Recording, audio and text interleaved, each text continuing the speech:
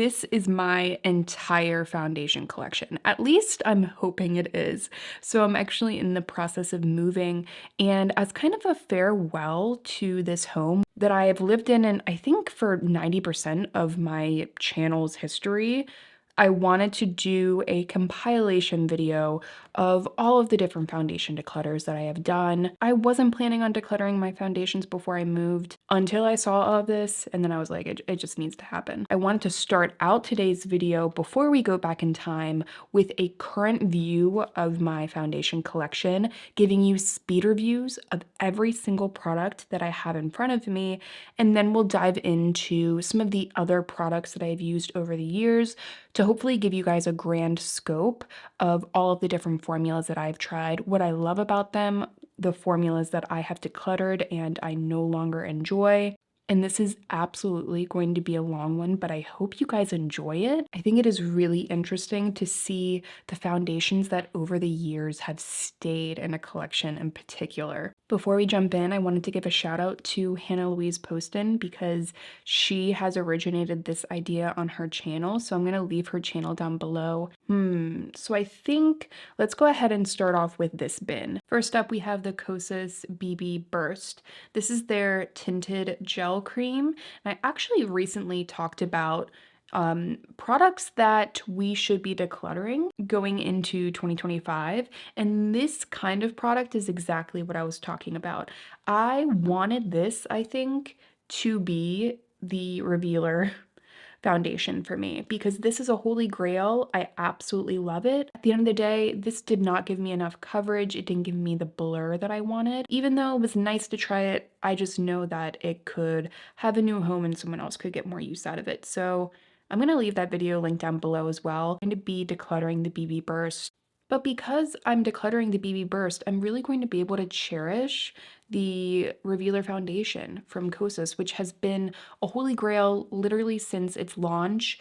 If you are someone that loves a medium coverage, loves a nice blur, but you also struggle with more dry skin or maybe mature skin that needs a little bit of extra radiance, this is stunning. I think if you're a fan of other products like the IT Cosmetics CC cream, I see this as being very similar to that. A big difference would be that this is all mineral SPF, which some people have issues with chemical SPF. So this is all mineral filters. I always have a good skin day when I'm using this, so it is going to continue to stay in my collection. Another favorite that you guys will see me continue to have in my collection over the years is the Giorgio Armani Luminous Silk Foundation.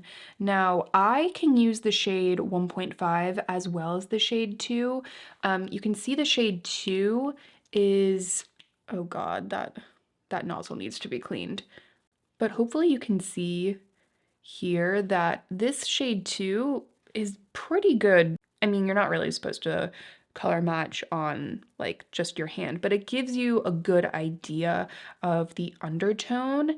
And this undertone has worked for me for a long time, but I also like the shade 1.5. That one's a little bit more neutral. Giorgio Armani Luminous Silk is beautiful for folks that want a very soft, light coverage, but you want a luminous, blurred glow. So I'm gonna actually do a little bit of a comparison here. So something like the Huda Beauty Easy Blur versus the Giorgio Armani Luminous Silk. I think that this is a really good comparison to talk about blur and foundations and coverage and how those two things can create pretty drastically different formulas. The Huda Beauty Easy Blur is a foundation that is very, very heavy in silicones. And though the Giorgio Armani also has silicones and it has a blur, we are talking about two products that kind of say that they're going to do something similar, but are drastically different. If you are someone that typically gets along really, really well with a very slippy, thin formula, a la Eavesdrop by Fenty, the Huda Beauty Easy Blur is going to be your best friend, I think. This also has a ton of coverage. Medium, definitely buildable to full in my opinion. And I have had mixed results with the way this is worn on me, but it's because those kinds of formulas often collect around my nose. They just do not work for my dry skin. Some people with dry skin, they get along really well with them. For me personally, a foundation like this works better. Now, this does not have as much coverage as the Easy Blur does, but I find that it's more forgiving on my skin, and it actually ends up looking like more coverage, and that's something that I think is really interesting for me. I think oftentimes you have to find that sweet spot between covering as much as you can without it starting to look like there's a lot of coverage there. At least that's what I'm always trying to dial in for me. And personally, I find that my skin looks more perfected with the Giorgio Armani because the Huda Beauty leans too much into the territory of looking apparent. Now, the Huda Beauty Easy Blur is still a product that people are talking about and asking questions about.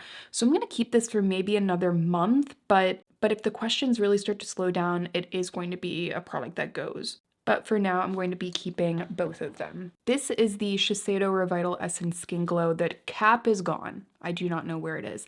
If you are someone that enjoys that thinner texture like the Huda Beauty, but those silicones do not work for you, this is also potentially another item to try.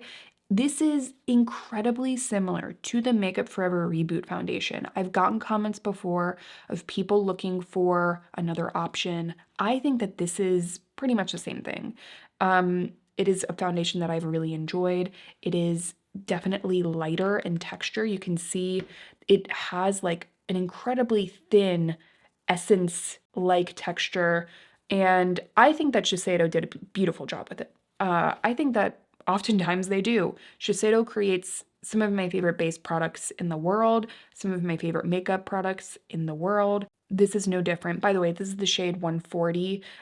It's slightly more neutral. 130 is probably better for me considering I have more of a warm undertone, but I also like 140 because I kind of like the corrective nature of a neutral foundation. But anyway, it's beautiful, you guys. One of the best, and I highly recommend it. So this is going to be staying.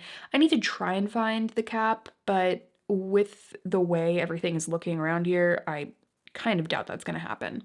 I guess we're really starting on all the high notes today.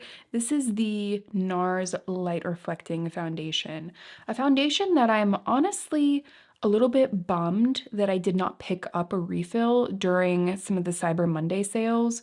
I'm gonna try and find a sale and leave a sale down below for this one in particular, because honestly, you guys, my skin, the hormonal acne, the dryness of it being winter, my skin has been going through it.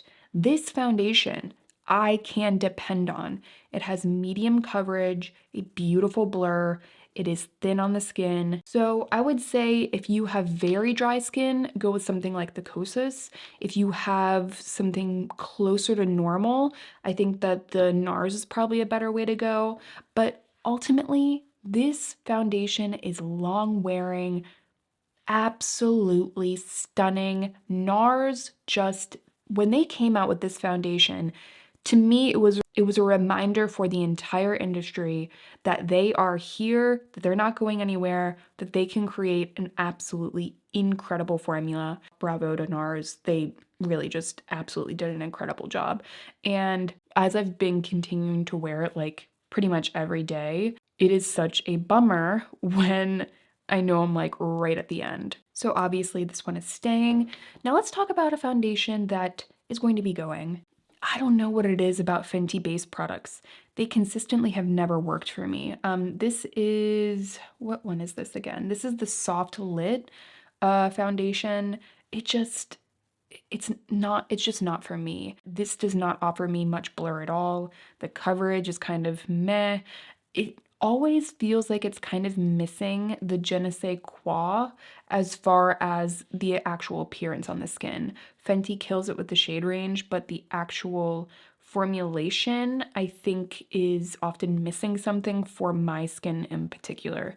I mean, again, everyone is different. They are obviously doing something right for a lot of people, So that's not to detract to that, but for me personally, the formulas have not sung on my skin. So I am going to finally pass this one along. I'm also not getting many questions about it. I'm also going to be decluttering the Serum Boosted Skin Tint, the Beauty Balm from Anastasia. I thought that this launch was really interesting. I might have one that's already opened around here, but I think it's interesting that they tapped into the skin tint market, they tapped into the balm market, and then they also tapped into the foundation stick market because this is a stick foundation. Now, I'm not going to open it because it's like brand new. Products that are completely unopened are like, for me, some of the first to go, honestly, because I know that it can be donated to more places. So I'm going to pass this one along. On my skin, it just sat on top of it. And it looked a little bit greasy.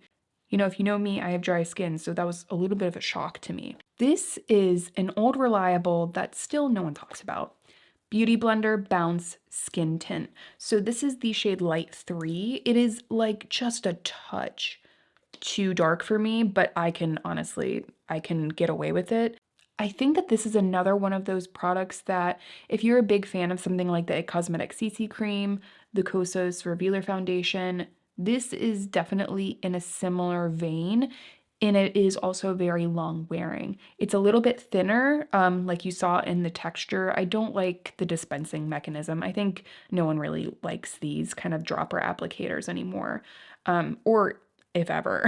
I mean, I don't know. I love how long lasting this is. I love how much coverage I get. Just gives me a very perfected look that still kind of sits very closely on the skin. You know, I do get some questions about what I mean by a foundation sitting closely on the skin. I think I use that in a very similar way that some people use it being well blended. But when I talk about a product sitting closely on the skin, it means that it is difficult to tell where the product texture starts and stops. When a product is sitting on top of the skin, I think that we kind of know what that looks like, right? It starts to look cakey. It just looks a little bit more apparent. When a product is sitting thinly and closely on the skin, that's when the illusion is really happening. And those are the kind of products that I really enjoy for me personally. So this one is definitely one I would recommend. Love the very soft radiance that it has as well. It has a nice dew, but it's not overly greasy looking. So this is a very beautiful one. So yeah, I'll try and leave the best deal that I can find on those. Both are staying, obviously. Well, unfortunately, as I was doing this declutter, I lost a little bit of footage, but I was able to cross-reference the footage I did have, the foundations, and figure out the ones that I missed. So I am dedicated, guys. So here is the last batch of foundations we're going to talk about. Let's jump in. If anything, I'm looking at it as the first round, whether I knew it or not, was a practice round. Decluttering the RMS Sun Cover Up Super Tint. They sent this to me, but unfortunately they sent the wrong shade. This is the shade Sand. So that I know will be going. Also, the number 7 Restore and Renew is going to be going. I had such great luck with this for a really long time, but I found that eventually it started not wearing as well on me, and I don't know when that started happening. But I would find that throughout the day, I just wasn't getting the coverage I wanted. It was kind of, it just looked like I didn't really have much makeup on. It was fading very evenly, which is good, but I kind of fell out of love with it, unfortunately. So I am going to be passing that along. Now, I am also going to be decluttering the Glossier Stretch Fluid Foundation. Reason being is that I just wasn't able to find a shade that I really liked. And I talked about this in my recent video about products that you should declutter in 2025 or, going into 2025. And for foundations that, even though you appreciate and like the formula, if you can't find the right shade for you, it's time to pass it along. And this is the shade Very Light 1. I knew that this shade wouldn't be right for me, but I thought the undertone would be better than some of the other ones I tried. Turns out that, yeah, the undertone's a little bit better, but it's still very light. So unfortunately, I think that this is finally a product that I just need to, pass along. A line of foundations that we absolutely need to talk about are all the different foundations from Shiseido, in specific, their Synchro Skin line. I feel like this should speak for itself. There is no other foundation line in my entire collection that you will see me buying this many bottles. So let's talk about the Radiant Lifting first, but maybe we'll take a step back actually. If you have heard the news, there is a chance that Shiseido is either reformulating or discontinuing the Synchro Skin line. To me, it's so far just unclear which it actually is. So I'm going to try to find links to still be able to purchase the foundation. It has been difficult for me, but I'll try and leave a link down below. I hope that it's a reformulation rather than just a complete discontinuation. But ultimately, these things happen. Can't say that I'm not super bummed though, because these are the best longwear foundations I have used. They really move with your skin. They give a beautiful medium coverage. For combination skin to oily, the OG Self-Refreshing is beautiful. For more dry skin or normal skin, the Radiant Lifting is very, very pretty. They sit very closely on the skin. They add beautiful coverage. They never look like a lot of makeup, mask-like. And for me personally, I can wear both the shade 130, this is the shade Opal. I can wear the shade 130 Opal, and I also can wear the shade 140 Porcelain. 140 Porcelain is more neutral, and 130 is more yellow, as you can see. So I can really use either shade. My face is more neutral, but my neck is more yellow. So I tend to go with a slightly more yellow foundation these days, but I will forever sing the praises of the Shiseido Synchro Skin line because I think it's very difficult to beat it, truly. I feel like so many longwear foundations are so on the nose, and this foundation line really changed the way I look at longwear makeup. That you really can have a formula that moves with your skin as you continue to wear it. The formula moves with your skin rather than kind of, again, like suppressing the way that skin is supposed to be. That's the way I look at it, and I find it incredibly interesting. Beautiful foundation formula through and through. All of these are going to be staying in my collection if that wasn't already clear. Now, this is the About Face, the Performer foundation. I think that this foundation is really beautiful for folks that wanted the Charlotte Tilbury Flawless Filter to have more coverage. I almost feel like this is that with a little bit less mica and more coverage. I kind of wonder, if Charlotte Tilbury had come out with this product instead of the the airbrush flawless filter. I mean, I'm so glad that they ended up releasing that product because it has completely changed the landscape of the industry, at least in the short term, and there have been so many products after that duping it. And I think it's just a very interesting product, but I think a lot of folks were expecting this actually. So the About Face, what is it called again? The Performer? Yes, the Performer foundation. This is the shade L1 Neutral, and you can see how thin it is. It really, it also sets down, which is very similar to the Charlotte Tilbury Flawless Filter, the way that product doesn't remain really emollient on the skin. It's thinner and it has a dry down. This wears really nicely. It doesn't have a ton of coverage, but I think that folks that like a skin tint kind of amount of coverage will really enjoy it. And they also have olive undertones within their line. So if you struggle with your olive undertone, this also could be a really good option for you. And it is not bad as far as the price point, which is beautiful. So I think About Face is doing some really interesting work throughout the line. Really love the matte fluid eye paints. And I know a lot of folks really enjoy the eyeshadows as well. So this definitely has my stamp of approval and I will be keeping it. Now, the Hourglass Veil Hydrating Skin Tint. I don't know what it is about me and Hourglass based products, but they don't really work for me. This one just did not have the coverage that I was looking for. I would put it on and it just kind of it fell flat.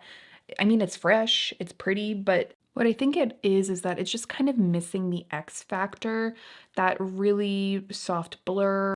And especially for such a pricey product, you really need a bit of an X factor. And because this just didn't have an especially cosmetically elegant formula, non offensive product, that it becomes very unforgettable. So I am going to pass that along. I feel very similarly about the Supergoop Protect tint. You know, there's so many different tinted moisturizers on the market. I tried this a couple times. I still have the box. I'm just gonna pass it along. A little bit more coverage to this one versus the Hourglass, but kind of just looked streaky on my skin. Didn't really feel like much of a skincare product or a makeup product. It felt like it was kind of not in either category, and it wasn't really working in that middle ground either. Now, these are two foundations that are pretty similar and they definitely hold a place in a lot of folks' hearts. So this is the Estee Lauder Double Wear and then the Lancome 10 Idol Ultra Wear. For me personally, I have found that 10 Idol works a little bit better on my dry skin, but really these are two products that I don't reach for a ton. I just more so have an appreciation for them and they kind of stay in my collection as library items. The Estee Lauder is great for very long wear makeup. If you have dry skin, you really need to make sure to prep your skin well. And the Lancome is a very nice kind of soft matte foundation. For folks with more combination skin, I see you really getting along with either of these. But, you know, someone with a very dry skin, I don't think this is my first pick for you. But they have been known to be really beautiful long wear foundations with the right skin type. You can actually get a very natural look. So again, I'm keeping these for more of like library purpose items, not necessarily daily wear products. You know, thinking about skin tints and how there are so many different skin tints out there now, I would be more likely to recommend something like the Danessa Myricks Yummy Skin if you enjoy kind of just putting a little bit of product in your hands, swiping it all over the face. Another product great for that is the Glowy Super Skin from Say. I think that both of these products would be a better bet than buying something like the Hourglass or even the Supergoop. Let's start with the one from Say. This one has a very interesting formula, very glowy, very liquidy, and feels more like a serum, like a kind of an emulsion product, rather than the Yummy Skin, which feels very classic skin tint texture to me. I think that the Say is actually doing something very unique, and I think that if you're someone that really loves a nice glow to your skin, you love these really runny products, you love a nice glow, you love a nice face oil, this could actually be a perfect product for you. Now, the shade 3, I think, is my favorite. I have found that it applies best with fingers, and when I wear it, it just gives me such a glassy, pretty effect on the skin. Very interesting product. Can look streaky if used with a brush, so I do recommend warming it up with the fingers and applying with your hands, which I know some people don't like to do, but I think that this is actually a pretty underrated, unique formula out there. I think that this one works really well, again, for folks that just don't want a lot of coverage, want kind of like an everyday, easy product. It's nice. I don't think it's like my favorite skin tint out there, but it's good enough that I still keep it in my collection. Found like when I'm having one of those makeup days where I just don't want to really fuss, I can put some of this into my hands, quickly apply it, and I'm just out the door. This foundation from Sephora, it's not for me. The best skin ever. I think some people really enjoy it, but I have found consistently that it just does not work well for me. One, I mean, you can even see how this is clearly not my shade, but it just tends to look very heavy on my skin. So I'm going to declutter it. This was such a bummer to me. The Radiant Skin Tint, the Diffusion Glow from Make Beauty. beautiful formula. And they added mica to it, or they added some sort of sparkle. It was such a bummer because it goes onto the skin beautifully. It adds such a blur, very pretty kind of soft focus effect, definitely a diffusion blur. Like that's a really good way to put it. Stunning, very, very unique formula. But then when you look really up close, you can see these little sparkles. And, the product itself, the formula is so good that I almost look past it and still wear it. But because of how large my collection is, I have to kind of put my foot down at some point and say, like, I really don't like that about it. And it will affect the way the product wears over time because as the coverage fades, those sparkles kind of stay on the skin. So I think that I'm going to finally declutter them, though it kind of pains me, again, because I have such a love-hate relationship with it. I'm also going to declutter the Nude Glow from IT Cosmetics, not because I don't like it, actually because this has kind of turned, I think. It is a year over expiration. I love it. It looks really beautiful and thin on the skin, but the smell has started to change. I like to look at this as a thinner version of the IT Cosmetics CC cream. So if you love that product, I definitely recommend giving this a go if you want something a touch thinner. Wears really beautifully on the skin. I have not a bad thing to say about it other than it smells like super, super sunscreeny now in a very weird way that I feel like it didn't smell before.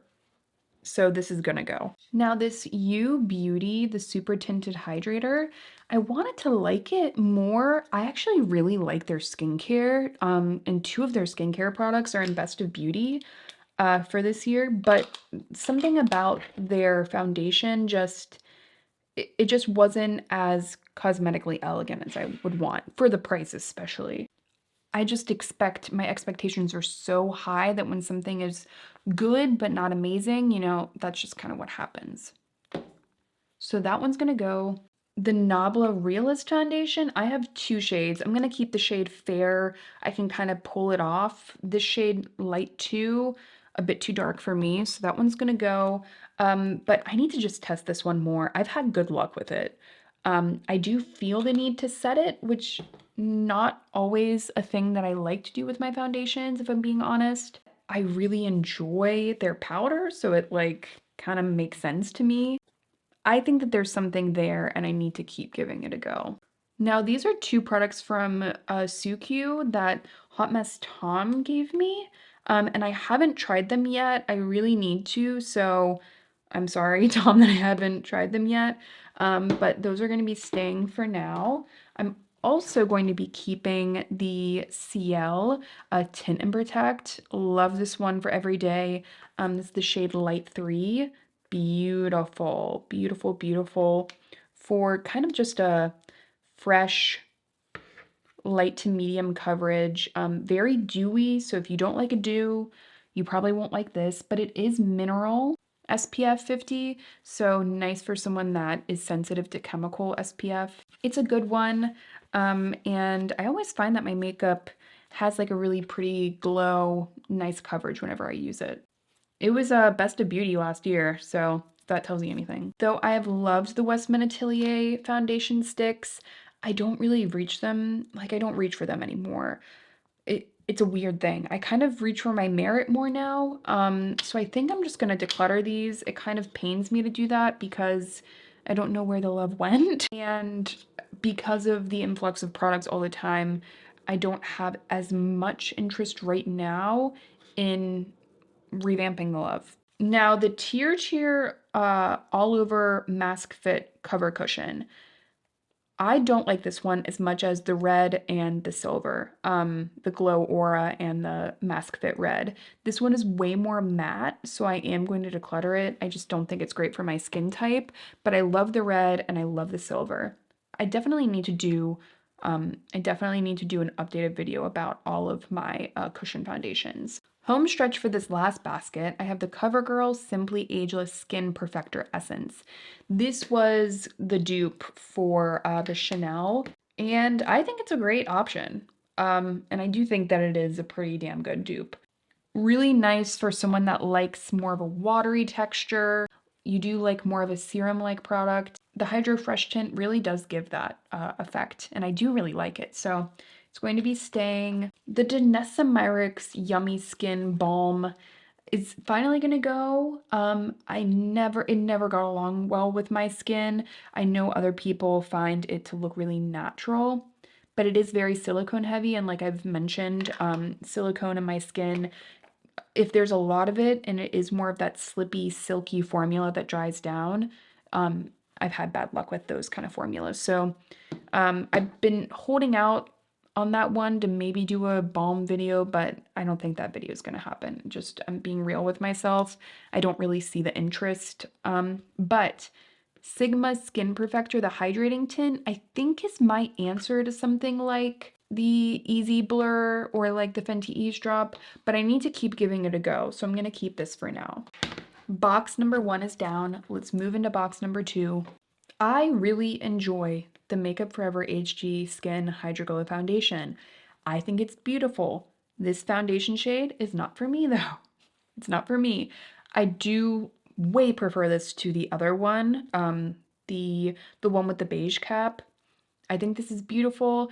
Very similar actually to the Shiseido Revital Essence. I think if you like one, you'll probably like both, but this is not my shade. I need to pass it along. Again, I'm trying to be better about this. Somehow the Luminous Silk in the shade 1.5 got over on the Declutter side of my table, and that is not happening. So I'm gonna throw this on the right side.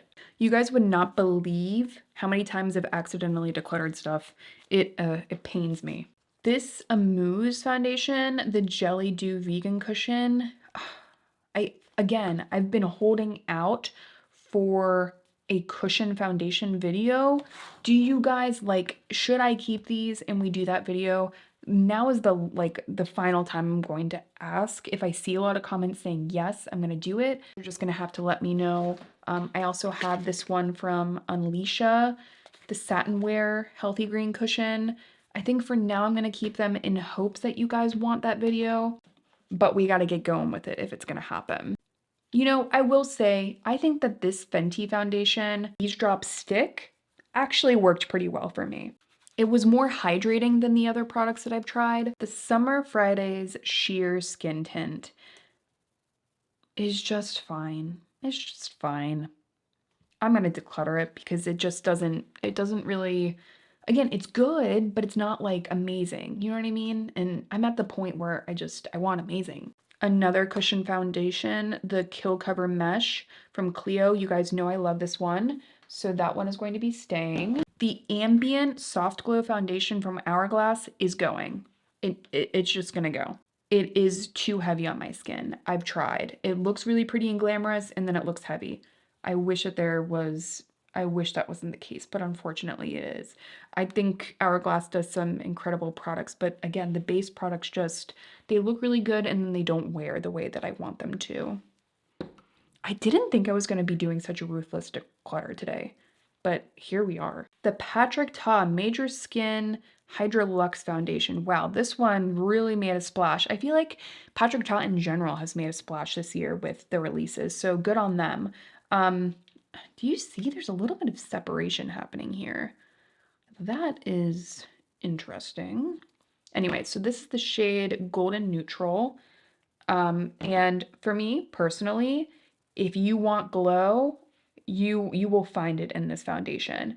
I think it's really pretty. I have personally really enjoyed it. Do I think it's like the most amazing foundation ever? No. But I think for folks that really, really love the dewy, glassy glow, if you're someone that loves a glass skin look, this will deliver on that. I'm gonna keep that one for now. I have the random cap to my Chanel skin tint. Hopefully I can find that. I'm going to declutter the Ulta Beauty Moisturizing Foundation Stick because it is off. I've smelt it. It smells very metallic. If a foundation starts to smell metallic on you, do yourself a favor and declutter it. Now, these are two of my favorite drugstore foundations. For me personally, I am going to declutter the Neutrogena Serum Foundation because this is just very old. Also, it's pretty light coverage, like super, super sheer. And these days I want something with a little bit more, but it is a good one. I do prefer the Revlon Illuminance, the skin-caring foundation. If you are a fan, if you really like my foundation recommendations and you want something more affordable, I would definitely recommend this one. It's the shade 117. It is delivering a luxury foundation formula experience at a more affordable price point. You guys know I never really recommend affordable products unless I think that they are amazing. I don't recommend affordable products just because they're affordable, and that's why I have less affordable recommendations on my channel overall. It's been incredible to see the drugstore really step up so that I can, like, especially e.l.f., if I'm being honest. They're creating some incredible blushes, their lip oils. Those are two products that are absolutely amazing. But foundation, I still tend to lean more luxury. I'm just being honest here. But this is a luxury experience in a beautiful, beautiful formula. Highly recommend this one. And I'll be talking more about it in my affordable makeup starter pack. We got the cap to the Shiseido. It is a miracle. And look, we also have the cap to the Le Beige Water Fresh Tint from Chanel. This is staying, though it's pretty much the same thing as this one. So take with that what you will. I say still go with the one from CoverGirl, but I think it's always nice to have the OG on hand for videos and stuff like that. This Mob Beauty foundation just did not wear well on me, unfortunately. They're a cream foundation. The shade 30 Neutral, not bad for me, but it never quite blended the way that I wanted it to. It just felt a little bit too waxy or felt waxy on the skin or something. So I'm going to go ahead and declutter it. For me, as far as cream foundations, these are the ones that I would recommend more, the Monica Blender or the RCMA. Now, both of these are good options. The RCMA, this is the, what is this? This is the KA palette. I have found that I've been able to really get a good shade match with this one for me. If you have more light, warm to neutral skin, this is a really good one. And I love that I can do really precise kind of concealing with that. Monica Blender, this is the shade number 2. Very, honestly, very similar to the RCMA, but maybe a touch more dewy. You see how thin that goes down on the skin? Very, very close feeling product once it's applied, which is something I've always really liked about the Monica Blender. You know, Blender Cover isn't going to give you as long of a wear as RCMA, but I think that there's a market for both. I think Blender Cover feels a little bit more nourishing, and I do wonder if some folks that enjoy the Jones Road would try the Monica Blender, if they would still use the Jones Road. I'm not positive. I actually do like the Jones Road foundation overall, but it is like a 12-month foundation kind of thing, and there's just something about the texture that my body or my eyes or something is saying, like, maybe not put that on your skin right now. So I'm just gonna pass it along. I'm trying to be better. I am keeping these two though. And this is a good feeling. I must be in a decluttery mood. I'm decluttering so much today. Makeup by Mario, Surreal Skin. I told myself I would keep it if people kept wondering about it, but to no surprise, no one's talking about it because I don't think that it's a very good formula. But I mean, it's the same thing, like there's glitter in here. Had the glitter been removed, I guarantee you this would have wore better on people. It wouldn't have started collecting and looking weird in your pores. I honestly, I'll say this, incredibly shocked that they went that route, because Makeup by Mario has some incredible formulas and is an absolute genius as far as makeup. I'm going to keep the Espoir cushion, again, just in hopes that you guys want to see that cushion foundation video, but if not, it's probably going to go because I don't think it's amazing for me. Also going to declutter the other Jones Road foundation. Actually, this one doesn't seem off the way that the other one does, so maybe I'll keep this one for now and just declutter the other one. I'm finally going to declutter the Lisa Eldridge Seamless Skin. I'm wondering about the skin tint. If you guys have both and you follow my recommendations, let me know if you think I would like it more because this needs a lot of skin prep for me. And if I don't prep my skin just right, it looks off, or it just looks a little bit dry for me. Another affordable find, the Misha Perfect Cover BB Cream. If you have a little bit of gray to your undertone, please check out this foundation.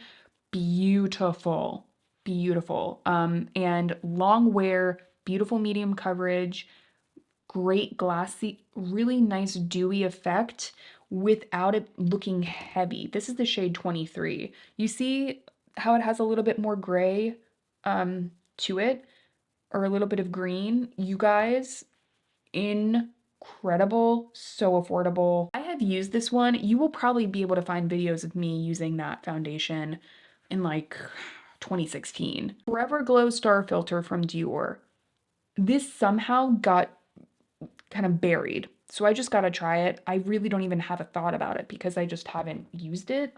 The L'Oreal Age Perfect Balm is fine. It's fine, but I would much rather reach for like the RCMA. So it's gonna go. Why there's a mascara in here, I am not sure.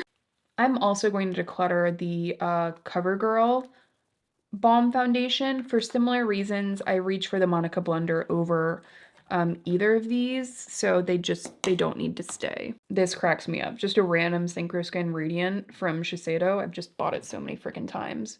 It Cosmetics, Your Skin But Better Foundation. I used to really, really love this. This is definitely expired by now. I mean, you can see how it's kind of, I mean, it looks, you can look at this and kind of see it's expired, but I'm willing to try it again, but not this one in specific, not this bottle. So I did have amazing luck with it though in the past. Decluttering Beautiful Skin from Charlotte Tilbury because it was a library item, but no one talks about it anymore for similar reasons to the Makeup by Mario, which is I just don't think it's that great. Ulta Beauty Complexion Crush is going to stay because I think it needs more testing. Hour 28 Sunny Days in Larchmont is beautiful. I really love this again for those quick makeup days. I think it's an absolutely excellent one. I do love also the applicator. Like this squeezy tube is so nice for more precise like dispensing. I also love that it is approved by the Eczema Association, so it's going to be really nice for sensitive skin and sensitized skin. So that one is staying. I have another one of the CoverGirl essences, so I'm going to keep that one. I might have to do a shade comparison. Rare Beauty Skin Tint in 16C. This is the Positive Light Tinted Moisturizer is what it's called. I'm sorry. For some reason, I thought it was skin tint. It feels very skin tint to me because it's so thin. I just got to pull this one back out. It has to happen because I'm becoming more and more kind of ambivalent about it. My Merit Minimalist is staying. This is in the shade Dune, which you can see it's a little bit too pink for me. I think the shade Cream is hanging around here. I think that's a better shade match for me, but Dune is going to stay for now. It's just a really good, like on the go, quick conceal product that isn't too greasy, that actually stays put. Estee Lauder Double Wear Sheer Longwear Makeup. Still have the box. I used it maybe once. I think it just needs to go because I remember not being super impressed by it. Kogendo Aqua Foundation, which is pretty much done. I don't know why I still have this, so it's gonna go. I'm going to declutter the Protect and Perfect Intense from number 7 because it just doesn't have the coverage that I'm looking for, but I am going to keep the e.l.f. Hydrating CC Cream, and I want to keep giving that one a trial because I really, really enjoyed it when I was using it a lot. And lastly, the MAC Studio Radiance Face and Body. Absolutely keeping this. Beautiful again for folks that want to squirt it in their hands, kind of wait till the product gets a little tacky and then apply it. And it just looks like your skin. Really, really skin-like foundation. Okay, everyone, so these are the products that I'm going to be keeping.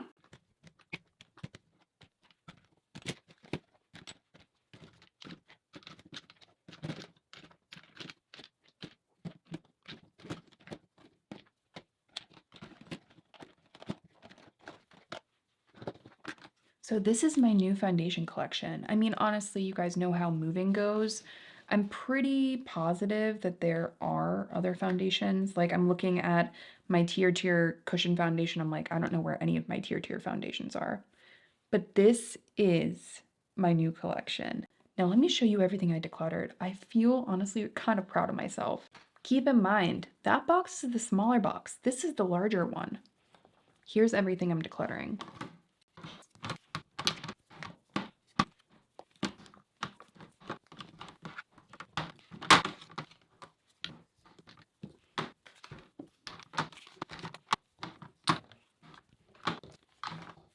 And here is everything that I am decluttering. We did so well today, you guys. Let's go ahead and jump into my previous declutters that I've done, and we'll see everything that brought us here to this moment. Hello, everyone, and welcome to my foundation collection video. Oh, hold on a second. I actually meant to put these boxes in the shot as well. Ultimately, everyone, if you can't already tell, foundations and base products are one of my absolute favorite products to test. I haven't done a foundation declutter in almost a year now, so in today's video, I'm going to be talking about my entire foundation collection, and I'm actually going to be decluttering nearly half of what I have here. The reason I know this is that I actually filmed this entire video yesterday. The quality didn't cut it for me, so we're back trying it again. I'm going to be giving you guys speed reviews of every single product and ultimately letting you all know the best of the best and the products that I would actually skip. If you enjoy it, definitely make sure to subscribe and give this video a thumbs up. A product that will certainly be leaving the collection is the Makeup by Mario Surreal Skin Foundation. Now, I have two shades here. I'm keeping one shade for the library, but I certainly don't need to be keeping both. I'm gonna keep the shade 1C. It is a decent shade match for me, a smidge light, but you know what? Now that I'm looking at it, maybe I should be keeping 2N. Okay. I'm gonna go ahead, even though it's just a touch, I don't know, it feels a touch yellow for a neutral, but it's also sometimes a little bit difficult to tell in studio light. Okay, I'm gonna keep the shade 2N for my library, and if you're not familiar with what the library or my makeup library functions for, is I like to be able to compare certain formulas to reference and potentially offer other alternatives. But honestly, we'll see how much longer this product stays in my collection because I haven't been seeing many people talk about it as of recent. For me, this foundation, the addition of this mica throughout here absolutely flabbergasted me.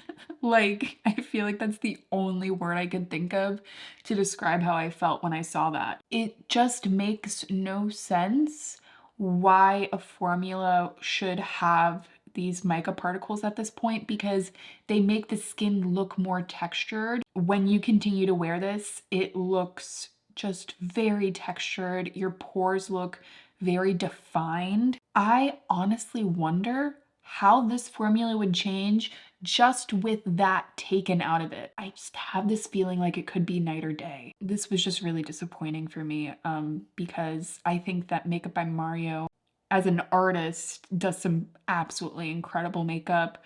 The brand has some of my favorite products of all time. I really wanted this to be one of them, but unfortunately it's not. Another item I'm going to be decluttering is the Huda Beauty Glowish Skin Tint. This is the shade Fair Light 2. I actually found that I've used this shade as like a self-tanning kind of summer shade, and typically I would wear this in the summer. It is one of those products that has like a shift, a luminosity that is from mica, and same thing goes with this product. As I continue to wear it, I start to notice my pores a little bit more. But I will say, if you are a fan of the Makeup by Mario, this potentially could be a better option for you. I found this to be just a little bit more refined than the Makeup by Mario formula. And I just found that, you know, when I wore this, I felt really nice in it. I just knew that there were other options that could probably give me a more seamless look, which is why I used a decent amount, but I didn't go through the entire product. And I think this is probably a few years old by now, like maybe 2.5, 3 years old, probably at that point. So I am going to go ahead and declutter it, but it's not a bad one. You know, let's talk about such an underrated find. This is the Bosma foundation. I have the shade 36, which is a great shade match for me. I don't understand why more people are not talking about this foundation. It's one of the best stick foundations I have ever used. Something that makes it so unique, in my opinion, is how it just becomes so one with the skin. You know, I think we often have this notion of foundation sticks. Maybe it's just me, you know, back in like 2014. They all used to be very kind of waxy on the skin, and you could kind of feel the emollients on your skin in a way that just awkward. You know, it didn't feel like the way your skin should feel with makeup on. This is kind of the antithesis of that. Lightweight, but hydrating. It just immediately melts into the skin without being overly emollient or melty. The finish is incredibly skin-like. This is not an incredibly dewy foundation. Personally, I really like that. I find that I can't really tell where it starts and stops on my skin. And even going into 2024, I have noticed personally people really talking about getting into more velvety foundations or even more satin foundations. For me, satin is probably the way I'll go since matte never really works well for my dry skin. Ultimately, I love a makeup product that just doesn't translate as a lot of product on the skin, and the Bosma is pretty undetectable. What a beautiful launch. I think this is a brand to be on the lookout for. Another brand that I absolutely love is Declutter. I think that Declutter comes out with some absolutely incredible, unique formulas. And I have two of the Yummy Skin blurring balm powders. What an interesting launch. You know, I gotta be honest here, this is not my favorite product from Declutter whatsoever. I don't think it's even necessarily meant for me, so I'm not actually necessarily mad at the product. But here's the thing, it is incredibly unique. So it is literally a balm that once it goes onto the skin, it goes down to that kind of powder finish. I kind of like to think of this as almost like a tinted primer, or, you know, if you think about like these putty products, think of that formula except with a little bit of a tint to it. So the universal, again, you can't see it when it goes on the skin, but it does immediately go to like this powder finish.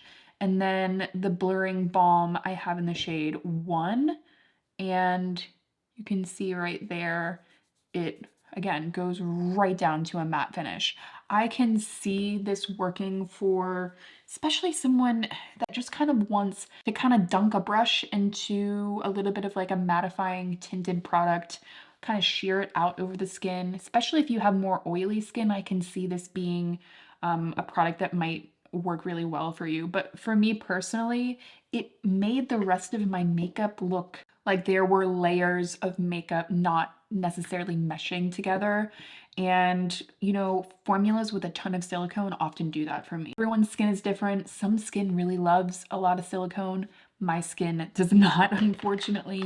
But I am going to keep the shade number 1 and pass along the shade Universal. I'm not going to be using the Universal shade at all. However, I have been noticing the idea of cream foundations possibly making a resurgence. I have a couple others here. I have the RCMA cream foundation. I have the L'Oreal Age Perfect. I have the Monica Blunder Cover, new one from Mob Beauty. I have the Best Skin Days from Iris and Romeo, which is pretty similar to the Jones Road What the Foundation, which I think a lot of us already know about that wild formula. I have the Maybelline Matte Mousse, the Dream Matte Mousse. That is certainly a throwback that I think some of us wish to forget. Again, I have the Jones Road What the Foundation here. Thing didn't want to come out yesterday, And today it doesn't want to either for whatever reason. Might need tweezers for that one, but I do have this one as well, which is actually a better shade match for me. This is the shade Porcelain.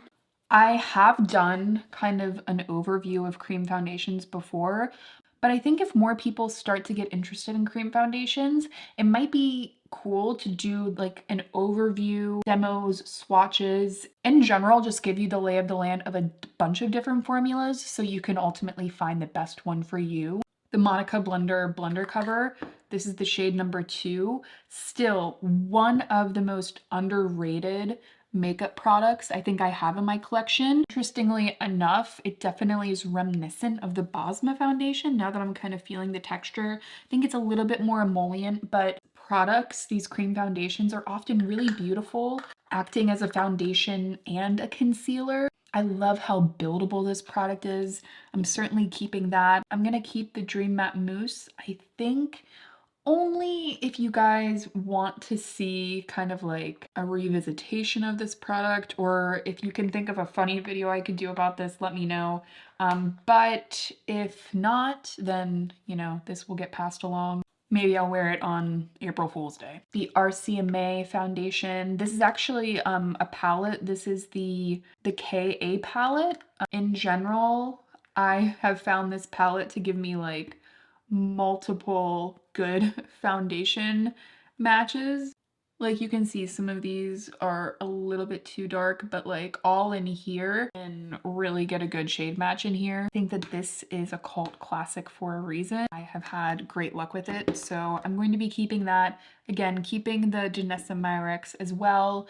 The L'Oreal Age Perfect. This feels like a moisturizer balm that is also a foundation. So I understand why people compare like the Jones Road with the L'Oreal, and then, you know, I think not as many people talk about this brand, Iris and Romeo, but it's the same deal, guys. Like this feels like a balm moisturizer that has a tint to it. Not like a skin tint that is more liquidy. Like these, I don't know if you can see it here, like look at that texture. It looks like actual moisturizer in the finger. They're truly like wild products. And then this is the Jones Road porcelain at the end. And I will say, I'm feeling some of those little balls that people talk about with the Jones Road. Like it feels like the butters weren't emulsified quite perfectly. I've talked about that before though. So yeah, you know, for now, I think I'm going to go ahead and keep all of these cream foundations for that potential video. Foundations come back in a style or, you know, trend this year or whatever. They are often overlooked in a lot of ways. You know what? Let's just come right out of the gate and do a little bit of a skin tint comparison. All of these products are relatively newer launches. They are all 4 products that I am going to be keeping.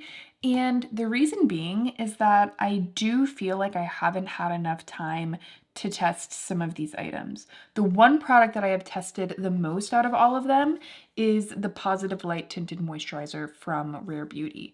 And I have the shade 16C. It is one of those products within my collection that I just need to pull out and get more use out of. It's a really pretty light coverage product. I do find that it has a little bit of a beautifying kind of blurring factor while being relatively lightweight. I think, you know, I would recommend this over the foundation from Rare Beauty any day. I think that this is just a little bit more skin loving, at least for someone with more dry skin, which I do have dry skin. Now, here's the thing. I'm going to go ahead and keep this, but I do need to probably put it in kind of like an everyday makeup bin so that it's more accessible. And after these videos, I really like to do that. I like to pull out the products that I'm like, I think this needs and requires more testing. For example, I think I wore this maybe once or twice, the Summer Fridays Tinted Moisturizer. When I'm not getting a ton of questions about a specific makeup item, they end up kind of getting lost in my collection because obviously I want to cover the products that you all want to actually see on my channel. But I will prioritize other products that I'm particularly interested in or that I think are like hidden gems. So when a product doesn't immediately wow me, the Summer Fridays didn't, they just tend to get lost. By the way, this is the shade number 1 right there, a good shade match for me. If you want to see any revisitation on any of the products I talk about in today's video, I'm definitely looking at the comments, so make sure to let me know. But I did notice that this gave me a very glowy finish, pretty sheer coverage. I mean, I can even see comparatively to the Positive Light tinted moisturizer from Rare Beauty, this is even dewier and even more glossy on the skin. Kind of in the same vein, the Hourglass Hydrating Skin Tint was really pretty going onto the skin, but it didn't immediately wow me. This is the shade number 3. I would really love to kind of do an updated look at all of my skin tints and do some comparisons, because ultimately I think that a lot of skin tint products on the market are interchangeable, but for me, I always go back and recommend the ones that have that it factor, that little something that puts them above the rest. Usually for me, I notice those products being ones with this extra bit of blur or this extra bit of refinement, a texture that feels like something we haven't seen before. So I really love finding those products specifically. Now, the Bobbi Brown Vitamin Enriched Skin Tint, I used this once, and again, I just wasn't super impressed with it. This is the shade Fair 2, and I will hand it to Bobbi Brown. The fact that you get 1.7 fluid ounces in here, I think is something to be celebrated when other brands are giving us less. I love a brand that will give us more. It has that classic vitamin enriched face base scent. So if you like it, that's great. If you don't, you don't. It kind of smells a little bit like oranges. So those are some skin tints that I need to try, get a better feel for in my collection. So I am going to be keeping all of them. Also, definitely feel free to make your case for any of the products that I talk about, especially ones that I need to keep trying. It'll give me, you know, the motivation to prioritize them if you guys are interested and really like them. Let's go ahead and venture forth, shall we? Why not talk about a cult classic here? This is the Armani Luminous Silk Foundation, and this is the shade 1.5. I also have the shade number 2 around here somewhere, but this is the best shade match for me. I just, you know, the Armani Luminous Silk, it's one of those foundation products for me that it just kind of adds this immediate moisture and radiance while also adding this blur and a refinement to the skin. Personally, for me, having the Luminous Silk foundation and then adding the Luminous Silk concealer, like that kind of finish on the skin is beautiful because it just looks like expensive skin. I don't know if you guys have heard that like phrase before, but it gives you this moisture while also adding this beautiful refinement. As a whole, it's not an incredibly high coverage product, so it also tends to look more like skin. I think it's just one of those cult favorite products that I think everyone should try once. Would you guys be interested in a video like that on my channel? Cult favorite makeup products that, you know, that everyone should try once, you know, kind of like those lists that people make of like books that everyone should read, places everyone should go, you know, that kind of thing. I think it would be really interesting to do that with makeup. So let me know if you want to see that. I definitely think that this product would probably be featured in that video. Definitely going to be keeping that one. You know, I think that these two makeup products are pretty similar, so let's go ahead and talk about them. So the Seal Tint and Protect and the Terror 28 Sunny Days, both of these are essentially tinted. Admittedly, I don't use them specifically for the sun protection. I use these more as like makeup items. I think it's just hard for me to use tinted products as SPF because I feel like I'm never really applying as much as I really need. So this is the shade number 3 in the Seal. I really loved this one last year. I think because it's just a nice product to give you pretty immediate medium coverage. Like in general, I was pretty surprised by the amount of coverage. It also, you can see, is quite dewy. So you really, I think, I don't know.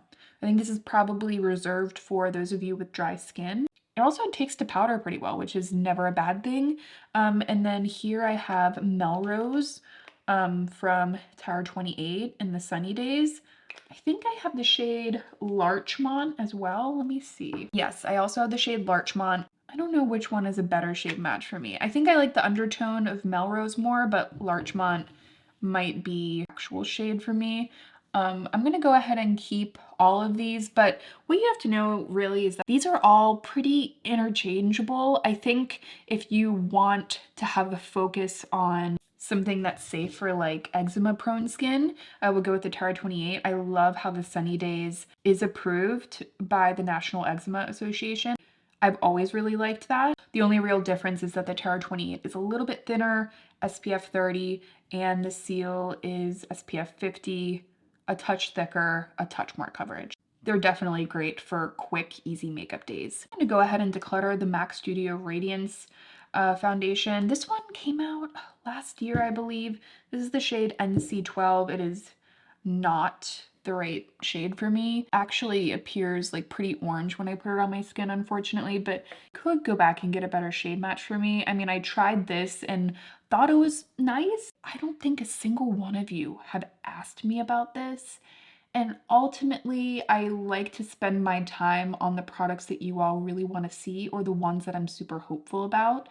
And this just isn't one of those items. So I think I'm going to go ahead and declutter it. This is another one of those items I'm probably going to declutter, the KVD Good Apple Serum Foundation. I actually like this more than their balm foundation that they came out with. This is the shade Light 12. For me, it does feel a little bit heavy duty for what I want, and I don't necessarily reach for it a lot. However, I see people really enjoying it.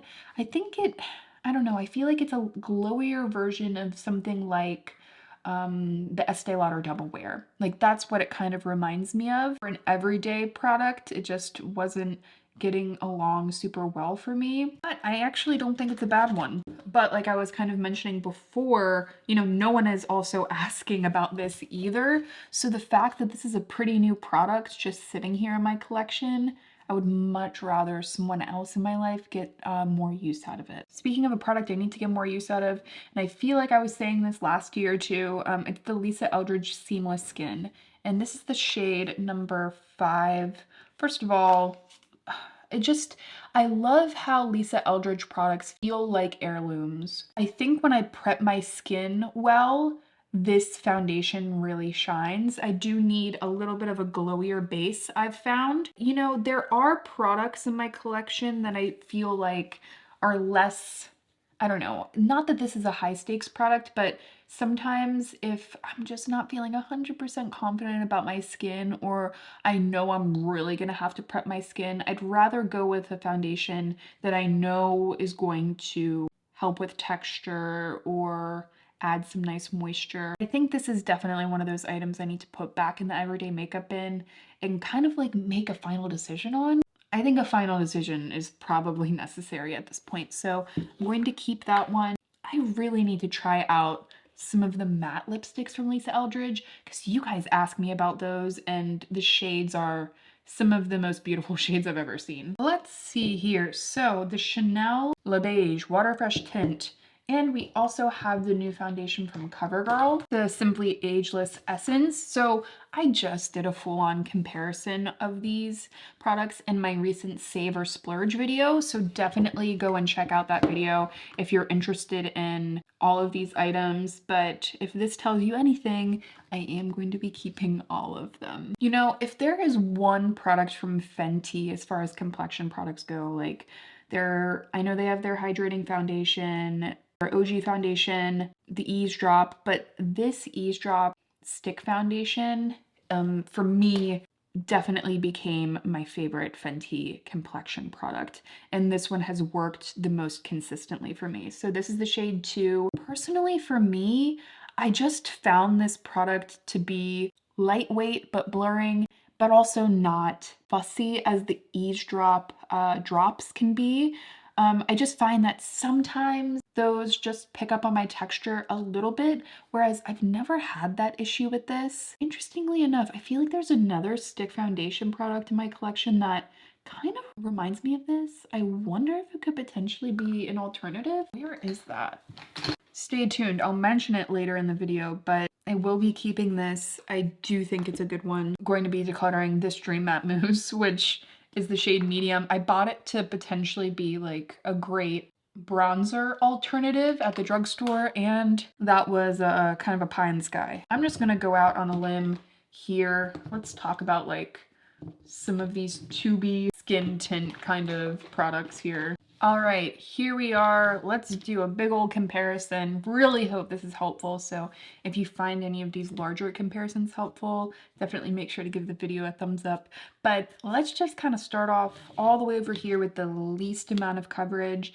And I would say out of all of these, probably foundation item that is the least similar to all of these. So the Say Slip Tint, this is the shade number 2. It's really, this is not how it's supposed to look. I need to mix it up, but hopefully that gives you a little idea about the shade match. But the slip tint has always kind of felt to me like more of a sunscreen than necessarily a makeup item. Like, it's not bad, but I think that there are some tinted moisturizers, skin tints out there that are just going to give you way more of a beautifying look, like more blur, more coverage, will sit closer on the skin, all of those things. This is incredibly sheer coverage.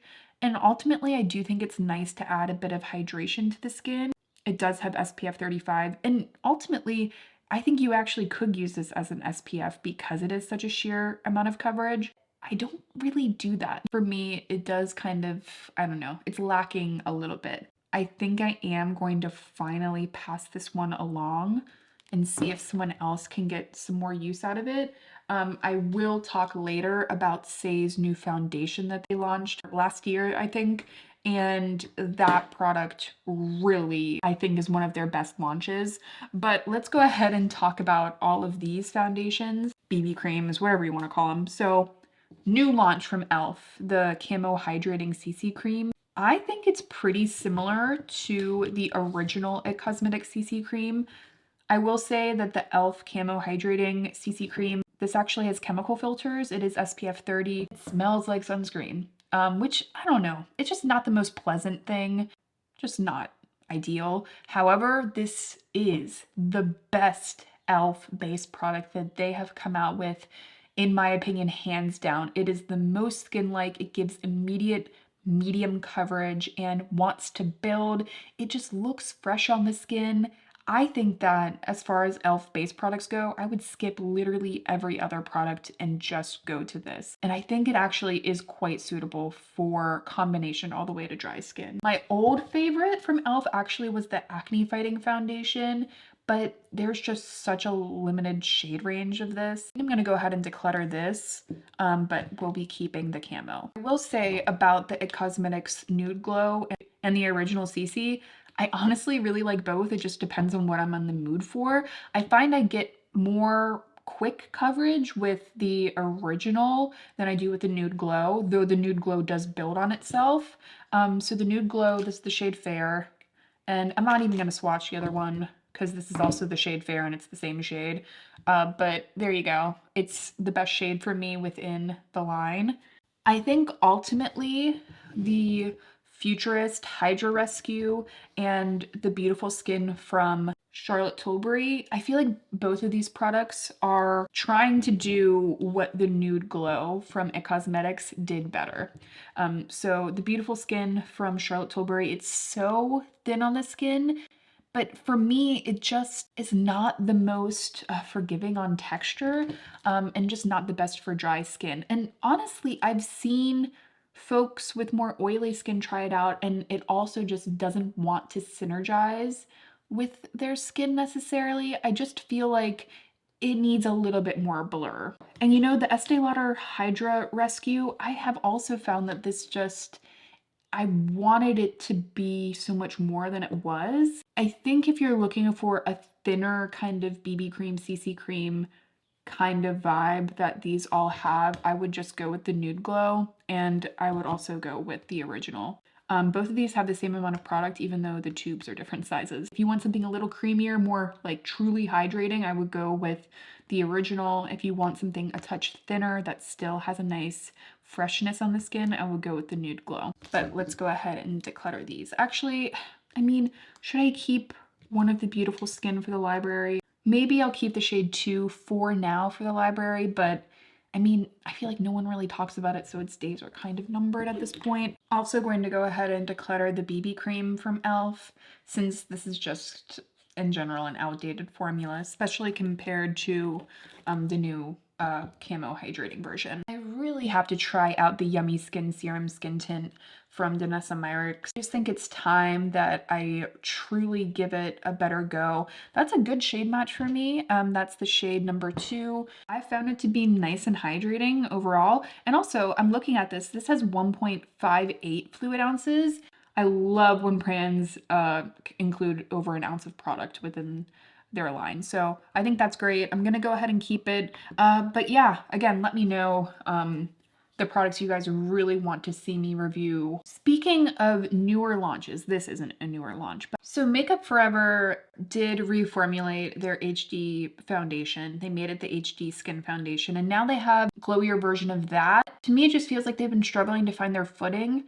The Reboot foundation, this one's really old, so I do have to unfortunately declutter it, but I found this to be absolutely beautiful, especially for people that wanted this kind of light coverage but light feel on the skin that still wanted to kind of melt into the skin. Sometimes with these thinner coverage products, brands like overdo it with like the denatured alcohol, you know, especially like serum foundations. This is just not that product. It's beautifully water-based, and, you know, for fans of the Makeup Forever face and body, I always thought this was great, but I don't know if they even stock this anymore. I really do anticipate this probably being discontinued, and I think the HD, like the new HD Skin Foundation, is probably the nail in the coffin for it. Certainly unfortunate. I am going to declutter that, but I really do hope that this launch from Makeup Forever is a hit for them.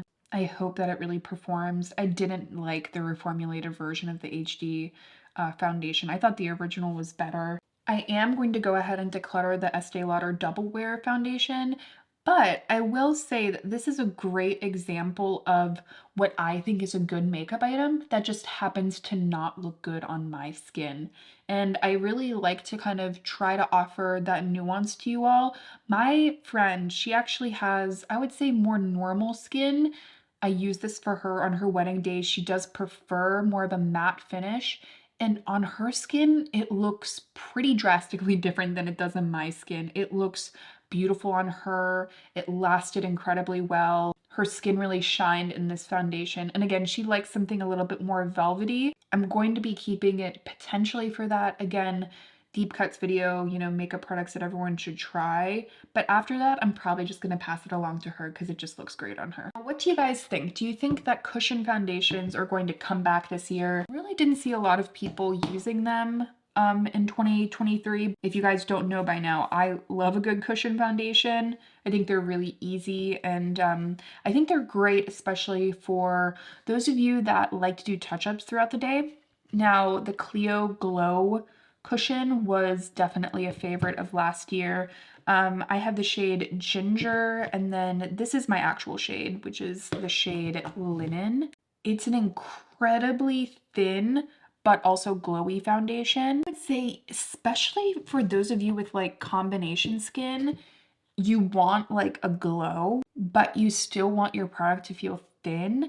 I think that this would potentially be an awesome match for you. I'm gonna keep the shade Linen because again, it's my shade, but this shade Ginger is a little bit too dark for me. So I'm gonna go ahead and pass that along. The Amuse Dew Jelly Vegan Cushion, this is the shade 2. Nude. I don't know. I think I maybe used this once, but oh, it is kind of jelly-ish, isn't it? I don't know if you can even tell. But yeah, that's a good shade match for me. Do you guys want me to try this one out for an upcoming video? If no one's feeling it, I could always declutter it, but One more K-Beauty product, the Misha Perfect Cover BB Cream. Of course I'm keeping this. I just absolutely love it. This is the shade number 23. I have used the shade 13 in the past. That's lighter than this shade and also a little bit more yellow toned, but this is like incredibly neutral, almost like leaning a touch gray. And there's just something about that like does a really good job of correcting the skin. You know, if you have more neutral skin or neutral cool, you kind of understand why it's nice to have a touch of that in your foundation sometimes. I think of this as like the Asian beauty equivalent of like the It Cosmetics CC cream. Like I love when you can apply a foundation product like this with a sponge and just you get that coverage and correction so quickly. And again, really good for dry textured skin, but I know people with a variety of skin types that really love it. And also it's affordable. So the biggest downfall of this is the shade range, and a lot of complexion products within the Asian beauty market lack a nice shade range. But I do think that this is a nice formula. I do want to say the Maybelline Superstay 24-hour skin tint, not a bad item. I did think throughout the day it started to get a little bit weird. And I don't think it's coincidence that again, it has this kind of like glimmer, mica, shimmer thing going on in it. However, you know, as I continue to think about this product, I do start to think about the Makeup by Mario and how these potentially could be like dupe or alternative products. I'm going to keep the Superstay for now as a potential buy this instead if you like the Makeup by Mario, because if they're like a similar product, even if it's not a product that I personally like for me, if I can find a cheaper alternative for someone that does like it, I still feel like I am doing something good. So keeping that for now. I also am going to be keeping the Tarte Shape Tape Cloud Coverage. Kelly Gooch talks about this all the time. I haven't even tried this out yet, but you know, as you guys can see, these products in this vein tend to work out for me. So I'm really excited to see how this one works. The Ulta Beauty Moisturizing Foundation Stick. I haven't used this one in a while, but I wonder if it could be potential alternative to the Fenty Eavesdrop Stick. We'll see. If you guys want to see a comparison or you want to see this featured in my upcoming like Save or Splurge series on my channel, you let me know. But for now, it's going to stay in case that seems interesting to you guys. I also was considering actually doing a revisit, like just a revisit of the Ulta Beauty line. I did that video before on my channel and you guys really liked it and thought it was helpful. This is the Complexion Crush foundation from Ulta, and it is the shade Fair Neutral. By the way, the moisturizing foundation stick shade was a light cool. Can't really remember what I felt about this one, so I gotta keep it for now. But if you guys don't want to see that Ulta video, maybe I'll declutter it, see if someone else can get more use out of it. But you guys, again, let me know. The Merit foundation stick. So I love that Merit heard the feedback that folks had about like the original Merit foundation. A lot of folks were like, you gotta give us more product. And they actually did. I think that's great. This is my shade. This is the shade Cream. I am going to keep this one. I just have personally found this product, it sits so closely on the skin, which I love. And I find that it wears really beautifully as well. And I also like that it's a very middle of the road finish. We have the shade Dune, which is a little bit more pink. Yeah, it's definitely a little bit more pink. I think I'm gonna keep that shade, but these two shades I have are a little bit dark for me. The shade Accrue is not a great shade match, so I'm gonna declutter that one. And then the shade Linen, which I don't know. I don't think Linen's bad, but still just a touch too yellow for me. So I'm gonna declutter those two, but keeping the others. Speaking of not a great shade match for me, the Glossier Stretch Foundation. This is the shade Very Light. It is not a good shade match for me. And I couldn't really find my perfect shade in here. This is very light. However, I will give it to Glossier. Usually when I'm trying a foundation and it's super, super light for me, I feel like it gets in the way of the review a bit, which is always unfortunate. However, I still found my skin to look really good when I was testing this. I would like to possibly get another shade of this. I am going to keep this for now, but here's the thing. I don't even know if you guys ask a ton about that foundation. I really want to try and focus my attention on the products that you guys are like actually interested in. So you'll have to let me know. Like I'll pick up another shade if you guys really want my thoughts, but if not, we'll just have to see where that one goes. Far enough into the video that I can talk about a product that everyone is probably tired of me talking about, but that like wouldn't make sense for me to not mention. The Synchro Skin line from Shiseido.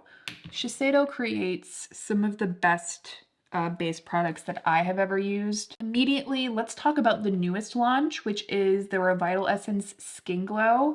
And I have mine in the shade 140 Porcelain. 140 Porcelain, this is the same shade I have most of these in. And it's my best shade. Do I have Opal? Oh, I do also have 130 Opal.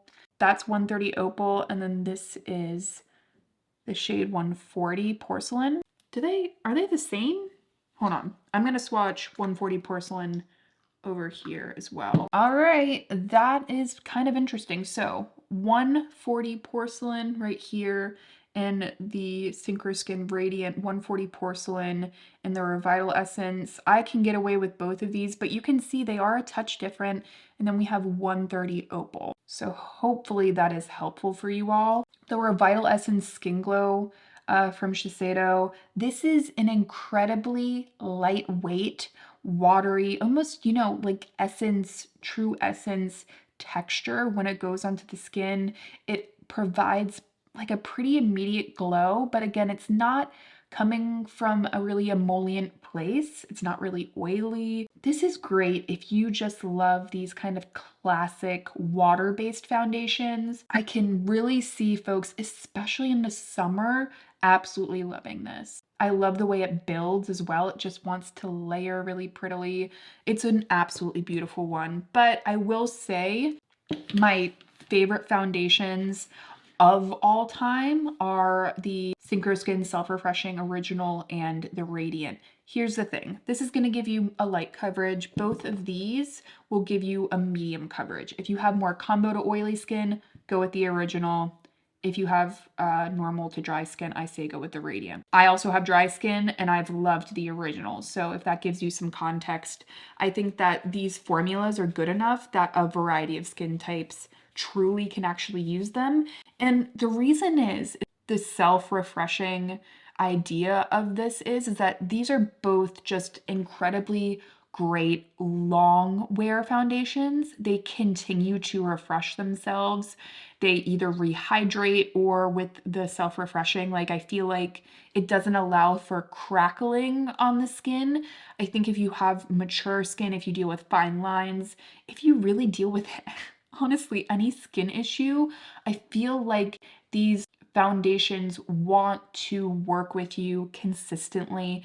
They build really beautifully without going heavy, without going chunky. Honestly, I get kind of curious about the makeup formulator behind this formula because I just want to shake their hand. It's just really that good. As an avid makeup lover, these formulas actually inspire me. And by the way, I will leave all of the products that I'm talking about today linked down below. If you do find the video helpful, using any of the links does help to support my channel. So thank you to everyone that does that. Of course, no pressure to do so. But one more cream foundation that I am going to keep is the CoverGirl in Olay Simply Ageless. This is, again, it's more of like that balm foundation feel. Admittedly, you guys, I don't think that this one is the best, and I definitely say go with this one from CoverGirl now that it's released. But again, if you want to see me compare this to, you know, like the Jones Road, etc., I do have a video on it. Potentially like to compare it to some newer releases. Keeping that one for now. I do think I need to pass along some of these Hourglass foundations. So I have one of the hydrating skin tints that is the shade 5. I'm going to go ahead and pass that along because I haven't even swatched it. Again, I already recorded this video yesterday, so I know that I need to pass some of these along. How is it that I have 4 of these? I don't need 4. The shade 3, 2.5, 4.5. I'm gonna declutter 4.5 and 4 because these definitely won't match me. Let's see which is a better shade match for me. I have the shade 2.5. And by the way, this is the Soft Glow foundation, Ambient Soft Glow, if I haven't mentioned that before. And then this is the shade 3. So shade 3 is a little yellow.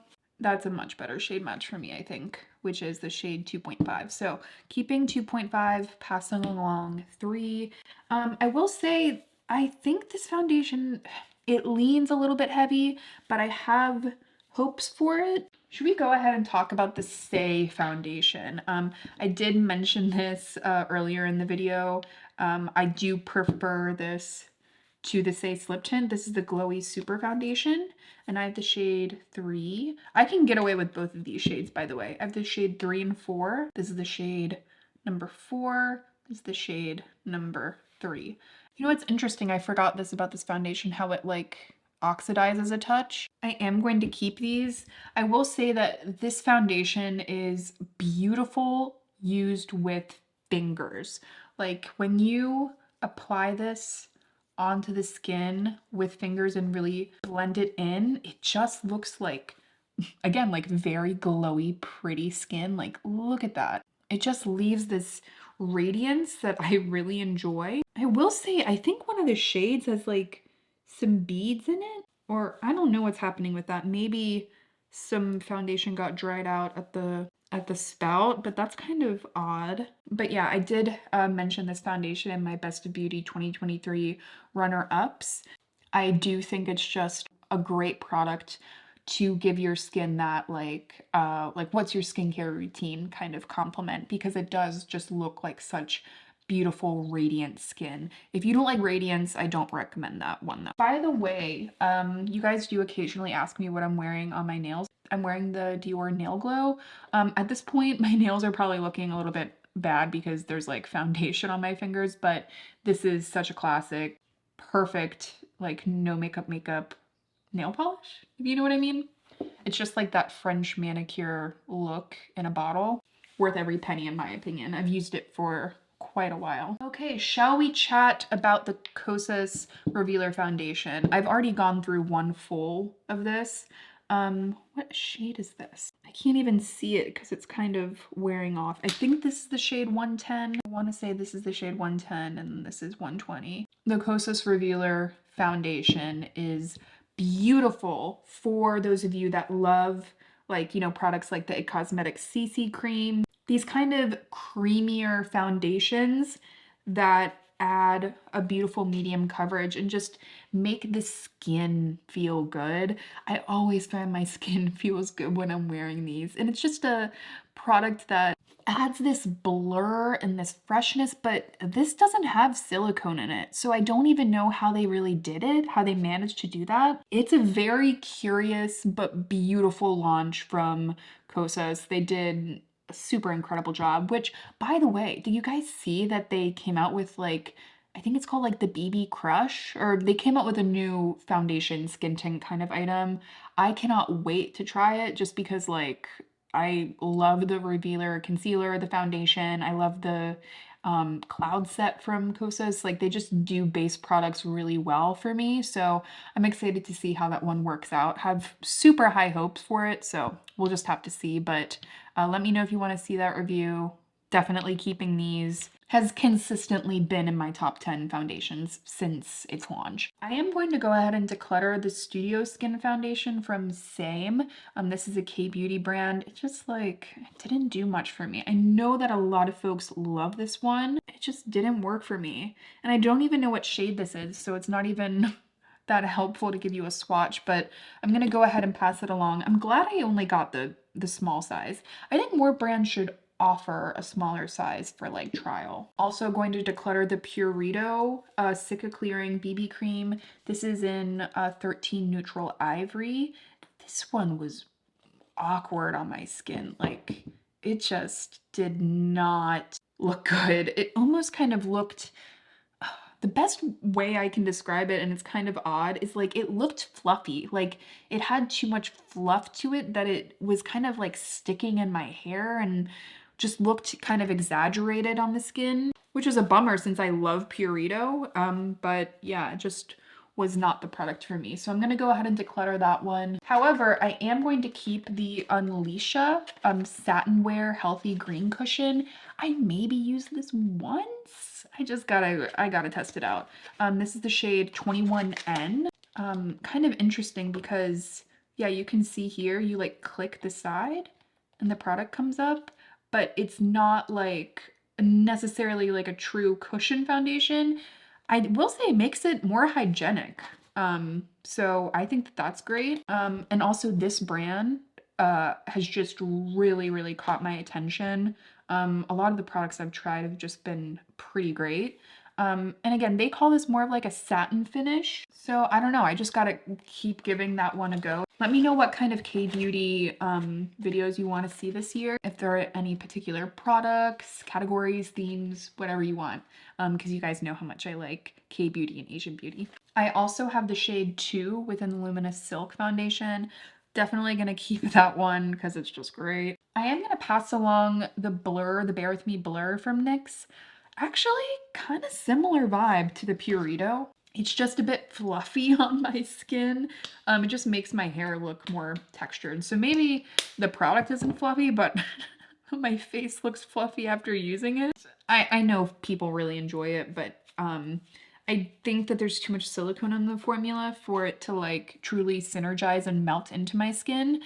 So I am gonna go ahead and declutter that one. But if you do want a good affordable foundation, I have had such incredible luck with the number 7 line. Their foundations are just so, so beautiful. And initially, I actually tried out a lot of the products from number 7 because of this product, the Long Lasting Life Proof from CYO. You can see this was like a holy grail foundation for me. Also, I think like $5, just like pretty insane kind of product. The Soap and Glory Kick-Ass foundation was basically an exact dupe for the CYO, but that has also been discontinued. I'm gonna keep this one. This is the shade 101 from CYO, and essentially I'm just keeping this as a reference product because it's such a good formula, but these are so old that I think it's probably time to, I don't know, I feel like I don't need a reference product of all 3 of these. I'm gonna pass it along, and also they're pretty old. It's like, you know, I'm kind of even iffy if I should be putting it on my face, to be honest. But I will say that the closest option I've found to the Long Lasting Life Proof is the Restore and Renew from number 7. Now I will say the Restore and Renew, as I've continued to use it, it is a little bit glowier than the Life Proof, and it's a little bit thinner. Pretty sure that was the shade Calico. Keeping that one, I'd like to give the Lift and Illuminate another shot. I do think the Restore and Renew is a little bit more up my alley. And keeping the shade Calico of the Protect and Perfect. This one is really nice if you're a fan of just something a touch creamier. I wish it built on itself more, but overall the number 7 foundations feel in this realm. So if you know this foundation, if you used to love it, I think any of these options could be really great.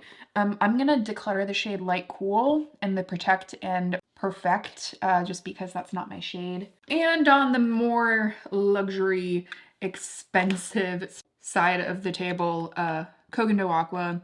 Have loved this product for years. I think it was like one of the first reviews I ever even put on my channel. At the end of the day, if you want an incredible foundation that photographs beautifully, that you can build and build and build and it just still looks like skin, has a water-based formula, just looks both amazing in person and on camera, which honestly is kind of like my dream. Not all makeup products photograph really well, especially in like flash photography. Like if they're too glossy, too much sunscreen, or I mean, there are just a lot of things that can go wrong.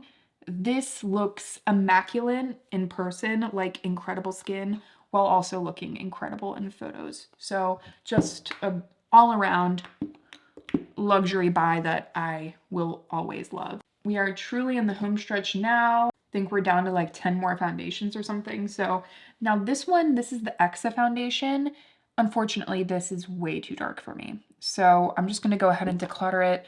I know someone else, that'll be a better shade match for someone else. Speaking of poor shade matches, the Ritual Defy 3 Drop Weightless Foundation. This is like one of their lightest shades and it's way too light for me. So again, I'm going to declutter it just because I don't see myself being able to make that one work. However, I will say both of those I'm open to getting another shade of.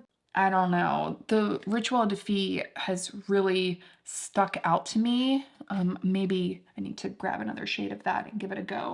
Now, I think part of the reason I didn't use these more last year is that they somehow ended up in the foundation bin or a drawer, and these aren't foundations. I would use them more as like a primer or a mix-in. So these are the Halo Glow liquid filters from e.l.f. This shade is the one I'm gonna keep. It's the shade Fair. The other shade is not my shade. This is just a really beautiful product if you want kind of that juicy skin effect. I don't typically go for like the Lumi Glotion or Glotion kind of products because they oftentimes have too much like mica and like true sparkle. This is one of the only ones that I feel like it doesn't. It has a nice balance. It adds great hydration to the skin. It's best as a mix-in or a primer rather than on top of makeup because it is a little bit thicker. I would say go with the Charlotte Tilbury Flawless Filter as a highlight, but as like all over the face and mix into foundation, just go with this. I think it's even better. But I am gonna go ahead and declutter the shade Light because it's not light enough for me. I need to try out the Double Wear Sheer Longwear makeup. I still have it like in the box. Let me know if you want to see a video on this, but I need to get going and try some makeup is what I'm getting from this declutter. Westman Atelier, this is the shade number 3. This is their foundation stick. Ultimately, this is a beautiful product. I like to use this when I have self-tan going, and it's really easy. Again, it's very seamless, has a great creamy blurred finish on the skin, but you know, when I think back to my other cream and stick foundations, it's pretty expensive and I don't see myself repurchasing it. So though I am keeping it, it's more so because I just know I like it. I don't know. I just think that the Bosma, like for example, it's cheaper and it's just as good. Another product that is pretty inexpensive, I think it's like $29. Obviously not like, this isn't necessarily affordable makeup, but in the scale of like mid-range makeup, I personally think that $29 for this formula ain't half bad. It's the Bounce Skin Tint from Beauty Blender. This is a great kind of blurred satin look, and I have mine in the shade Light 3. I gotta tell you, enough people don't talk about this, and I do mention it pretty often on my channel, especially when I'm doing like best of videos or like recommendation videos for sales. It's just a beautiful one. It gives a great blur and it lasts really well on the skin. I just feel ultra kind of perfected and pretty. It's a great one. I would love for more people to try that one out and give it a go. On the affordable side, Revlon Skin Caring Illuminance Foundation is really great. I have mine in the shade 117. This is a really nice, like everyday foundation. It does give me this like great skin look, not a ton of coverage. You really can't expect much coverage from this one, but it is a very hydrated, pretty like fresh look. And again, more affordable, decent amount of shades. I'm really impressed with the recent launches of Revlon.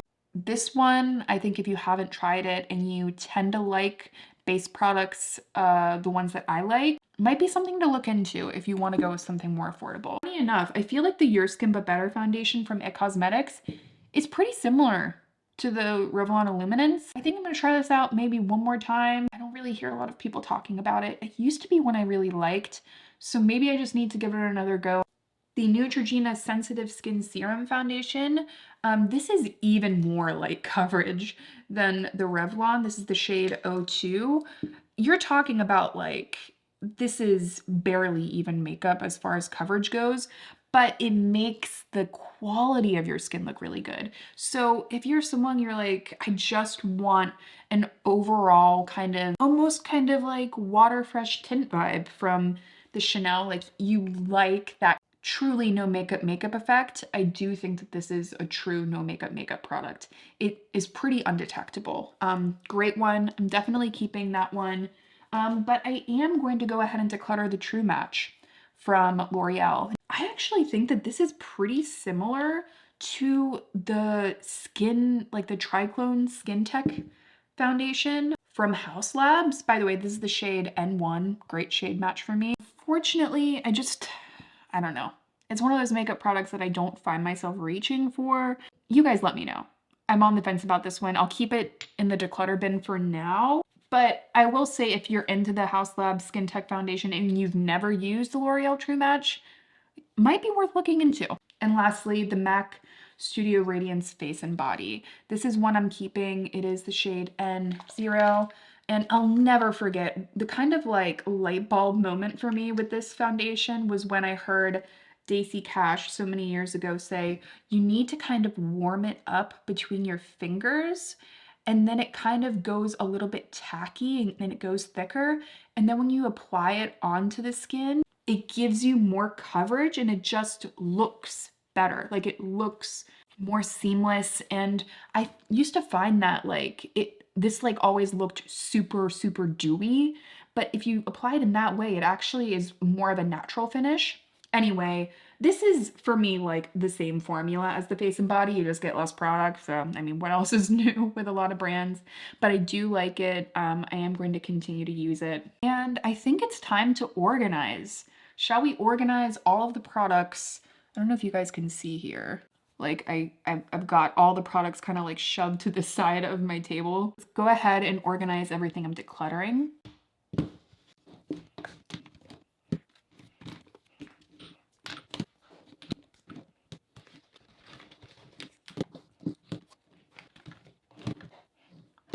All right, these are all of the foundations that are leaving the building. I feel really good about that. And these are the foundations that are going to be staying.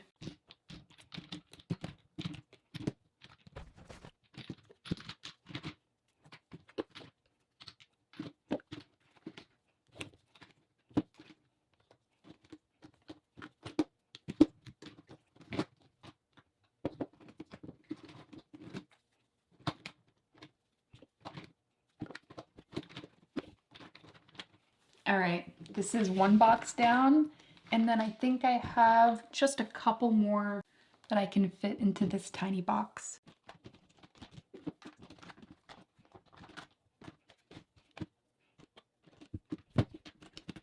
All right, everyone, and this is my new foundation collection. I think I did pretty good here. Definitely made a little bit of room, but I'm still open to decluttering more. So please leave all of your feedback down below. If you want to see that makeup deep cuts video, what kind of K-beauty videos you guys would like to see in the future. If there are specific foundation products that I have that I need to try, you let me know. If you want to see the cream foundation video, I want to hear all your thoughts, but overall, just thank you guys so much for being here. I'm gonna leave all the products that I talked about today down below for you all. I have a ton of declutter videos upcoming, so if you enjoy them, definitely make sure to subscribe, and I will see you all in my next one. This is my entire foundation, skin tint, concealer, and mix-in collection. So any products that I use to help make things darker, more glowy. If you couldn't already tell, foundation is really the foundation of my channel. I absolutely love reviewing foundations in specific, and that's really where my channel started. I was always on the hunt for a foundation that would look like skin but still give great coverage. And as far as concealers go, I have quite hollow under eyes, and there are a lot of concealers that don't work for me, and yet I still try almost every new launch in hopes that more brands will come out with deep set eye friendly concealers. So the way I'm going to be doing this declutter today is I'm going to be keeping products that I love, of course, and then I'm also going to be keeping products that I'd like to reference for my makeup library. And the makeup library is essentially a tool that I have to give you guys better reviews. I keep formulas in specific that I might not like them, but I keep them in order to reference them because they are a hot product. They could be a product that went viral. They could also just be a standby product for so many people. So a product that comes into mind is like Estee Lauder Double Wear. I keep those products in the library in order to give you guys comparisons, and comparisons are another thing that I really love on my channel. So if all of this sounds good, if you are ready to buckle up for quite a long declutter, make sure you give this video a thumbs up. And my name's Amanda. If you're new here, I would love to have you back. If you're really into detailed reviews, if you love comparisons, if you're looking for some complexion that's really skin-like but still gives some good coverage, that's what I'm all about. So I would love to have you back. You know what they say about decluttering is you start with something small to make you feel good? I think that's what I'm gonna do. I'm gonna start over here in this little box so that I don't get too overwhelmed.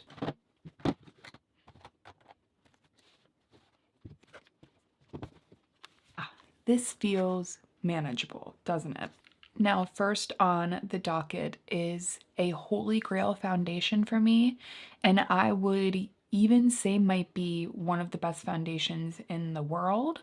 And I gotta say, I don't say that lightly. So the Shiseido Radiant Lifting Foundation is one of the best foundations because it is kind of the epitome of balance. Shiseido has actually done something very innovative here. Before I jump into my spiel, I have two shades here. I have the shade 140 Porcelain, which I do like if I want to go with something a little bit more neutral. It's a little more neutral, slightly peach. And then we have Opal, which I also like. I do have a neutral skin tone, so I can kind of get away with both. But you can see that one is a little bit more yellow in comparison. I have to tell you guys, really the true innovation here in this formula is in the self-refreshing quality.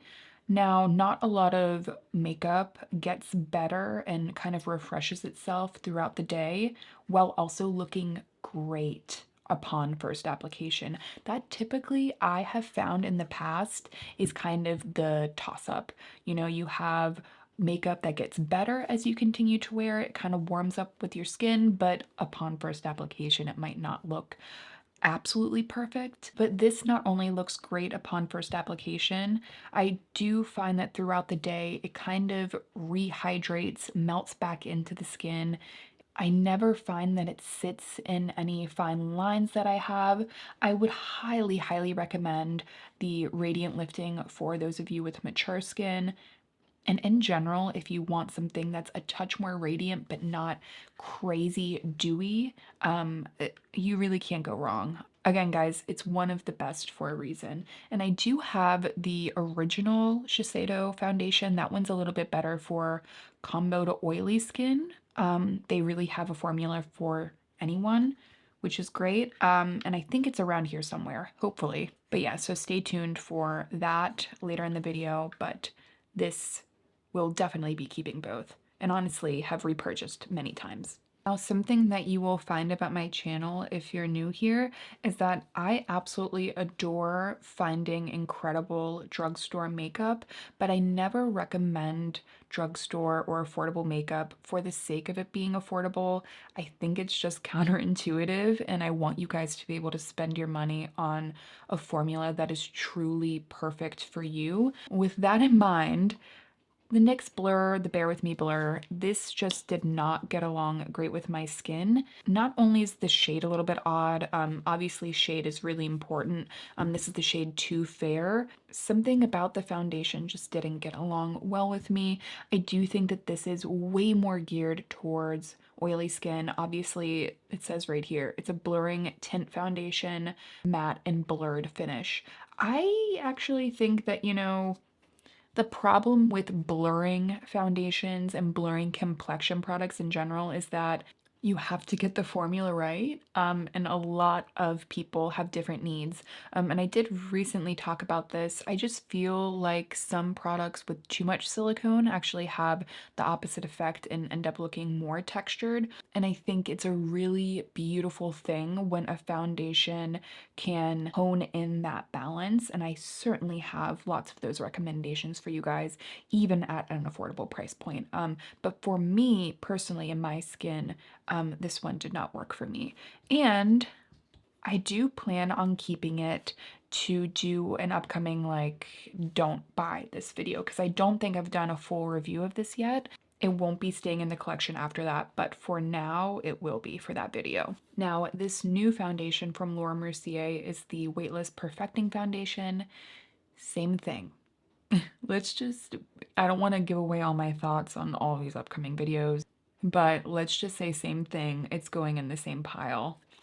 Now, this is the absolutely iconic Estee Lauder Double Wear. I will be keeping this for an upcoming video where I actually test out all of your holy grails. This was one of the products that kept coming up, so I have been testing it out. If you still want to be included in that video, make sure that you leave your ultimate holy grails that you don't think I've tried down below. I'm going to keep one of these for the makeup library, and then one I'm going to pass along the Charlotte Beautiful Skin.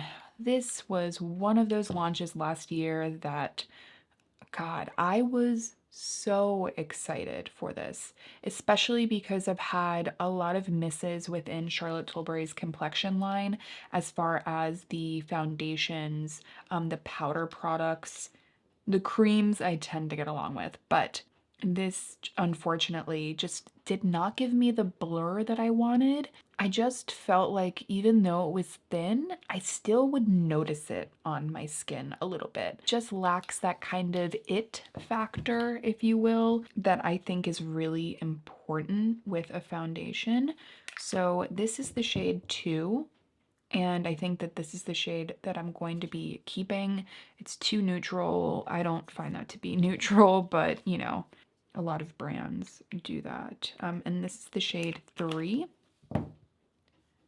And even though that has a better undertone, I think, for me, you can see as you continue to like let them dry, they do dry down a little bit and get a touch darker. I think I'm going to keep the shade 2 for the makeup library. And then over here we have shade 3 that is going to be decluttered. My first true declutter of the video. That feels good. Now, a product that I still need to test, so it's going to be staying with me, is the Kosas Glow IV. Now, from what I can understand, this is kind of the same vibe as Charlotte Tilbury Flawless Filter, or the Auric Glow Lust. Let me give you a little swatch of this one. This is the shade, okay, this is the shade Revive. And it is actually quite a thin texture, the way that the Hollywood Flawless Filter is, but I am noticing what a lot of other people have said is that I do kind of notice those glitters, like there are actual glitters in here. Now they're fine, but there just happens to be a lot of them. I think that they could have cut down. They could have done like half the glitters and then it wouldn't have been an issue for anyone. And then this is the shade number 1 within the Flawless Filter. Now, something that I see immediately is that there's just more radiance and glow from like a dewiness via the Charlotte Tilbury, and the Glow IV just has this flat note. It's a little bit thinner, and I just have a feeling, I still need to test it, but It just feels to me more like a liquid highlight necessarily than one of these hybrid formulas, even though it's in these skin tone oriented shades. And I want to see if you guys can really notice this. Over here on the Glow IV side, you can just see all the little crackles in my skin. Not, they're normal. It's just texture. But over here, the Charlotte Tilbury just glides right over them and it looks more radiant, like truly radiant. That is a dead giveaway to me, when I'm thinking of first impressions, when I go into Ulta, Sephora. These are the kind of things that I look for to decide if I'm going to test items or not, or just buy in general. And this is kind of a dead giveaway to me that a product that I already have and love might work better for me. So, though I am keeping this, I have my eye on it. And I also will definitely be keeping the Flawless Filter. I think it's an incredibly innovative product, personally. It was the first of its kind, and as a liquid highlight on top of foundation, I think it's one of the most natural.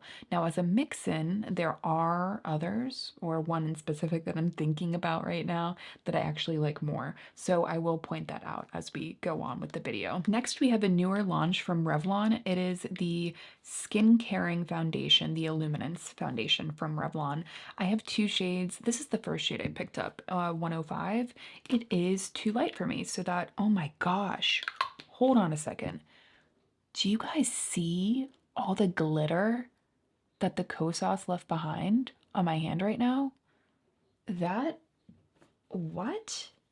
I really have to try and get this off. I might have to go wash my hands. All right, pause for a moment. Yeah, I had to go ahead and, yeah, wash my hands. So this is the shade 105 from Revlon. Oh my gosh, I can still see these little freaking glitters everywhere. That's so annoying. But yeah, this shade is too light for me, so I will be decluttering this. I definitely know of some people in my life that would really like to try this formula. So this is being decluttered. However, you are staying. This is the shade 117. I really could not be happier with this formula. Of course, I told you guys I'd be promising some affordable recommendations in here. And as far as a very, very lightweight skin tint kind of product, it's certainly more light coverage. It's not going to give you a ton, but if you really want that truly skin-like, close to the skin effect, I think that this is such a good launch from Revlon. I found that it does give a very soft blur for also being very thin. I really need to pull it back out, and I have a feeling that especially for summer, when you want something a little bit more lightweight, I think that I'm really going to enjoy it for those days. So you are being kept. Now, a more affordable foundation, or BB cream, I should say, that I was so excited for, and I will be keeping for an upcoming K-beauty video, but this is the Purito Cica Clearing BB cream. And I gotta tell you guys, this is just very creamy. It's very creamy on the skin. I don't know how well you guys are going to be able to tell from these swatches, This is the shade 13 Ivory, at least that will be helpful. I don't know if you can see from like down here, my skin's a little bit more dry on this side. I just notice the dryness more over here. So even though it does look quite dewy right now, it has like this kind of whipped thick thing going on that I just am not used to with. I'm just not used to that with a lot of K-beauty BB creams. Typically they can have some heft to them, but at least they look really skin-like. And I just found that overall this one did not get along well with me. So it's going to be kept in the makeup library for an update video on a bunch of K-beauty I've been trying. Another reason to subscribe if you're into K-beauty. I myself am, so I would love to share all these upcoming reviews I have with you guys. Geez, I'm not even done this first box. I think it's time for a Diet Coke break. Listen, I am not advocating for this. I'm just saying that if you haven't had a Diet Coke before noon in a while, I'm not saying try this. I'm just saying it hits different. This Etude House Double Lasting Foundation is actually one that I am going to be reviewing very soon for you guys, so I am going to be keeping it. I don't want to get into that one. I'll save it for that video, but this is a product that I have been mentioning here and there this year. It's the Beauty Blender Bounce Skin Tint. I found out about this from Kathleen Lights. I really love it. It feels to me way more like a very liquidy kind of serum foundation, but it has this beautiful dewiness. They call it the Always On Radiant. That to me really rings true. It lasts really well and it has a really pretty radiance to it. I have the shade Light 3, and though this shade isn't perfect for me, it's just a touch too dark. I actually kind of like that about it, you know, when I'm feeling a little pale. But you know, I never hear people talking about this. She mentioned it in a favorites video, and ever since I wore it, I just got this really seamless, I want to say kind of a velvety look, though it's not velvety necessarily. It's just, it has a perfecting quality to it that I really love. And you'll find throughout the video that that's what I really love about foundations is, you know, or skin tints, complexion products that can really add this other element of blur, perfection, whatever the case may be. And this to me definitely does that. So you are going to be kept. I don't know why I keep talking directly to my makeup products. It is way too early in this video to be off my rocker. Another product that I'm going to be keeping, but I have a bone to pick with, is this Neutrogena Sensitive Skin Serum Foundation. This is so beautiful for any of you that need a recommendation for a very, very sheer skin-like product. It just gives you a little bit of a tint. Think of it kind of like the Glossier skin tint. It's not going to give you a ton of coverage. It's not even necessarily super blurring. It just looks like your skin just a little bit better, and I really, really enjoy it. Unfortunately, the packaging, it just grinds my gears. I mean, look at how messy it gets. It somehow gets even messier than the one that I just showed you from Beauty Blender. But as a whole, especially if you want to shop at the drugstore, or for me, I really like recommending these products for in a pinch makeup. I don't know if you guys can relate to this. Like you pack up all your stuff, you go travel or something, and then you're like, crap, I somehow forgot to pack a foundation. Whether or not I'd like to admit this, I have definitely done that a few times, and I love to go out and purchase affordable products in those situations that I know I love. This is definitely one of those products. It's just going to give you that nice, sheer, pretty look. You are, okay, this is staying. And look, guys, the last product in our box. That feels good. This is the Butter Glow Liquid Highlighter. Now, I could keep this with the liquid highlighters. Actually, you know, I also have the liquid bronzer. I keep this with all these products as a mix-in to make things darker. All right, I might as well just talk about this now. This is the shade Bronze. I keep this to, again, make things a little bit darker. Especially going into the summer, it's nice to have a product like this. And by the way, you know, this could also be a more affordable option to something like the D Bronzy from Drunk Elephant, which everyone is crazy over. But yeah, so I keep this with all of my foundations for that reason, and I will be keeping it. However, I don't think that this, I don't foresee myself using this as a mix-in, so I'm going to actually kind of, I'll keep it over here for now, but I don't think it should be here. All right, I feel good about that. Let's start to put in our declutter foundations in here. Okay, so 2. All right, I feel like I need to do better. Just keeping in mind that some of these are also going after those upcoming videos. All right, so here is our next box. Let's see, what do I want to start with? You know what? Let's start here. This is an old favorite of mine, the Makeup Forever Reboot Foundation. It's just one of those products that never steers me wrong. I have loved it for so many years. This is the shade Y218. And I gotta tell you guys that if you are a fan personally of products like MAC Face and Body, this to me is a very similar product to those, except it was one of the first products that I ever used in this vein that actually gave me a blur that I just was not expecting. It has a little bit more cosmetic elegance, I think, than some typical skin tints would. If you are a skin tint person in general and you haven't tried this, I would not be afraid of it. I think that it is absolutely beautiful.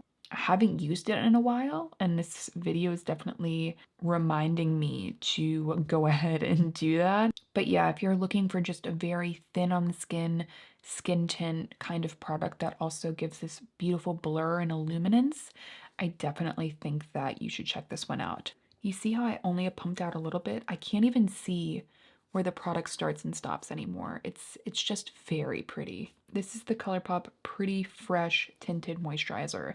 I actually like this, especially for days when I want something very thin, but I also want it to last. I do find that this will last really well. I wish it was just a touch more dewy, but I can still do that like as a mix in with other products. I can add something, you know, a glowy primer under this and it looks really nice. But in general, this is just really old now, so that's why it needs to go. Okay, here we have two of the new Say foundations. I'm actually not going to stay here for too long on these because I did just do that video, but I will give you guys some swatches. This is the shade 4 and this is the shade 3. So I think that this is such a unique and pretty foundation. I just think it's kind of a step above some of those typical skin tints like, let's see, like the Ilia one. I'll talk about this in a second. It has a really beautiful thin texture. Update though to the video that I did, I realized later, one of you guys let me know and I was so thankful, is that both on the Say and Sephora website, they do not list the ingredients by the concentration of them. They list them, I believe, in alphabetical order, or that's what it seems to be. They didn't get back to me. And I found that personally to, like, it didn't sit right with me. I absolutely do love the formula, and I enjoy the way it looks. I will continue to use it, but that is, in my opinion, something that they should change. Just own up to your formulas. The product is good. You don't need to do that. Another product that I'm going to be decluttering is the Cosmetics Daydream Cushion Foundation. This has served me for a while and I do really like it. It's completely dried out though. This is the shade Fair. I mean, you can even barely see that swatch. It's really nice. I actually think it has a very balanced finish to it, but this needs to go. Another product I'm going to be decluttering is this Tinty Doll Ultra Wear Care and Glow from Lancome. I was so excited to try this out, but unfortunately I didn't think it was anything super special. Aw, do you guys hear the birds? It just stopped raining and I'm pretty sure that all the birds are coming out now. But anyway, so the Lancome also has this really intense smell to it. And when I'm dealing with a really intense smell, it just makes me feel like that's not feeling like a care and glow for my skin. You know, too much fragrance is not great. So I am going to be passing this along. Okay, let's see. What do I want to test next?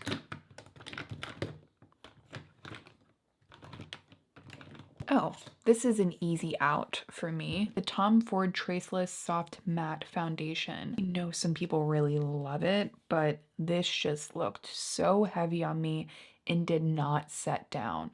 So I felt like, you know, those foundations just feel like they're getting everywhere. You don't even want to give your friends a hug because like they're gonna end up with foundation on them. That was this product for me. And at this price tag, it is a huge buyer's beware for me. So this is going to be decluttered. And interestingly enough, though I do think that this is a product that could potentially be good for my makeup library in a sense of comparing this to other luxury foundations, because this foundation is so one note, I don't feel the need to test it again. It's heavy. It transfers very easily. There's just not there's no nuance to it, so it doesn't feel to me like it needs that, if that makes sense. Ah, this is definitely a foundation I'm going to be keeping, the Armani Luminous Silk Foundation. What a beautiful product this is. It's just one of those very softly luminous foundations that give you this gorgeous blur and still very lightweight, beautiful in photography. This isn't the kind of product for those of you that want a ton of coverage, because I don't think that this product is necessarily about coverage. I think it's about faking good skin texture to make your skin look more perfected rather than necessarily adding that pigment and coverage, which I really like. I like that idea, though, I mean, honestly, I love a medium coverage through and through. This to me is more buildable, like light to buildable.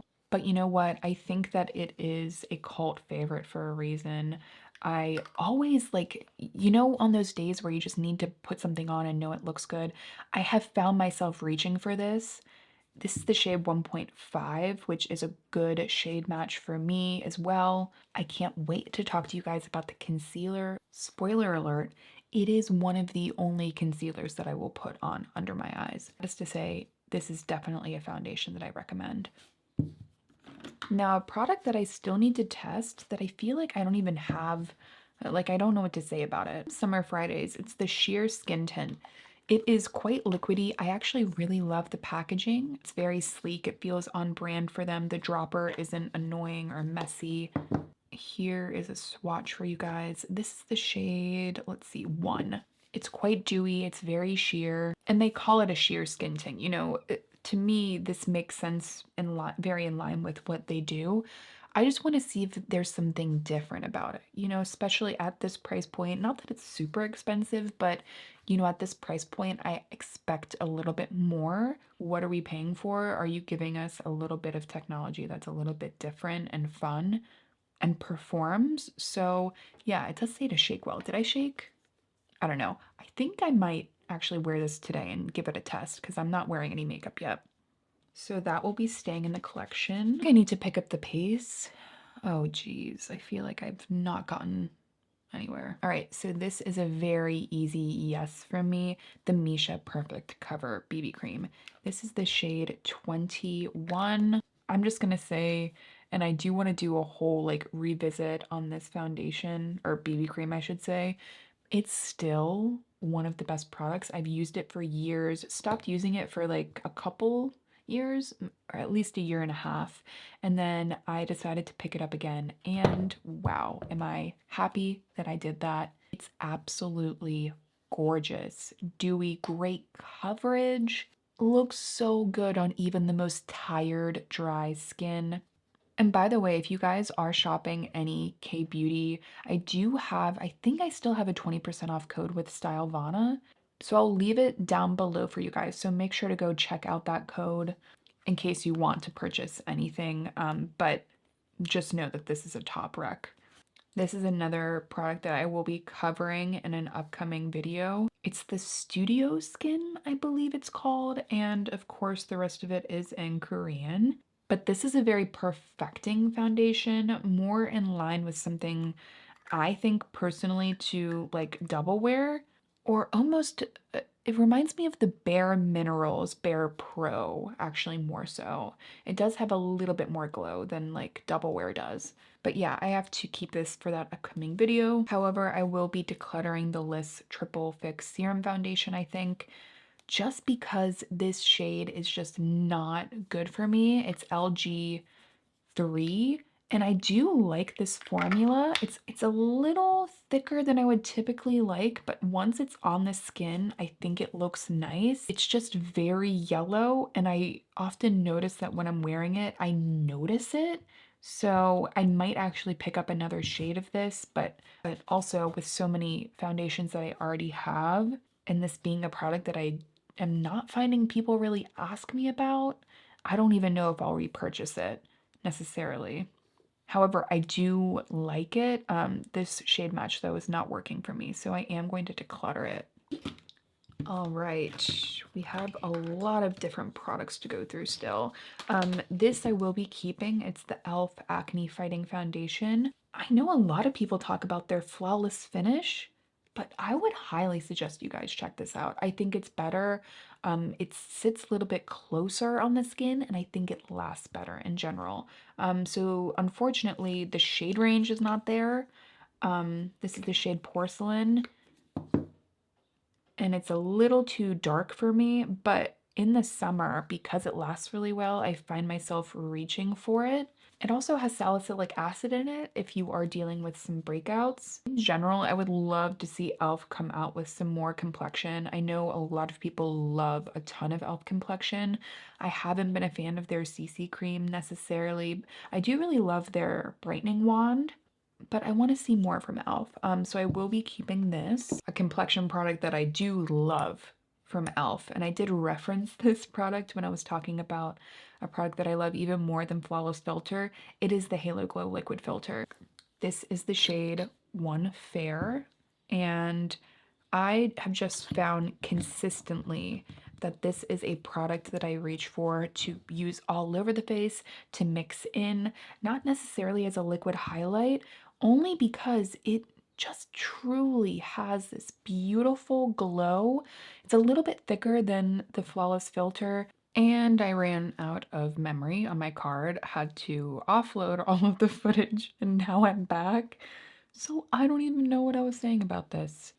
Something that I know I wanted to say is that as a liquid highlight, I do prefer the Flawless Filter. As a mix-in and more of a primer product, I prefer the Halo Glow. And I tend to reach more for this one because I'm not using liquid highlights every day. So hopefully that's helpful, but I am keeping both. Okay, we gotta cruise along here.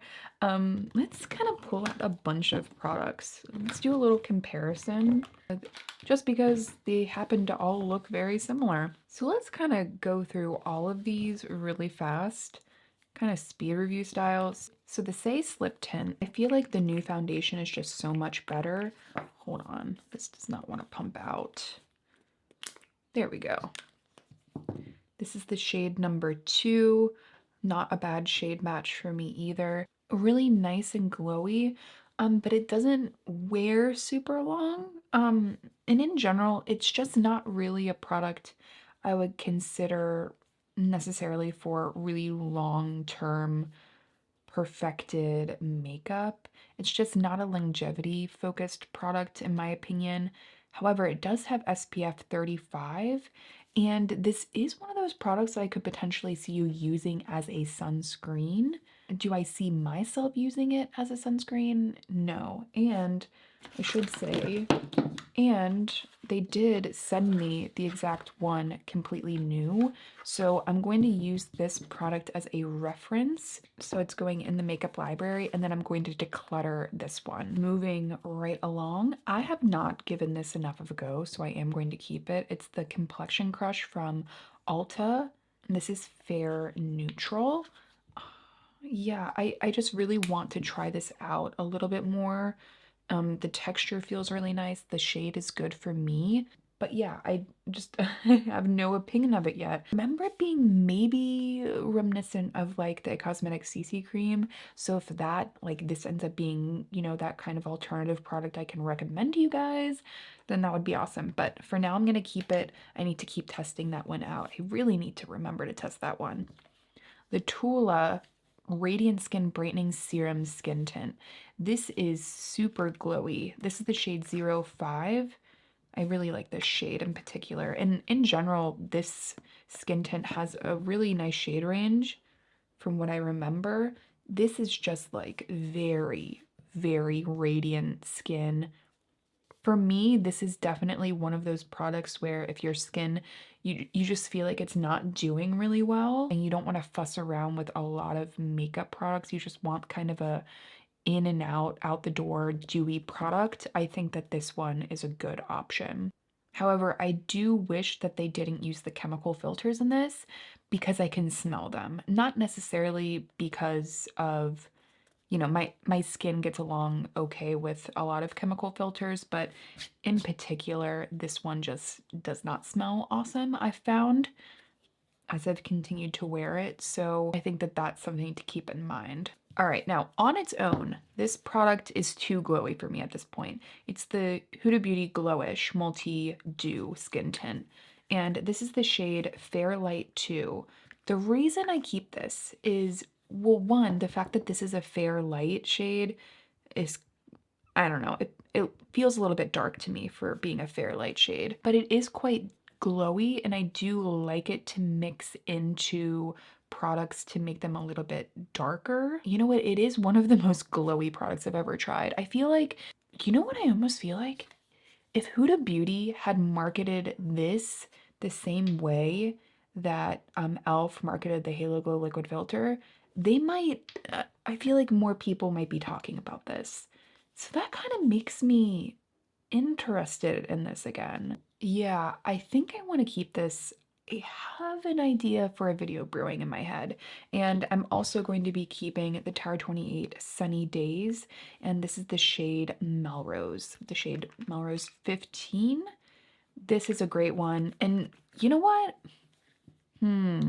Now that I'm thinking about it, guys, I think I'm going to declutter this one from Tula because now that I have these two next to each other, I think the Tower 28 is a mineral sunscreen, and I feel like it's a little bit less dewy. That's the shade 15. So, I think, yeah, I'm gonna declutter the Tula one because I think now that I'm seeing everything in my collection, I prefer this one. All right, a little bit more progress here.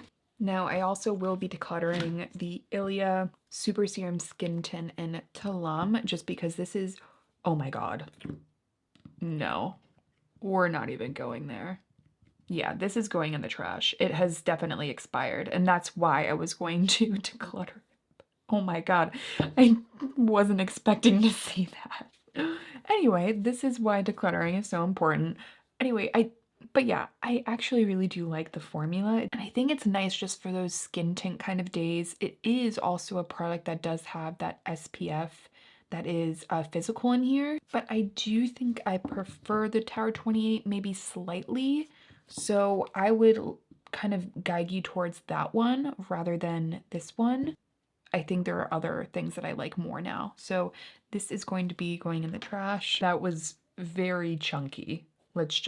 We'll leave it at that. You know, this is a product I don't talk about a lot, but I feel like I should bring it back out and start talking about it again. It's the Ulta Beauty Moisturizing Foundation Stick. I really hope they still make this. It has this really nice kind of cooling feeling to it when it goes on the skin. This is the shade Light Cool. And I just find that for an affordable stick foundation, it looks really skin-like and natural. This is not one of those products that you want to use if you have more oily skin or you're just expecting a stick foundation that gives a lot of coverage necessarily. But as a kind of throw it in your handbag kind of product, this is really good. So I will be keeping that. I also will be keeping my RCMA color palette. Love this one. This is the KA palette. I think I might do another overview on cream foundations for you guys upcoming. If you guys want to see that, let me know. I have the RCMA, the Monica Blender over here. I also have the Jones Road What the Foundation. So I'm not going to stick here for too long and kind of go over all this because I think I want to do that video. But again, you guys let me know down below. But I will be keeping the Monica Blender cover. I think that this is the shade Two's Way. I love it. I think that it's a very unique product. As I've continued to use it, I wish it wore like a little bit longer, but I think for wear time, I would tell you guys to reach for the one from RCMA. It's similar texture, just a little bit creamier, lasts a little bit longer. There is something so beautiful and skin-like about the Monica Blender cover. So I will be keeping those, and I'm also going to be keeping the What the Foundation from Jones Road. This is not my favorite, but it is one of those library items that I feel like I need to keep. It's so interesting that this product went viral. I just never would have. I mean, I understand why. And honestly, it is really pretty on the skin. I don't have a ton of complaints about it necessarily. I just think that it's not, I just think that there are other cream foundations that I like more. And there's also products that give me a similar vibe to this that aren't as inconvenient to put on the skin, which I think is really important with makeup. But I am going to keep it for that upcoming video. And honestly, I do want to revisit it in general. All right, we're down to the home stretch, and then we are all done with this box. Then we have to go to the big box. Oh God. Here we have the Rare Beauty Positive Light Tinted Moisturizer, and this is the shade 16C. I will be keeping this, but with the caveat that I need to keep trying it. For some reason, this one has gotten buried. You know how you're using a product and then it kind of gets lost and you're not really sure why? I need to figure out if this formula isn't my favorite or if it just has gotten lost in the shuffle. So I need to put that on my radar again. The Kojando Aqua Foundation, this is the original packaging, and I've kind of kept it for that reason. But here's the thing, guys. It doesn't really serve me necessarily to keep this old packaging unless I planned on putting my new formula in here, which I don't. So I am going to declutter this. More on the Kogendo Aqua to come. I'm sorry, it's a bad habit of mine to say Kojendo, and I know that's not right. It's Kogendo. Okay, guys, you know, the declutter pile is not looking half bad, but this last item needs to go in there. It is the LA Girl Tinted Foundation. It's just meh to me. It just doesn't spark any feeling for me.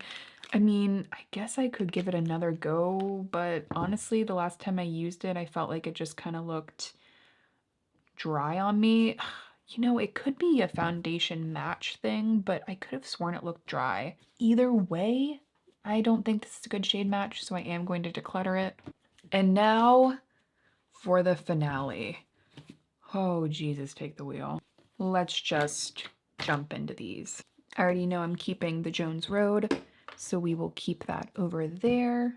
I'm actually going to put all of the ones I know I'm keeping in this other box really fast.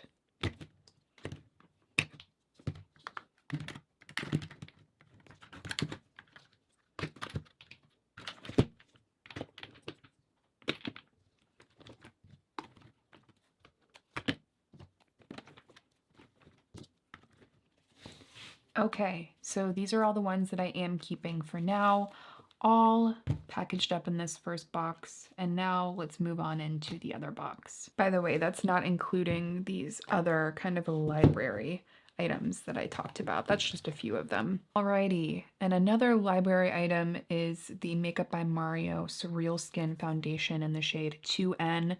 I will keep this in my library, I think, for another month or two, and then I have a feeling I'm going to pass it along.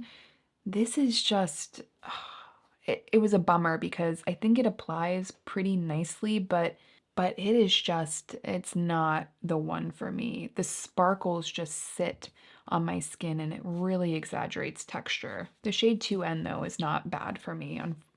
But yeah, I gotta be honest.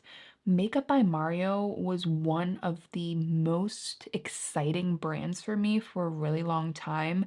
I really love the vision, but the last few launches, and I'm not talking like the last three, like in recent memory, a lot of the launches have been disappointing me, and I don't know why that is. It just feels like there's always something a little off. I don't know what it is. It almost feels like they need to just slow down, and that the first few launches from them were so good because they had spent so much time with them. And then they come out with a foundation with literal glitter in it. I don't know, that is so disappointing to me. And then the Ethereal Eyes palette, again, was something in concept. Like the concepts are there. It's just the formulations that are not following through. So yeah, but honestly, this was a big bummer for me, just being honest. So for now, it's going in the library as a reference product in case people keep asking about it, but I also haven't really heard many people talk about it, so it might just end up getting decluttered to someone else. I'm also going to be decluttering this Clinique Moisture Surge CC cream. I actually don't think there's anything wrong with it necessarily. It's just not my perfect shade, and it's honestly almost out anyway. I don't find myself reaching for it. So I think I'm going to pass this along. I am also going to be decluttering the House Labs foundation. This did not get along well with me. It looked a little bit too dry on my skin in general. I really love this package though. But yeah, I don't know what it was. It just sat so awkwardly on my skin. I really wanted to love it. I really did. But my skin was just not connecting to this formula. It always looked a little heavy. So I think someone else will get along better with it. This is a new product that I just picked up yesterday, the Tarte Maracuja Juicy Glow Foundation. This is very interesting. I'm not going to say much about it because I want to do a review for you guys. This is the shade 12N Fair Neutral, which I don't consider that a neutral shade. I don't know about you guys. It looks quite warm to me. So I don't know. I might have to go and do a shade exchange. This is definitely something that I want to talk more about. Sorry to, I feel like I could just go into it now, but I don't want to take away from that upcoming video. So I will be keeping this. I also have another of the Shiseido Radiant lifting foundations. I have one of the original foundations that I'm going to talk about in a second. And I have their skin tint. So this is kind of a good time to break down all of these. This is the most radiant. This is more radiant, and then this is the most satin. So first of all, I am keeping the radiant lifting. I'll put that over there, and I am going to be decluttering the self-refreshing tint. First of all, I can definitely see that it's kind of broken up a little bit.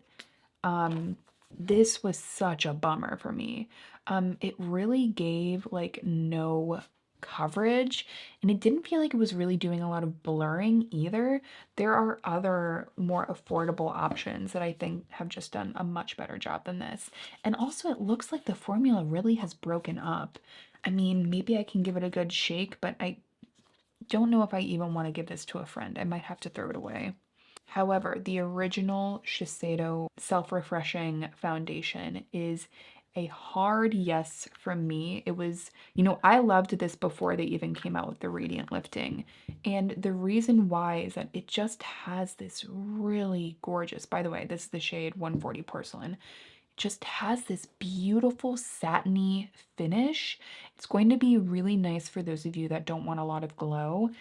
To me, it's just like the most perfect long wear foundation that doesn't look awkward on the skin as you continue to wear it. Some long wear foundations can start to look heavy, drying, and this refreshes itself and doesn't begin to settle into all the lines, crack up, or even kind of melt away. It's just one of the best, guys. So highly recommend this one, especially for combo skin. If you have combination skin and you have not been able to find a foundation for you, this is really a top recommendation. So you are staying for sure.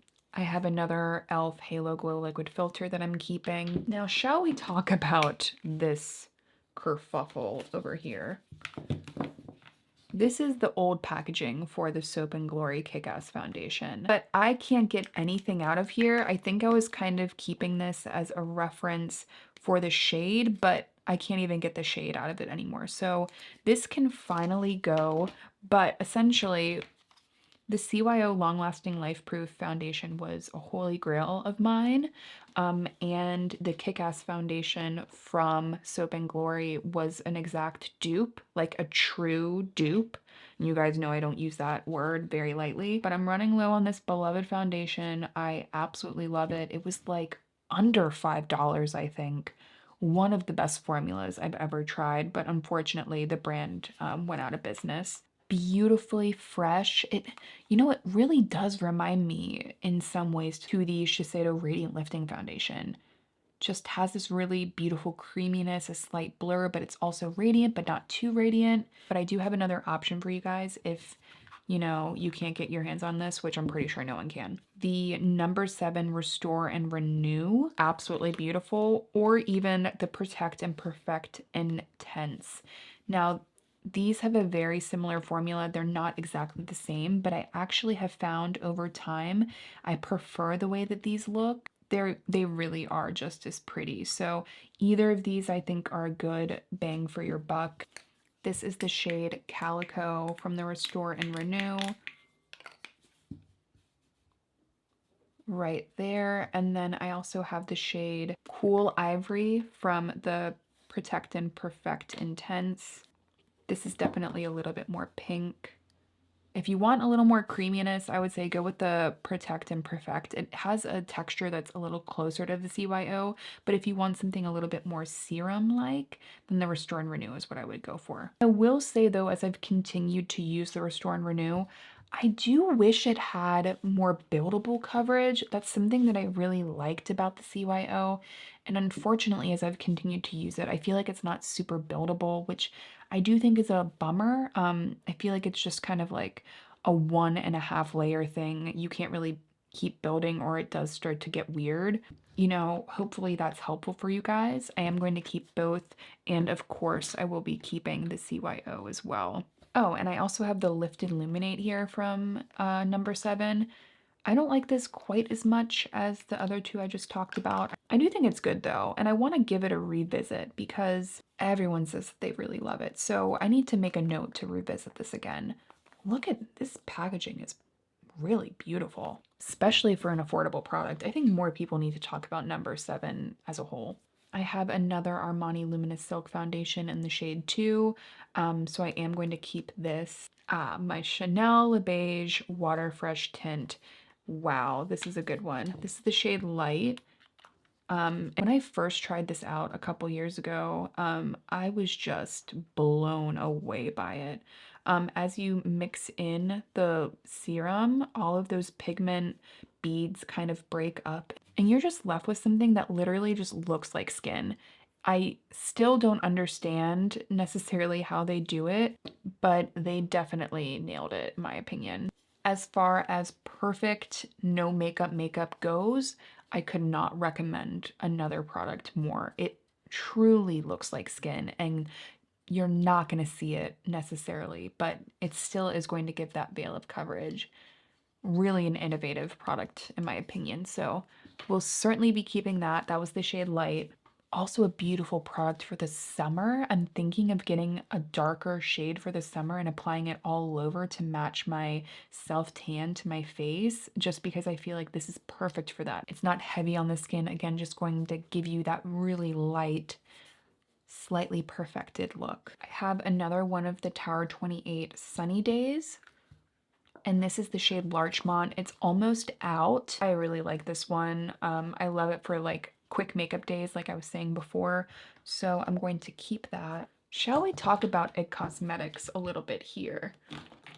I hope these like mini comparisons are helpful for you guys, because I think, you know, if I was watching, I would think it's helpful. So hopefully you guys do think they're helpful. So we have the IT Cosmetics CC Cream Nude Glow, the original CC Cream, and then the Your Skin But Better Foundation and Skincare.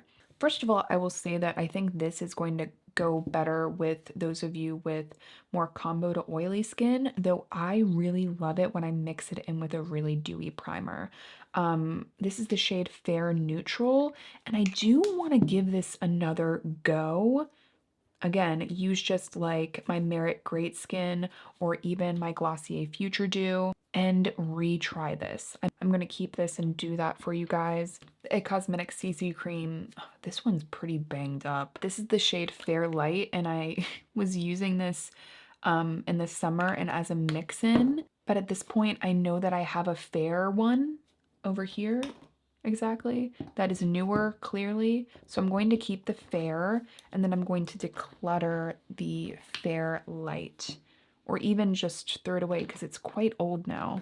But by the way, I was doing some comparisons side by side on my face, and I preferred the nude glow to the original, which kind of blows my mind. I think if you want something with a thinner texture, go with the nude glow because that's the main difference that I saw between these two products. The original just has a little bit more creaminess to it, but the nude glow, by the way, this is the shade Fair. The nude glow is just a little thinner, but it still has a nice radiance and glow to it in general. I'm going to be keeping both, and I kind of want to like revisit maybe It Cosmetics as a brand. What do you guys think about that? Let me know down below for sure if you're interested in that, or even if you're not. Either way, either feedback helps me out. Okay, another product that I know I'm going to get rid of this one. This is the Youthful Glow foundation serum drops. Very similar to something like the Kosas tinted face oil, but in general, I just am not reaching for these kinds of products much anymore. I just prefer something with a touch more creaminess necessarily than like a dry oil kind of texture. So I am going to pass this along. I also have the Dermablend CC Continuous Correction. By the way, this is not a tester that I just took home with me. They sent this to me, but it had a tester tag on it, which I thought was kind of bizarre. I mean, there's a good chance that they were just trying to get rid of their tester inventory before it expired. Yeah, because this is just about to expire. So I'm just gonna go ahead and declutter this. Just a little too thick for me. And I'm also going to declutter the Unfoundation Glow Tint from Undone Beauty. This is not a bad product, but it is just way too light and way too pink for me, as you can see. And I do, I do wish that there was a little something more to this. Now, the e.l.f. Tinted Hydrator. This is a good product. It's the shade Light. I like using this in the summer, this shade in particular, but I will say as I've continued to wear it, it does get a little heavy as you keep wearing it. That's just something I've found. I really, really loved it when I started using it. And maybe it's just that I always am using it when I have an awkward shade. Like, obviously, I don't self tan my face, and this would be when I'm self tanning. And sometimes when I do that, I'm not like 100% on the foundation. So maybe I will declutter this and then potentially pick up a lighter shade for me. I'm also going to be decluttering these two products, the Chanel Ultra Le Tint. Just what a meh formula. I much prefer some of Chanel's other products like the Water Fresh Tint. I think this is definitely one of Chanel's least impressive launches as far as formulation goes. So I am going to declutter that, and I'm also going to declutter the e.l.f. BB cream. Not to be confused with their CC cream. I actually like this formula a little bit more from e.l.f., but I'm just not reaching for it. So I'm going to pass it along. All right, I'm definitely decluttering a few more foundations now, which is good, just to keep these two. So these are my Kogendo Aqua foundations. Actually, is there anything left in this one? Oh, there is. That's why I need to like put this out and get it gone because I can tell this one's older and more messy. But I don't know, guys. It's so expensive, but consistently it is beautiful. It just looks like perfected skin, but it's really buildable, and as you continue to build it and add more coverage, you can get a very perfected look without it looking like a lot of makeup, which I don't know about you, that to me makes this ideal for those events that you need to look good in photos, but also look good in person and still look like your skin is breathing. So, weddings, again, event kind of makeup. I do think that it's one of the best, and I have loved it for years. It's expensive, yes. I think it's actually overpriced at some point, but I do keep buying it. So I don't know what that says. That just, I really, really like it. I am going to be retiring this L'Oreal True Match Nude. I don't think it's a bad product. I really don't, but it does, there are certain situations where I feel like it looks a little heavy around my nose, and I don't really have the desire to necessarily keep trying it. Again, like I know a lot of people love it, and as I was wearing it, I could understand why, But there are just other, like, you guys just saw how many foundations I have. There's just others that I'm reaching for more. I don't know. Like, maybe I give it like one more go. You know what? Maybe this will be the foundation that I leave up to you guys. Like, do I keep this? Do I declutter it? Do you want to keep hearing about it? Do you not? I really like kind of making you guys a part of this. By the way, this was the shade 0.5 to 2.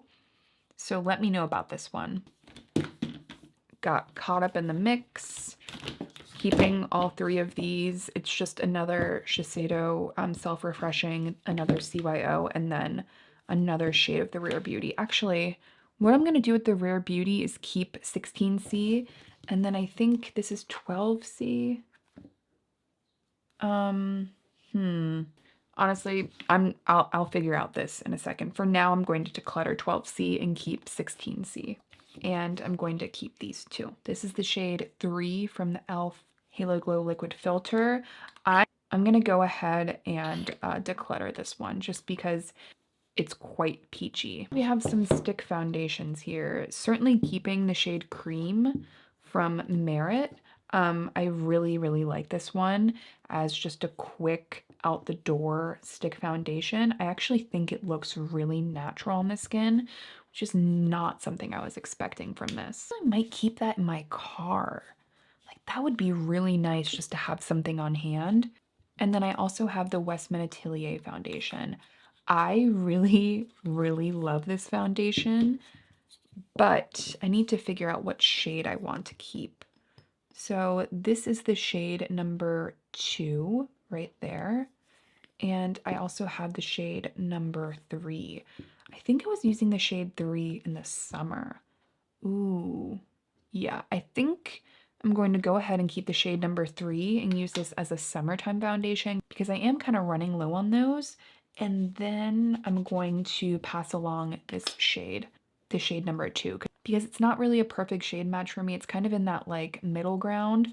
I'd rather keep the shade 3 and I know it look good when I'm self-tanning rather than this one that might still get lost in the shuffle. This has such a nice kind of velvety look on the skin. It's expensive, but it definitely feels luxurious. Keeping all of these. Keeping all of these. Actually, what shades are these? I have the shade 110. There we go. I have the shade 100 right there. Then I also have the shade 120. I kind of like to mix and match these. I can get away with any of them on their own. Except for maybe the lightest shade. I tend to not use that one. I think 110 and 120 are what I reach for more. I just love the Revealer foundation. It is just so good, you guys. I love it because it feels like that true glowy foundation that you build up and it just looks like really healthy skin, but delivers on the coverage aspect. And it still has this kind of similar finish that the Revealer concealer has that I really like, in that it's just very light reflecting and beautifying. It's just one of those really nice medium coverage, fresh looking products. And when I know my skin isn't doing well, I know that this will look good. So I love makeup products like that. Really, I think it's within my top 5 foundations. I have another one of the Protect and Perfect from number 7. This is the shade Calico. So I might declutter one of these shades, I think. All right, everyone, we are in the home stretch here. Just have a few more foundations.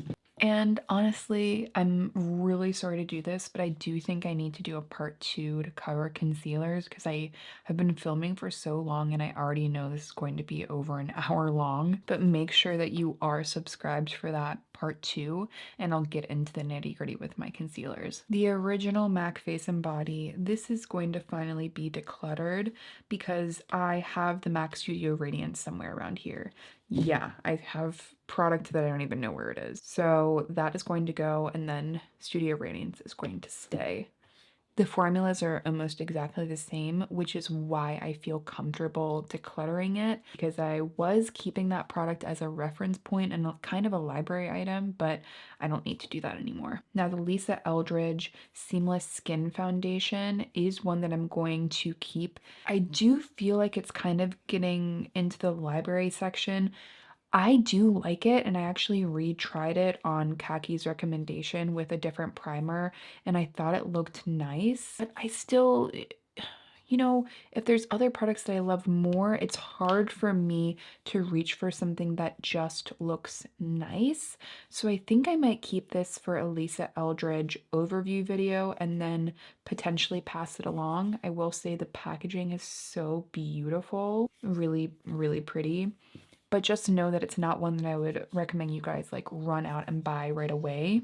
I have actually really been loving this Estee Lauder Futurist Hydra Rescue. I haven't really talked about it yet, but it does remind me a little bit of the Nude Glow from IT Cosmetics, like a similar formula. Sits very closely on the skin, gives great coverage. Overall, I think it's really pretty. So I am going to keep that. And I think I originally bought the True Match quite recently, actually, to see how it compared to the House Labs, which I personally think that there's some similarities here.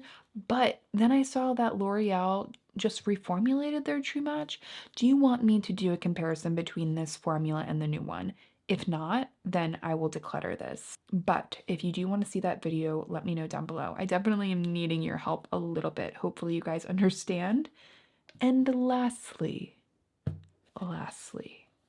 I have never spent more money on one foundation in my life. It is the Chanel Sublimage Lit Tint. Though it is pretty, I do wish that it looked a little bit more forgiving on certain dry spots that I have. I just wish it was a touch more glowy. That's all I'm saying. And I would much rather recommend other Chanel foundations to you guys than this one. I think the next time I see Kaki, I'm going to give this to her because I know that she will get a lot of use out of it. Bring it on over into her collection. Just because now that I think about it, there's so much product here. So I should probably declutter this. All right, let's start adding in the products that I'm going to be keeping.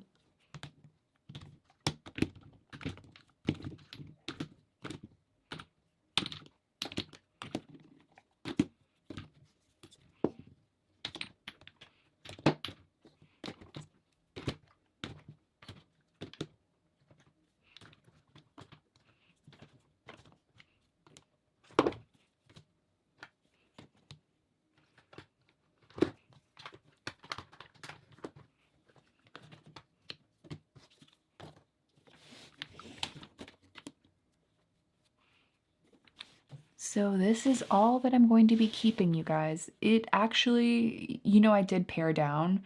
I would say at least a 30% cut, which I don't think is half bad for this being something that I like to specialize in and like to have a decently sized collection for. And now for the items that I'm going to pass along.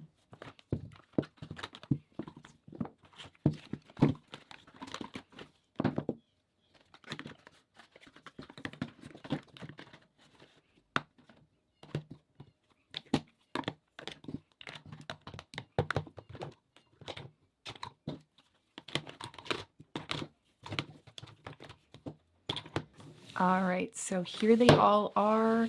And I also have a couple that did not fit in here.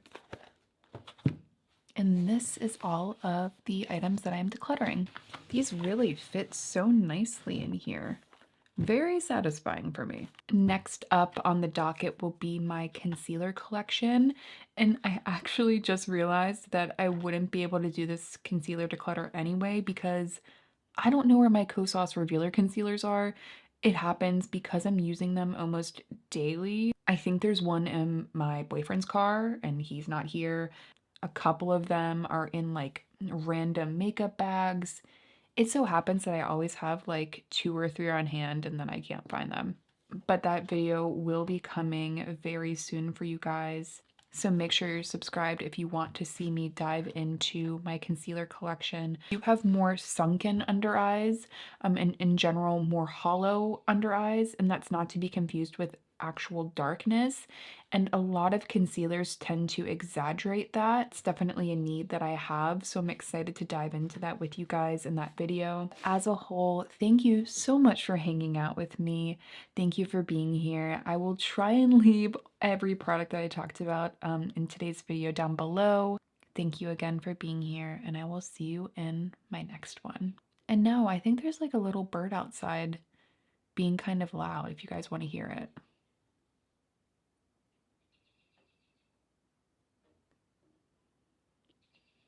Anyway, thanks for being here, guys, and I'll see you in my next one. Hey, everyone. So right here we have a lot of my foundations, as you can see. I also have, I mean, this isn't even the only basket. I have another basket over here of other foundations, overflow. I have all of my concealers here, and in today's video, I'm going to do a bit of a declutter. Hopefully this is all of my foundations, but honestly, I'm not sure. This room right now is kind of in shambles, so I really need to do some spring cleaning. We'll leave my declutter playlist link down below. I recently did a cream eyeshadow declutter, actually a cream eyeshadow stick declutter, and I thought we should do some foundations because there have been a lot of new foundation launches recently. A lot of new items are coming in, so I think some older items and some expired items can probably leave. By the way, you might notice from my voice that I am a little bit sick still. And my voice is just, you know, it's not doing super awesome, so I apologize about that, but I am still going to try and give you guys as many details as possible about these products. First up, I have the MAC Face and Body here. This is the shade N1. You can see that this is the original packaging. This is when they still carried it in this big tube or bottle or whatever. That's the shade N1.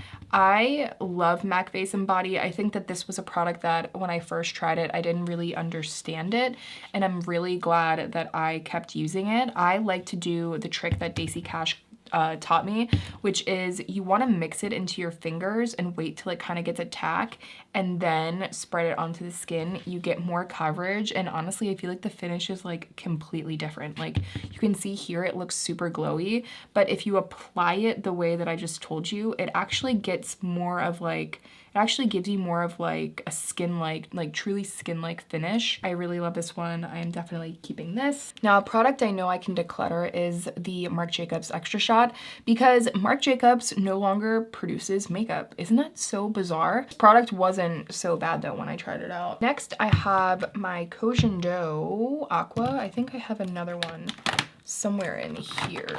Here it is. So this is the original packaging. This one is completely gone, I believe. Oh no. Okay, no, we still have a little bit left of these. This is the shade 002. This is the shade that I always purchase. Damn, that's a lot of expensive foundation that I pumped out unknowingly. But anyway, I absolutely love this foundation. I've talked about it for years.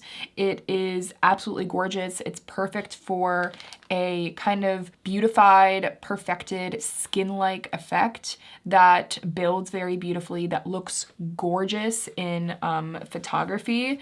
I just think it's one of those perfect camera-ready foundations that also looks good in person, and that's very difficult to do. There are a couple of downsides though. The shade range is awful, as well as the price. So that is one of the reasons why I've started to not talk about this one as much, if you guys have noticed. By the way, I do have setting sprays that I'm going to declutter in here as well. Okay, I know I'm going to get rid of this. This is the Flower Beauty Light Illusion Foundation. By the way, I absolutely love this. I have this weird feeling like they are discontinuing it. Don't quote me on that. I will try and leave everything linked down below, though there are a ton of products to talk about. But I love this. It is such a glowy and pretty but long wear medium coverage foundation. Like really, this to me is very beautiful, not just for the price, which is something that you guys know is very important to me. I don't don't like to recommend makeup that is good for the price. I like to stand behind the formula itself despite whatever the price is. But yeah, this product is beautiful if you can find it. Okay, here is the new Rare Beauty foundation. This is the shade 12C. I know I picked up the shade 14C, I believe, but this is actually too light for me, as you can see. So I am going to actually pass this along because I love this formula. I've really been enjoying it. It's very skin-like. It's not overly glowy, and I find that it lasts really beautifully. So I just feel like for a summertime foundation, it's definitely one to be on the lookout for if you guys have been wondering about this. I'm going to keep the shade 14C and then pass this one along. Now, a product that I was very disappointed in, and let me know if you still want to see my overview on Tom Ford, because I have my thoughts. I just feel like every other video I'm like more interested in doing for whatever reason. This is the Traceless Matte Foundation. This is the shade 1.5 Cream. I feel like everyone absolutely loves this one. Like, loves this one. Everyone talks about how it's such a beautiful foundation for dry skin. I found that it looked very heavy on my skin, and it transferred so easily. Like, so easily that I felt uncomfortable wearing it. Like my makeup was smearing everywhere. Like, you know that feeling when you put on makeup and you're like afraid to give someone a hug? It was like that feeling. Again, if you can find the Flower Beauty one that I just talked about, I mean, that one is basically what I was expecting this to be. Like, it has all the same qualities. So I know I want to pass this along, but if you guys want me to do that full Tom Ford review, I will keep this until then and then pass it along. So just make sure to let me know down below. Okay, the Kosas Revealer Foundation is my new favorite foundation of 2022. I almost said 2021. It's absolutely gorgeous. I have an entire dedicated review on it if you are interested. I will swatch all 3 shades that I have. So this is the shade, oh, come on. This is the shade 110. I find that all 3 of these shades I can kind of work with, but this one I think is just a little bit too light. This is the shade 100. So there you can see 110, 100, and then this is the shade that I reach for the most, which is 120. I find that it's the best undertone for me. So those are the 3 swatches for you guys. But I would definitely recommend checking out that full review because this foundation is hydrating, it's blurring, it is so fresh looking on the skin. I always just find that my skin looks good when I'm using this. Like, huge expectations for this, and it definitely lived up to them. Okay, I think I need a tea break. This is my Grinch mug. I feel as though the Grinch, for me personally, it's literally a part of my personality at this point. I feel like I've talked about that on my channel before, but I just love the Grinch, everything Grinch. This mug, my boyfriend's mom got it for me. It says, "I'm a real Grinch before I've had my coffee," which is one of like my favorite jokes. Like the joke's like, "Don't talk to me before I've had my coffee." Like I say that shit like all the time to pretty much all of my friends. But you can see that the C fell off here. So I kind of like it even more. Don't talk to me before I've had my offie. Anyway, I'm talking a lot when I still have a lot of other products that I need to talk about. Okay, this kind of looks weird, right? This is the Liquid Touch Foundation from Rare Beauty. Do you see how it's kind of separated? If you purchased this when it first released, let me know if yours has expired. So this is the shade 140C. By the way, I personally like this foundation. I don't love it. I think it's fine. I found personally that sometimes it just looked a little bit too dry on my skin. Honestly, it smells fine, but because I am like passing this along potentially, it might be something that I just throw away. Like I would really hate to like pass this along to someone and like they break out from it. By the way, this is the new packaging of the MAC Studio Face and Body Foundation. They call it the Studio Radiance now. I picked up the shade N0, but yeah, the formulas are pretty much the same. So that's the story on that. That I will be keeping. I will also be keeping the Nude L'Oreal Tinted Face Serum Foundation. I actually really like this. I have been noticing I'm not reaching for it quite as much as some of my other foundations, but you can see from the side, or at least I can see, I've used quite a lot of it, and I think that it's actually a really great, easy product for every day. So I have the shade 0.5. This is actually a good neutral shade. Here's the one thing. Look at how messy that gets. Yeah, every time you use it, it just gets messier. But yeah, I find that this is a really good shade for those of you that are more neutral out there. Great spreadable foundation, good coverage, not incredibly dewy either.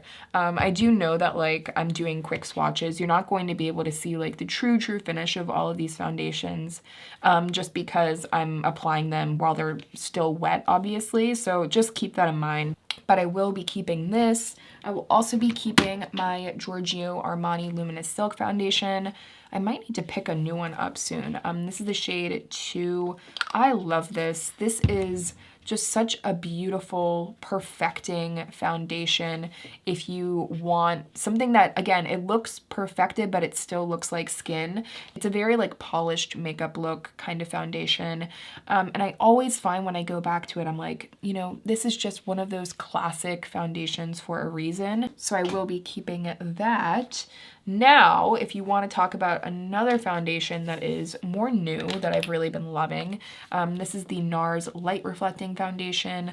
I absolutely love this. This is the shade Mont Blanc. Sorry, I have like fuzzies everywhere from wiping off these swatches, but there is the shade Mont Blanc. I just love this foundation, especially if you want something that's more long wearing. It has just such a nice middle of the road kind of natural finish. It blurs the skin beautifully. I love how thin it is on the skin while also giving a lot of coverage.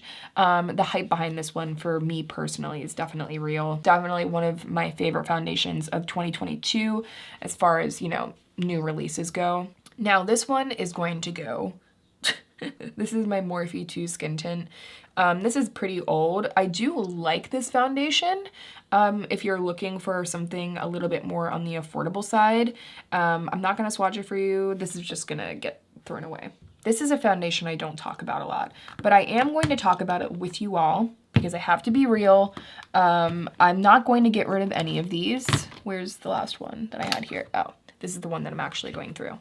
This is the CYO Long Lasting Foundation, as well as the Soap & Glory Kick-Ass.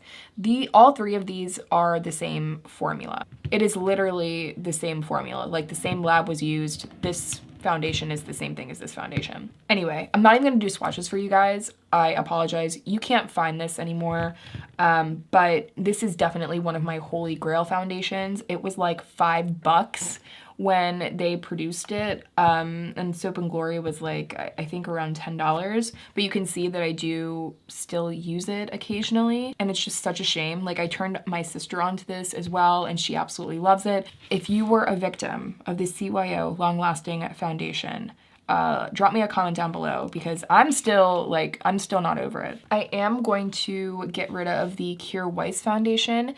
This was definitely a shame because I didn't really like it. I used it a few times and then it kind of just got buried. And now as far as formula wise, it's definitely not what it once was. So I'm going to recycle that. This is a foundation I definitely need to pull back and keep using. It's the IT Cosmetics Your Skin But Better Foundation and Skincare.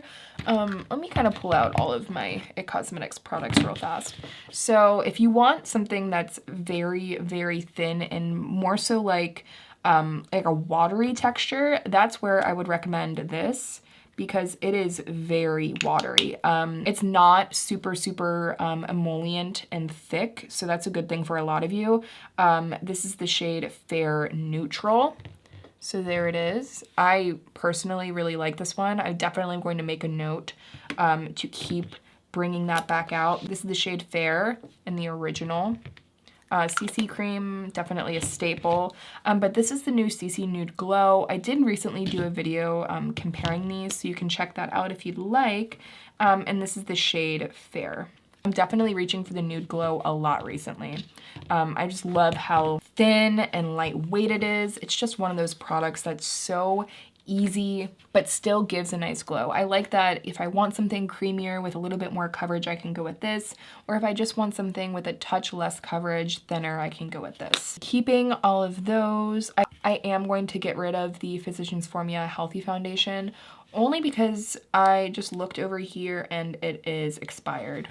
So that kind of sucks by like 2 years. It is what it is. This was also one of my favorite drugstore foundations ever. It's kind of hard to find it now, but if you can find it, I still absolutely recommend it. Let's talk about my Shiseido foundations.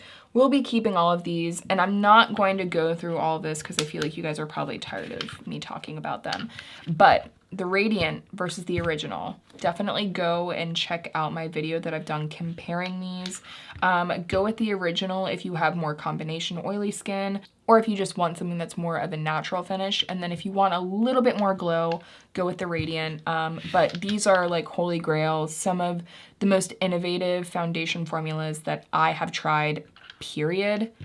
They're really absolutely gorgeous. And I did recently pick up the Tinted Moisturizer, and I just feel like the jury is out on this so far. It's definitely lighter coverage than the two foundations I just talked about. So this is the shade 125 Fair Astrid, and I don't know, it's just like, because I'm so used to the coverage of the original Shiseido foundation, I'm just, whenever I use this, I'm like, I just want a little bit more coverage, though I will say that on the skin, it does give a beautiful light blur, and it really like perfects very evenly and like in a very undetectable way. So that being said, if you want more of a sheer to light coverage, you don't want the medium coverage of the Shiseido foundations, you could just go with this. All right, we're gonna have to pick up the pace here. The Haley's foundation, I haven't even touched this in so long, so I need to pass that along. The ColourPop Pretty Fresh is heading out. I feel like nowadays, it just looks a little bit too heavy on my skin. I prefer the ColourPop tinted moisturizer, just because this feels a little bit lighter, though I do prefer the coverage of this one. I think both are actually pretty good. Because I have so many that I love more than this, I am going to pass this one along, but I am going to keep the tinted moisturizer. And this is the shade 1N Fair for you guys. You can see it's definitely too light for me. Should I also do a Chanel overview? Because I was planning on doing that, and this was one of the products that I was testing out. It's the Ultra Lit Tint from Chanel. So this is the shade B20. It is not my shade. I want to keep trying this one out. I haven't given it a ton of use because you can see that it is not my shade, but I am going to be doing some self-tan pretty soon, so maybe this will be a good opportunity to get more use out of this. Also have my Chanel Le Beige foundation that I love very much, but you can just get the Rose Ink one. It's literally like the same product. I've talked about that before. Why did I pump out so much? Anyway, this is the shade Light. And again, this isn't the true finish of this foundation. It still needs to be worked in a bit, but it just is the most like no makeup, just perfected kind of water serum skin tint. But I truly feel like it's one of the more innovative base products out there. It really does just feel like an essence or like a hyaluronic acid serum, but it just very softly perfects the skin. Such a beautiful product for summer. I think I'm going to pass along the Clinique Even Better foundation. It's the shade 02 Breeze. And when I've used it, it's looked good, and like I do find that it lasts really well, but because there's so many other foundations, like I'm just trying to be real with myself here. Am I going to use this or am I going to use my NARS? I'm going to use my NARS because they're both very similar, and I feel like the NARS looks more flattering on my skin. So I'm going to pass that along. I know that there's someone else that can get use out of it. Makeup Forever Reboot. What a gorgeous, gorgeous product. This is the shade Y218. If you want something similar to the Chanel that I actually talked about, but a little bit more coverage, this just gives you such a beautiful skin-like light coverage with a gorgeous blur, a very, very soft radiance. It's just one of the best. So keeping that, and I am going to also keep the acne fighting foundation from e.l.f. I know a lot of people talk about some of e.l.f.'s other base products. This shade is not my shade, but I want to keep it for, you know, self-tan moments.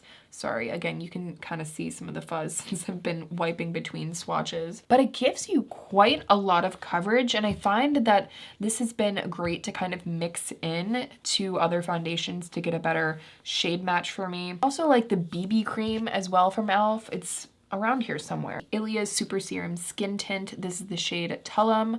Keeping this is very good, but here's the thing. I feel like I'm kind of liking the one from Tower 28 more now. Now this does have a little bit of a, I don't know, more of a thick texture comparatively to the Tower 28. Honestly, if you need more hydration, if you really need that moisture, go with the Ilia. I still think the Ilia is a beautiful product, and I honestly might even like repurchase it. But just recently, the Tower 28 Sunny Days has really been treating me right. I'm going to keep all of them. I have a couple of mists here that I'm going to keep.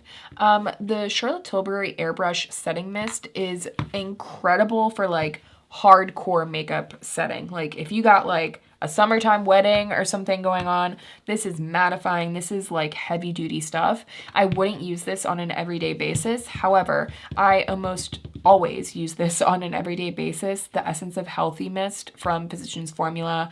Have talked about it many times. It is the perfect prepping mist. It's the perfect setting mist if you just want a soft glow, because this is just pure moisture rather than pure emollients. Like there's no oils in here or anything. So I just find that it does a really good job of adding that glow back into the skin, but it's a hydrated look. It's not like a greasy look. I am going to keep this cushion from Pony Effect just because I feel like I can finally start to get better use out of this summer, just because it's a better shade for my self-tan look. This is the shade Vanilla. So you can see it's just a little bit too dark for me. It'll be something good to have on hand too, to like throw in your purse. I am also going to keep this one from Peach C. What shade is this? This is the shade 01 right there. It really like just kind of disappears into my skin. And then I'm also going to keep this one from M Cosmetics. And this is the shade Cloud Dream. This one, ooh, actually, this is all dried up now.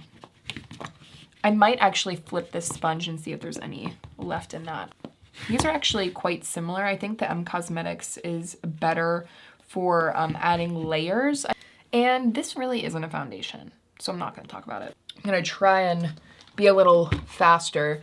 We have this with more foundations. We'll talk about concealers and then we will wrap things up. So the Wander Nude Illusion foundation is beautiful, but this has separated, so I'm going to get rid of it. I have another one of the Charlotte Tilbury Airbrush Flawless Setting Sprays. It's just so good to have on hand. But my like holy grail was the one from Urban Decay. This one is pretty much empty, so that one needs to go. This one's almost empty too. Urban Decay, why did you discontinue this? This was like my favorite for like a long wear makeup look.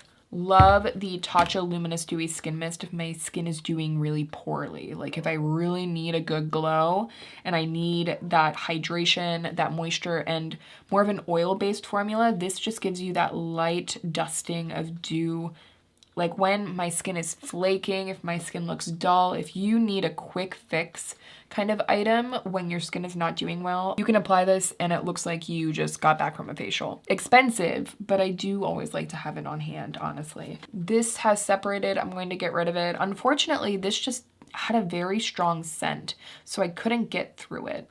Now the Charlotte Beautiful Skin Foundation, I'm going to keep both of them, though I gotta be honest, like I never really found my perfect shade in here. I feel like it might have been the shade 1. This is the shade 3, and this is the shade 2.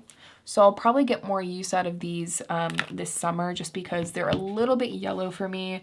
And when I have a bit of a tan, I feel like I can get a little bit more use out of them. I feel like with all of the new foundation launches that have come out, this isn't my favorite. You know, the more that I try new formulas, like I definitely prefer the Kosas. And I also prefer the Nude Glow from It Cosmetics to this. Like I would definitely recommend that one over. They're quite similar actually. I just find that that one looks better on the skin. But I have these. I feel like I should get some use out of them. Okay, maybe I'll pass one along. This Haley's foundation is very old, so I'm going to get rid of that. I'm also going to get rid of the Misha Perfect Cover BB Cream. I love this. This is such an like old classic staple for me. Like if you go back to my channel, I've been doing YouTube for a long time. Like this was one of the foundations that I always loved, or BB creams or whatever. It's just so good. The Bear With Me from NYX is actually a really good find. Very similar to the Pretty Fresh from ColourPop. The coverage is super similar. So if you can find the NYX one, but can't find the ColourPop one, I would go with this one instead. I love the Wet n Wild Tinted Hydrator. This is the shade Light. I definitely need another shade because this one's too dark, but I just love it. I think it wears beautifully. It looks incredibly pretty on the skin, fresh. It feels very high-end, like the formula does itself. So if you guys have been wondering about this one, like as far as drugstore makeup goes, this is definitely one of my favorites. I just really, really wish that the shade range was better. This for me is gonna be a pass, the Candid Glow from Revlon. I was expecting glow from this and my skin looked so dry. Going to get rid of that. I have another It Cosmetics CC cream and obviously keeping that. I need to keep trying out this one from Undone Beauty. I'm glad that I am doing this video so I can pull this one out and keep using it. Kind of reminiscent of the Pretty Fresh and the NYX that I just talked about. This one is a bit old, so I need to get rid of that. The Say Slip Tint is so good if you just need a quick makeup item. Sheer coverage. For me, this is definitely one of those items that is so good. Those of you that just want a fresh look, you want a sheer coverage. This is the shade number 2. And whenever I use it, just like my skin looks good. I feel like it's just good like errand makeup. Probably not great for those of you with oily skin. Lisa Eldridge Seamless Skin Foundation. Now, I'd really like to do a standalone video on Lisa Eldridge. I'd still like to do that, but I have the shade 5. This shade is not my shade. I just feel like the undertone is a little bit off. And honestly, this foundation, I haven't been reaching for it a ton. Like reminiscent to me of the one from Charlotte Tilbury. It just doesn't flatter my skin quite as much as I would like. It doesn't have quite enough moisture for me. I am going to keep it though in anticipation for that review. The Glowish from Huda Beauty is a favorite for when I'm self-tanned in the summer. But this is one of those foundations that like is super, super glowy. Like look at that, like that is glowy. Beautiful item though. It's just one of those products that I have to anticipate, you know, I have to pair it well with other products. Going to get rid of the Glossier Skin Tint. There are just other products that I like more now. I have the Ulta Beauty Moisturizing Foundation Stick, and this is the shade Light Cool, which is not quite my shade. Actually, it's not as bad as I remember. This is so good if you like a stick foundation that is hydrating. Like it melts into the skin. It feels like water. And then I have the e.l.f. BB Cream, SPF 20. This is great if you want something similar to like the Cosmetics CC cream. It's really emollient. It has great coverage. It's not going to last all day, but it still has decent lasting power. Let's quickly move into concealers because I mean, there aren't a ton of concealers here, so hopefully we can breeze through this real fast. This is the Fit Glow concealers. I have 3 here. I have the shade Eye Bright, Peach, and C1. So C1 I think can go. I'm not reaching for it, though it is a decent shade for those of you with more neutral skin and more fair skin. I am going to hold on to Peach because I do like it for under the eyes. And then the Eye Bright, this is more of like a yellow brightener, just not reaching for it. So there are the swatches. I'm going to pass along these 2. Kosas Regular Concealer.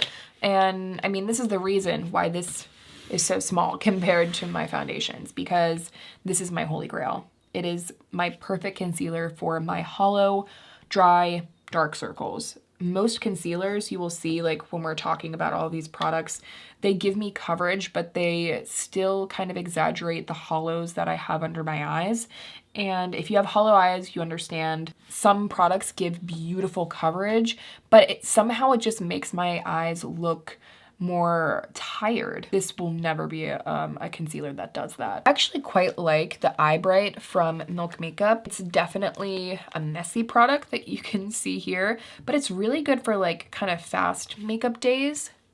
I need to pull this back out. I do think it's like hydrating.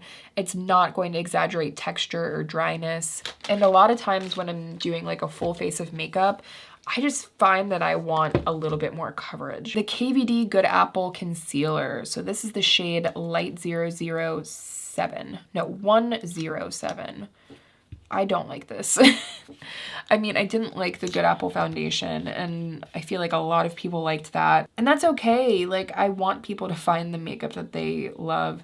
I just think that this line isn't for me. Now, the LYS concealer, the Triple Fix, this is the shade LN3.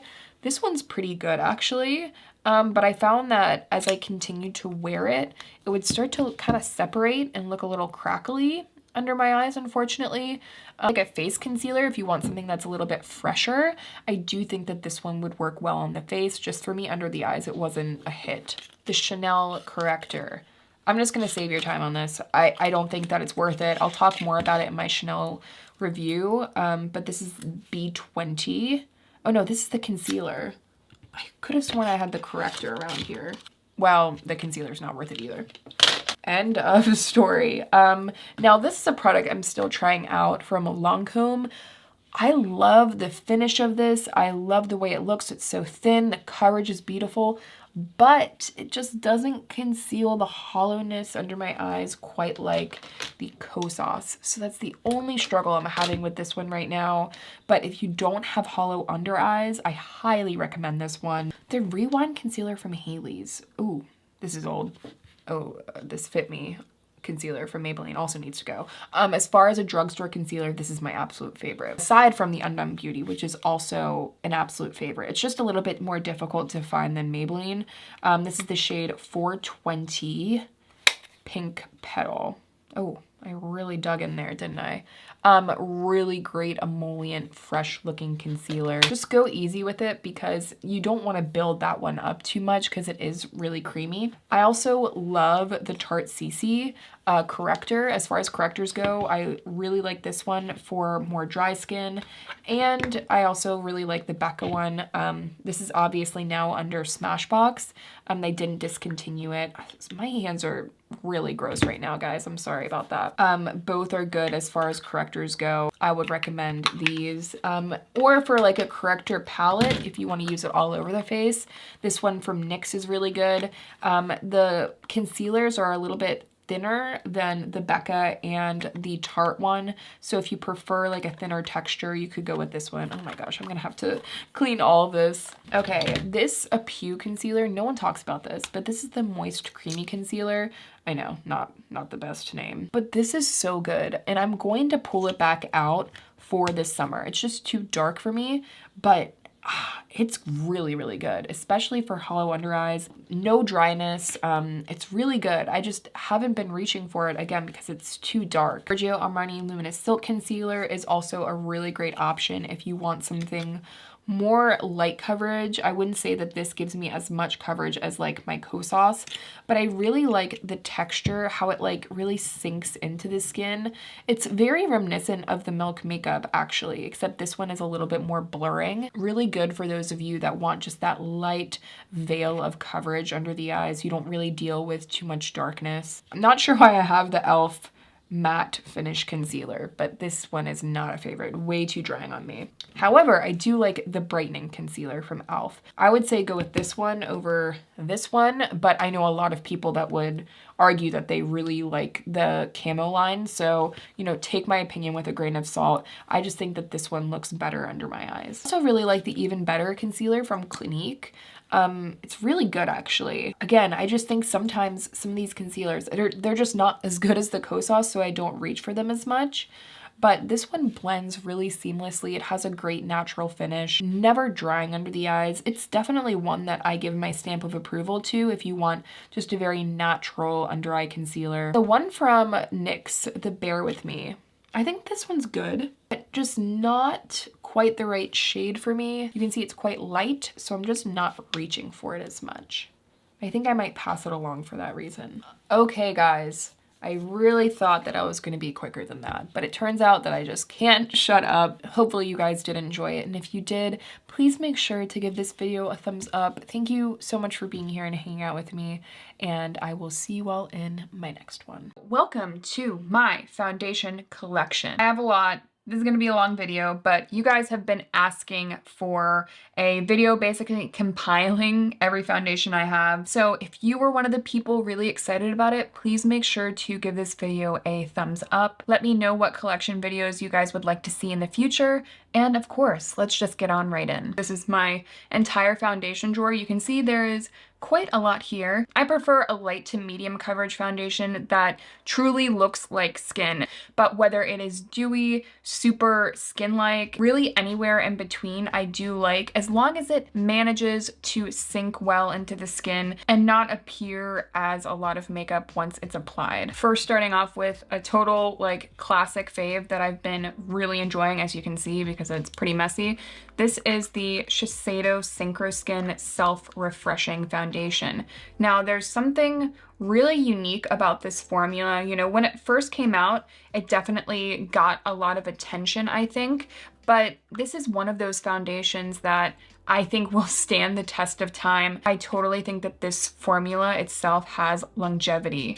Why is there a hair on this? So the idea of the formula is that it refreshes itself throughout the day. So, you know, if you tend to get more creasing or if you find that your makeup sort of breaks up, the idea of this foundation is that it will refresh itself throughout the day to keep that from happening. When you first hear that, it sounds a little bit gimmicky, but I think really what this foundation is perfect at is being both a beautiful, creamy, medium coverage that looks very skin-like, but is also really appropriate if you want something that's more long wear. I'm not a huge long wear foundation liker, or they tend to not be the formulas that I gravitate towards because some of the formulations can just be a little bit heavy on the skin. This is one of those foundations that will give you the coverage that you want. It will give you just such a soft, creamy, and natural looking look to the skin, but will also last and look good as you continue to wear it. I just find this to be such a well-rounded formula. The shade range is there, and I wear it a lot on my channel for those exact reasons. I know I'm going to be wearing this one for a long time and repurchasing for a while. I actually have the shade 140 out on my hand today. This is a very good shade match for me. Definitely in my top 3 foundations that I've been wearing this year. Next, we have the NYX Bear With Me Tinted Skin Veil. Now, this is a pretty new to me product, but I have been using it more and just really enjoying the look that it gives my skin. So I have the shade Vanilla Nude. I was honestly a little bit worried about this foundation or, you know, the skin tint just not giving me enough. I have found that every single brand comes out with a tinted moisturizer now, and some of them just feel a little bit lackluster to me, and I was nervous about this being one of those, but I'm just really pleased with the look of this once it's applied. It's not too dewy. Sometimes I just don't want a super dewy look to my skin. Should I zoom you guys in a little bit closer? Here, I think that's a little bit better. So yeah, I just love how natural the look of this is. It sinks into the skin very well. I think that you apply it and then it kind of just sets down and, you know, sinks back in to give you a very natural look. The shade range is really good as well. I just think this is going to be a really easy everyday product that, you know, you can just pick up at the drugstore. Honestly, I don't have a single complaint about it, and I'm really happy that I picked this one up. So if you were thinking about this, if you were wondering my thoughts, I think it's a really great option. Next up, we have the Rare Beauty, what is this called again? It's called like the Weightless Touch Foundation, I believe. I just did a freaking review on this and I forget. I have the shade 140C, and again, I just did a whole review on the Rare Beauty line, but if you have already seen that, then you probably know that I wasn't a huge fan of this foundation. There are a few things that I do like about it. One, I love that it does come in a doe foot, just makes it so easy, and with everyday quick makeup, I just find that this is such an easy product to just swipe onto the skin. It really blends like absolutely effortlessly.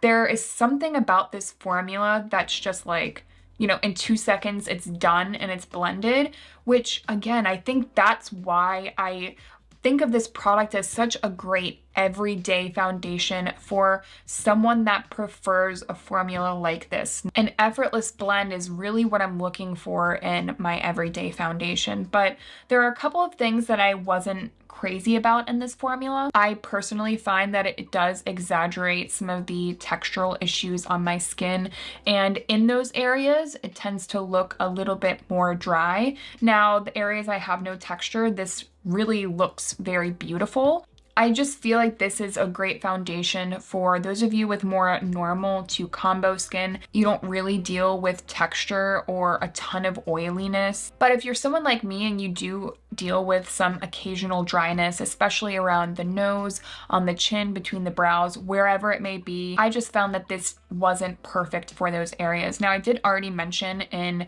the Rare Beauty video that I did that I feel like this would go really well with a super dewy primer, but on its own, I just haven't really been impressed with this one. There are some other really lightweight foundations that still look like skin and don't make my skin look more textured. And that is another thing I really like about this one, is that it is so weightless on the skin. So if you're one of those people that likes something really weightless, maybe pick up a sample of this, but I personally wasn't a huge fan. Next up, what do we have here? Of course, they are my IT Cosmetics Your Skin But Better CC creams. So I have a couple of different shades. This is the shade Fair Light. This one is actually a little bit too dark for me, but I've kept it just in case I do wear self-tanner.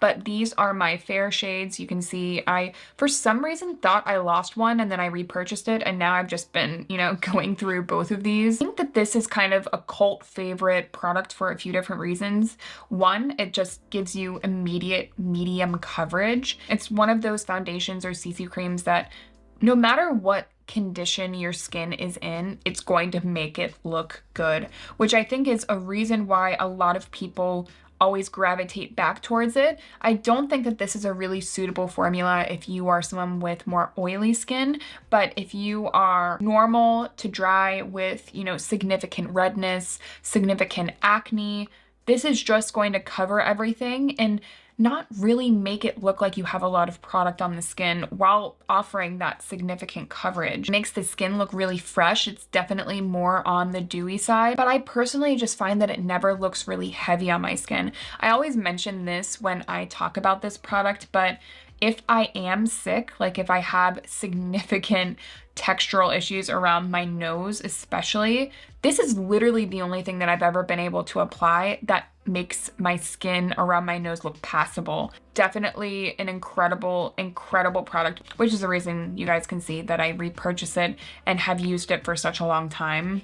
They did finally expand their shade range. It's still not the best, but I'm glad that they are making efforts. Definitely still some room for improvement though. Next up, we have the Kojindo Aqua Foundation. This was the old packaging. This is the new packaging. They reformulated it not too long ago, but it really wasn't a reformulation in my opinion. I've tried both and luckily there really isn't a difference. If there was one foundation that I could just wear for the rest of my life, it would be the Kojindo Aqua, because it's incredible. I wear the shade 002. The shade range is not great, but I'm not gonna sit here and tell you that this isn't like my wedding day foundation.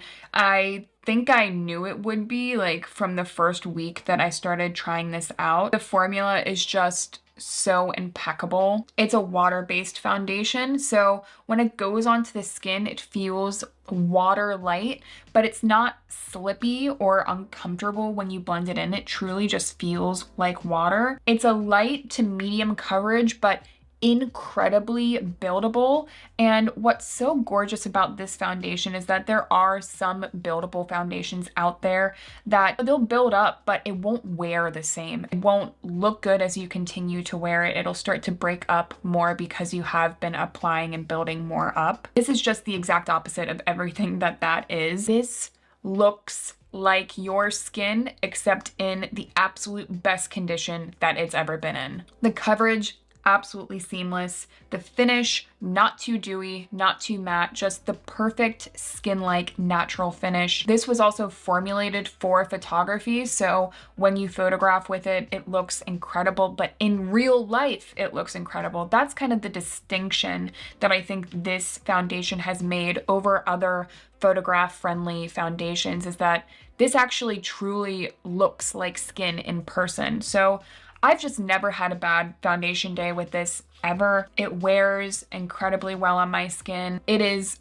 very, very expensive, which aside from the shade range is another thing that I really don't like about it. But you get what you pay for. I mean, I've tried just endless foundations, guys, because I love foundation. I love trying foundation a ton. There's really nothing that has beaten this. As long as I've had my channel, nothing has been able to come close to this. You know, when we talk about like holy grail products, this is like a holy grail product. Next up, we have a couple of products from the Pretty Fresh line from ColourPop. This is the foundation and this is the tinted moisturizer. The tinted moisturizer is a little bit too light for me, which is unfortunate because I just find that it makes me look a little bit pale. So that's the shade 1N. And then this is 30N from the foundation. You can even see in my hand that the foundation is just a little bit better of a shade match for me. I actually did an entire video comparing these two formulas just so people could get a better idea of what would work best for them. I'll make sure to leave that whole video linked down below in case you want to see how they actually look on my skin. But first, starting off with the foundation, I think this is a really, really beautiful foundation, especially if you want a creamy, natural, medium coverage. The more I've worn it, the more I've really grown to like it because it has a soft blurring quality that I think is really flattering. The tinted moisturizer, on the other hand, is perfect for someone that wants a really skin-like, very sheer coverage. This definitely sinks really well into the skin. If you're someone that needs your foundation to be super lightweight and really sink down once you've applied it, this is a really nice option. Both of the shade ranges are really inclusive as well. I think there's something really unique and special about the Pretty Fresh Tinted Moisturizer, which is why I really like it. That sort of melt down into the skin quality is something that you don't always find with a more affordable product. I think that the ColourPop Pretty Fresh foundation is more easily like dupable. I think I would reach for this more if I had my right shade, but as you guys can see, I have plenty of foundations I'm trying to go through, so I have been reaching more for the foundation just for that reason, but both are really great. I think it just depends on what you're looking for. I feel like this is like my biggest kept secret on my channel, the foundation that I really wear a ton on an everyday basis. It is the CYO Long Lasting Life Proof Foundation. Now, the reason why it's like my little secret is that it's discontinued, which is why I have 3 of these. I have the shade 102, which is like my perfect shade match pretty much. I also have 103 when I'm a little bit tanner, but I don't want to open this one because I haven't opened it yet. But the Soap & Glory Kick-Ass is the exact same foundation. A couple of people found out that these were pretty much the same thing, except this is twice the price of the CYO. But I honestly didn't care. If it just meant that I could still have access to this formula, I was fine with it. The formula is literally identical, guys. Like, the component, everything about it is exactly the same. So you can still get the Soap & Glory Kick-Ass Longwear Foundation. This is pretty much what I wear on an everyday basis. As you can see, I'm pretty much out of this one. The reason why it's so perfect is that it's on the more light side of a medium coverage, and it reminds me quite a bit of something like the IT Cosmetics CC Cream, except the shine is toned down. The texture isn't as thick. It just absolutely glides and melts onto the skin. There's a beautiful softness to the actual finish of this. Totally more of a creamy natural. I've just never had a bad makeup day when I've worn this foundation. Perfect for someone if you have textural issues. I've heard of people across skin types really enjoying this one. Completely glides over texture, completely glides over problematic areas, especially if you have, you know, enlarged pores. It almost blurs those a touch, but it doesn't feel like a blurring foundation. It doesn't feel heavy. It doesn't feel too thin or too slippery. The texture is just absolutely perfect. But the downfall of this is that, one, it's more difficult to find. Right now, I've only been able to find it online at Target, and two, the shade range is really awful. And I doubt they're going to add more shades because there are some rumors that they are going to discontinue this as well. It hurts so bad, guys. This, I think, is like my second favorite foundation. And the fact that it's difficult to find now and the shade range isn't great. So every time I pull these out, there's just like a little pang in my heart. Now, before, when we were talking about the Rare Beauty foundation, I was talking about how it can be difficult to find a really skin-like finish at a more affordable price. Now, this is one of those foundations that I think if you weren't a fan of the Rare Beauty, but you liked some things about it, you would probably really enjoy this one. It's the Infallible 24-Hour Fresh Wear from L'Oreal. This is one of those foundations that is both long wearing and incredibly skin-like. It's a really perfect foundation if you have some stuff to cover and you prefer to kind of build up in the areas where you want that coverage, but you want everything else to look like skin. This is a really beautiful product to achieve that. It's not going to look heavy as you build up the product. This reminds me of a lot of the serum foundations that were coming out, you know, a couple of years ago that people were really, really enjoying, but just never would look good on my texture or on my dry skin. This is everything that I wanted those foundations to be. Super blendable, very thin, but still looks flattering and likes to sink into the skin and become one with it. Shade range is also really great. You can find it at most drugstores. So this is definitely a great drugstore pick from me. Next up, we have the IT Cosmetics Your Skin But Better Foundation and Skincare. I have the shade 11 Fair and Neutral, and this is a really, really great shade match for me. This shade range is much better than what IT Cosmetics has done in the past. It's actually really great. I think this shade is slightly too yellow, but once it's blended out, I think it works pretty well. This is one of those foundations that I'm so glad I kept giving it a try and figuring out other primers and other products to work with it, because this is just an incredible, incredible foundation. I've found that when I use a super dewy, more emollient or oil-based primer, that this just looks impeccable. Like, it really looks like skin. It's very liquidy. It's more of a skin-like finish. So if you weren't a fan of the IT Cosmetics CC cream and you want something that's a little bit more skin-like, this is definitely one to look into. I would just say that if you have dry skin, pair it with a facial oil or pair it with a really like glassy looking primer. I'll leave my video where I compared this to the IT Cosmetics CC cream if you want a really in-depth review of both of these and how they look on my skin. But yeah, when I use the right primer with this one, it just completely melts in, looks like skin, and lasts. It really lasts on the skin so much longer than I was expecting. Super weightless, absolutely gorgeous. A foundation that's kind of gotten buried for me is this one from Charlotte Tilbury. It's the Light Wonder. I was expecting this one to be a little bit more more dewy, and it isn't actually very, very dewy. It's more of a skin-like finish. This is the shade 1. And I just think that this might be a better foundation for those of you without a ton of textural issues.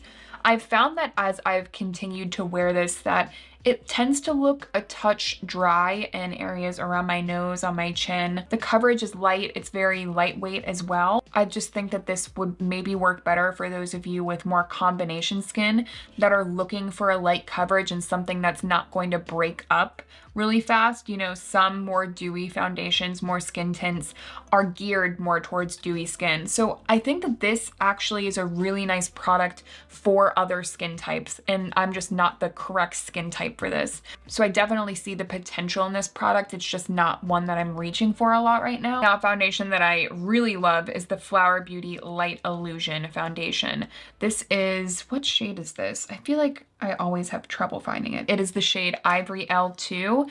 And first of all, packaging looks as hell. This is definitely a little bit too dark for me. For a drugstore brand, I feel like this is the closest thing that you're going to come to finding a super, super luxurious formula. You know, the packaging is also super luxurious as well. But Flower Beauty just did an incredible job with this foundation. This is actually exactly what I was hoping the Armani Luminous Silk foundation was going to be, but this is like 10 times better. So it has about a medium coverage to it, but it sets down in a really beautiful way. So this is actually quite long wearing. To me, this is like dewy, pretty makeup that's long wearing. So if you are someone with dry skin and you really want a super perfected look, you want everything to look creamy and even, but you want it to last and sort of set down a little bit, this is just, it is just incredible. But everything that they say this is, it totally is. It's definitely an all-day wear product. Doesn't feel like a lot on the skin as well, which is so nice. They say it's a nude skin feel, like I just said, and that's just very true to how the product actually performs. It's a very, very pretty foundation. Next, we have the Ilia Super Serum Skin Tint. So I really was a big fan of this when I initially bought it. This is one of those skin tint products that if you're looking for something that just like immediately melts down into the skin, this will definitely do that. You can see this shade is a little bit too light for me, unfortunately. One thing I really like about it though is that, here, I'll show you, it just kind of like melts really quickly onto the skin. It feels hydrating, it feels fresh, but you can still see that it was quite liquidy. So it has a nice balance between basically being like a tinted moisturizer product that is more on the thin side. And I think that thin texture is what makes this so blendable. I think most people, when they try it out, are surprised at how skin-like it actually appears once it's applied and how it does just kind of blend right out while still offering some coverage. Definitely think that Ilia is more geared towards dry skin, but if you have been thinking about getting a skin tint product, this is definitely one that I would recommend. It's quite similar to the Milk Makeup skin tint as well. I think the Milk Makeup skin tint is a little bit less coverage. I actually really like the way that this one blends out. It's slightly thicker, but it definitely kind of sinks down into the skin if you give it a couple minutes. This one's a little bit heavier on the skin though. It will give you a little bit more dew than the Ilia will. So I think it just depends on what you're looking for. I think personally, because this is so thin and liquidy and easy to blend, I would think more people would enjoy this one than the Milk Makeup one. But I think there's also a really nice convenience factor of this skin tint. You know, you just click it up, you can apply it really easily with fingers. And you know, some people do want more of that glowy finish, so I think it just depends on what you're looking for. Next up, we have the Fenty Beauty Hydrating Longwear Foundation. Now, this foundation is actually quite reminiscent of the Fresh Wear Longwear foundation from L'Oreal, but I think this one is even more coverage. I have, what shade do I have? I have the shade 120. The shade is way too yellow for me. This is a very middle of the road foundation. I think it's really nice if you do want a slightly more hydrating long wear foundation, but you know, the more I use it, there are some others out there that I prefer. You know, if I have the Shiseido and the Fenty sitting out next to me, I'm going to reach for this one. So I think that's the only reason why I haven't reached for this even more. But on its own, I think the formula is really pretty. It really doesn't exaggerate any of the texture that you have. It's more geared towards dry skin, but if you have combination skin, I think you could also get away with this one because it isn't super dewy. It's not really thick. You can see it's more on the thin side, and the coverage is certainly there. So if you are looking for a more long wear product with a lot of coverage that is more thin, this is something to look into, I think. Next, we have the MAC Face and Body. I didn't understand this product at first when I had tried it, but I'm so glad that I gave it another shot because there's just something so underrated about this formula. I think if you just blend it out and you don't take the time to understand the formula and what it's trying to do, you're just gonna say, oh, this just looks really greasy and it's giving me no coverage. But I think what you have to do is really take the time to like activate and massage the formula in, and then you'll notice, like it's happening right now, it starts to go a little bit tacky, and then that's when you start to see the coverage really setting down. You can see it really melting down into the skin, and it's a lot less dewy. Now it still has a glow, but it's a lot less dewy. Really looks like skin. But I think what makes this really pretty is that it gives you more coverage than you are expecting. And it looks very refined. There are totally some like light coverage tinted moisturizers out there that they just don't have the refinement. And this formula gives you that light coverage, but it has that refinement. You can tell that the formula was really well thought out. Totally one I would recommend if you are interested in it. A foundation that I love that has been discontinued, and don't ask me why I still have this. I can't let go. This is the Physicians Formula, the Healthy Foundation. Why did they discontinue this, guys? It's so good. And I'm not going to stay here for too long, but this is exactly what I was hoping the Rare Beauty Foundation was going to be, because it's so lightweight, so creamy. It like blurs, but looks dewy, but it's not too dewy, and it offers a bunch of coverage, but not overwhelming amounts of coverage. Why? Why? And lastly, we have the Misha Perfect Cover BB Cream. This is a Korean BB cream that was getting a ton of attention a couple of years ago. I have the shade 13. I actually think I need to get rid of this because it's pretty old now, but I have repurchased this one. It's very pretty. If you like a really natural, creamy looking foundation that is at a great price, you know, this is definitely one I would recommend. Formula feels very high end, and it's because a brand like Misha has so much experience with formulating a product that does cover the skin, but still manages to make the skin look like skin. Now, this one does suck because the shade range is not there, but I have been a fan of it in the past. I don't know if it's something I'll repurchase now just because obviously I have a lot to go through, but it has been one in the past that I have consistently recommended because it's so affordable and it definitely looks expensive on the skin. I hope that you guys enjoyed today's video. Make sure to give it a thumbs up before you go if you did. And I will leave my cream blush collection and a couple of other collection videos down below so you guys have something else to watch. So thank you guys so much, and I will see you in my next one. We have a ton of foundations here.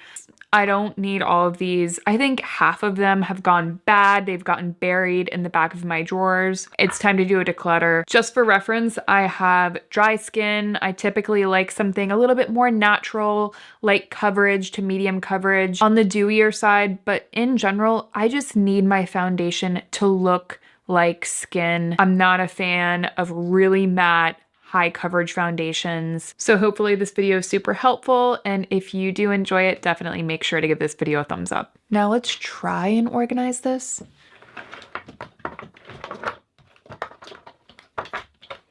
So one product that I really enjoy is the Misha Perfect Cover BB Cream. This is in the shade 13. I think that this has definitely become a sort of cult classic with those of you with, dry to normal skin, all the way to combination skin, because this is one of those BB creams that kind of looks more like a foundation. It gives you a really pretty natural finish. It's not way too dewy. And I do think that that's something that a lot of people appreciate, but it covers everything you need it to cover, and it really sinks into the skin. With some, more dewy foundations, I have found that sometimes they sit on top of the skin. They give you that dewiness, but you can kind of see the makeup sitting on top, which I really don't like. This really sinks into the skin. It's also incredibly affordable. I'm pretty sure it's around $13 on Amazon. The shade range isn't great, but the shade 13 is actually a pretty good match for me. So this is the one that I repurchased. It's a really great one. I'm definitely keeping this. One that you can definitely skip is the Cojindo Moisture Foundation.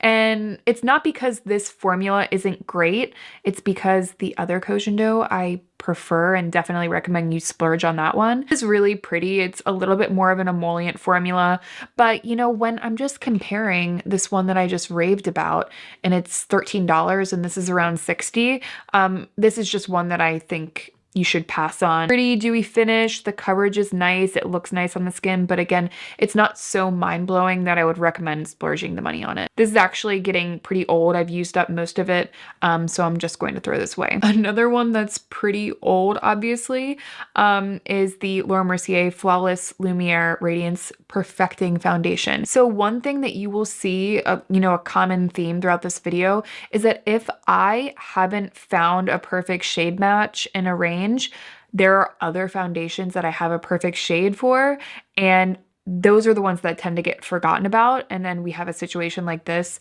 It's definitely wasteful. And in 2020, I need to do a better job making sure that the foundations I'm purchasing are a true shade match. Something like this will just keep happening. This formula is really nice. It's around a medium coverage, natural, more luminous finish. It wasn't a bad product. I have the shade 1N1 Cream, a little bit too peachy for me. So again, just gonna throw this one away. Let's talk about the MAC Face and Body, because this is actually what I'm wearing on my skin today.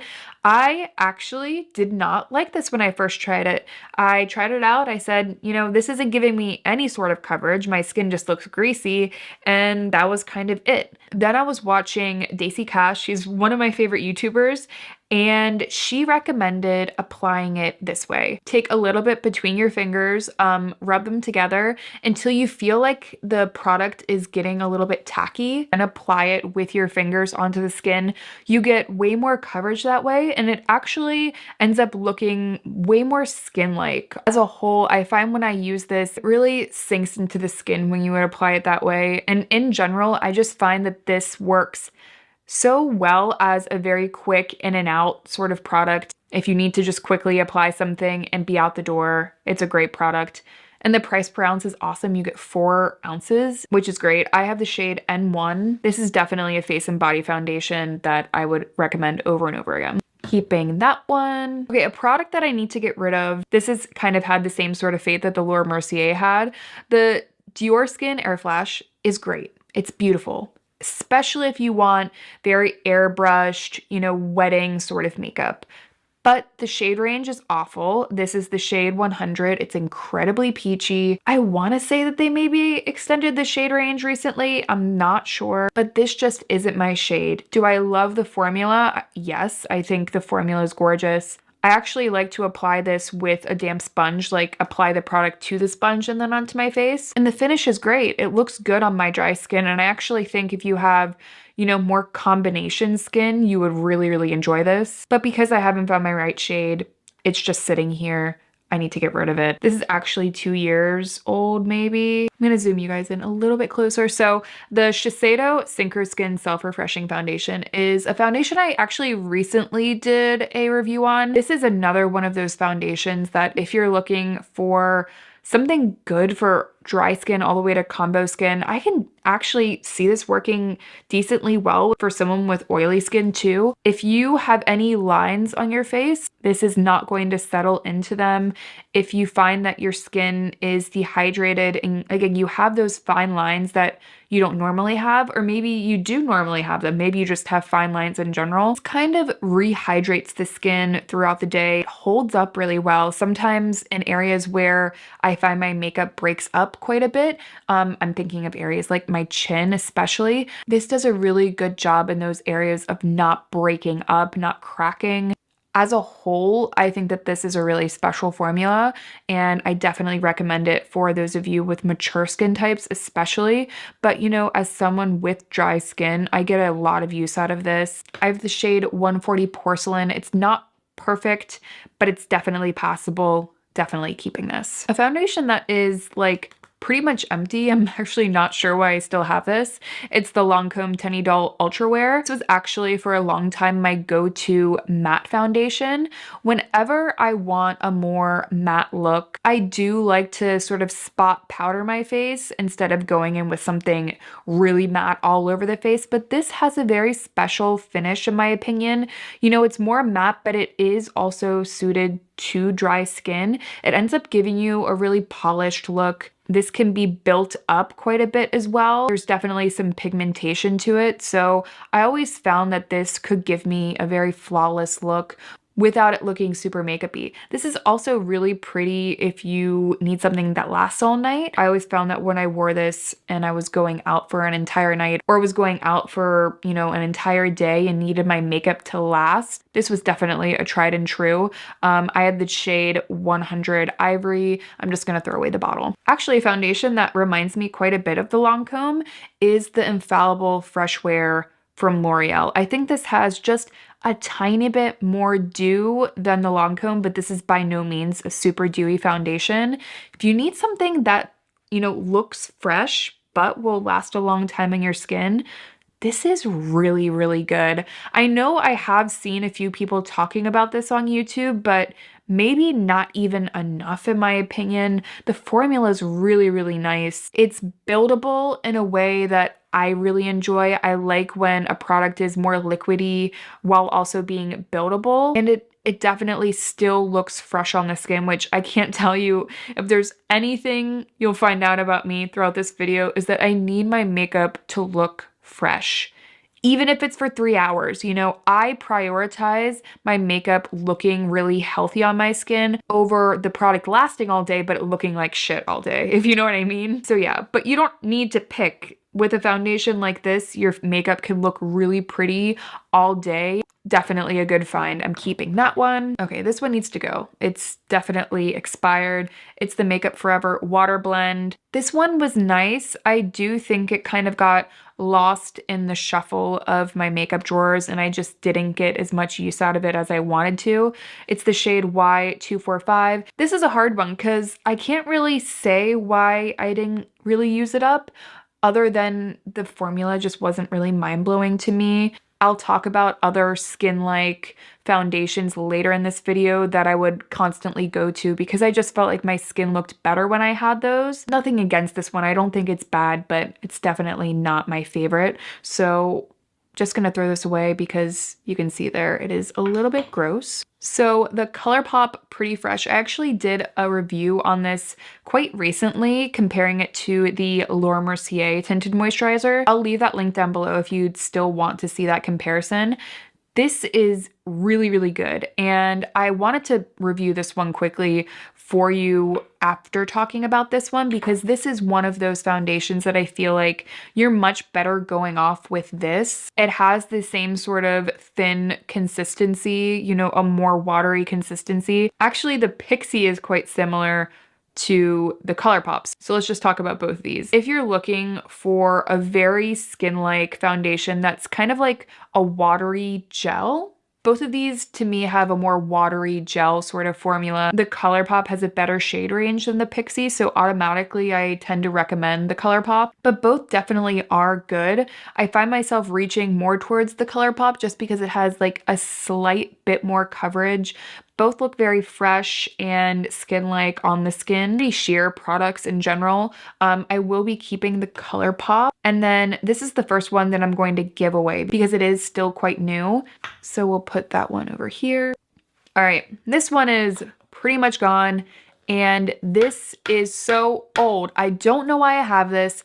This is just a thing. It's a thing for me. I hoard my foundations, even though if there's anything you should be going through a lot, you know, aside from something like mascara, is something that you're putting like all over your entire face. There's nothing wrong with the NARS Radiant Tinted Moisturizer. It's actually quite good. I have the shade Finland. If you want a very easy, radiant, pretty finish to the skin, this is a really, really nice option. I don't have anything bad to say about it at all. There are some other ones that I think I prefer, but it's just old and pretty much all used up, so I'm just gonna throw this away. Product I'm going to give away is the Flex Foundation Stick from Milk Makeup, and I do really like this formula. If you want something that is a little bit more on the, it's not matte per se, but it's not quite just natural, I think. I tend to apply this after I have used a facial oil to kind of give it just a little bit more glide. In general, I think the formula is nice, but the shade is a little bit weird. It's pretty. I don't think it's mind-blowing, but it is one of those products that I think is really nice. So, and it's quite new. So I'm going to pass that along to someone else who's going to get more use out of it. All right, let's talk about, I think like, this is probably still my Holy Grail foundation. And it sucks to say that because it's so expensive. Oh. Okay. Obviously, like, a little too excited or something. It's the Kojando Aqua Foundation. I have two shades. Both of these are 002 and this is 012. If you're looking for a water-based foundation that you can build and build and build to, you know, a really solid medium coverage, but it never doesn't look like your skin, it's really difficult to make this look like apparent makeup, which is what makes this such a unique product and one that I have recommended over and over again, because I struggle every time when I'm talking about this product to find something that I don't like about it other than the price. It's incredibly expensive, but obviously I have taken the plunge and I have repurchased. This one is actually completely used up. I'll explain why I have it later. But Kojando actually reformulated, and I was pretty scared that the reformulation was going to be super significant. It turns out that I really can't tell the difference at all. I have an entire video about that actually. I'll leave it linked down below. But anyway, so long story short, the reformulated version is in the plastic and the glass is the original. I was planning on putting this formula into the glass because I personally prefer the glass, but that never happened. So there's no reason for me to keep this. This can be recycled. So I'm going to keep both of these. I tend to use this one for travel when I really need a very consistent, dependable product.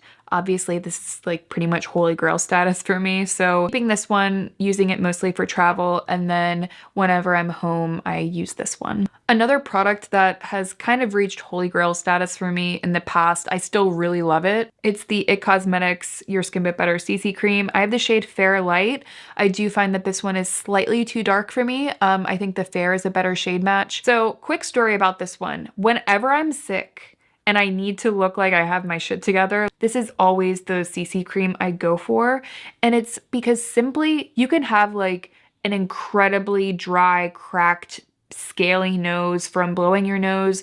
You can really have very sunken looking skin, and you can apply this and it just covers everything. All of the dryness really hydrates the skin. It makes the skin look luminous and honestly just incredibly healthy. I haven't really found another product that has been able to do that in the way that this does. So I always have one on hand, and not just for days that I feel sick, really any day that I want a very dewy, fresh look. This tends to be one of those products that a lot of people with mature skin tend to like because it is one of those makeup products that immediately awakens the skin. And I've always appreciated that aspect of this product. Keeping that. So the Skin Feels Good from Lancome is a really excellent formula. And I wanted to mention this one right after talking about the IT Cosmetics, because if you think that the IT Cosmetics is just slightly too dewy for you, I think you would really enjoy this. I am going to pass this one along, but let me explain why. This actually kind of blurs the skin in a way I think that It Cosmetics doesn't necessarily do. It still gives very similar coverage and it looks radiant and healthy on the skin, but it's not as dewy and it does kind of airbrush the skin a little bit more than say something like the It Cosmetics.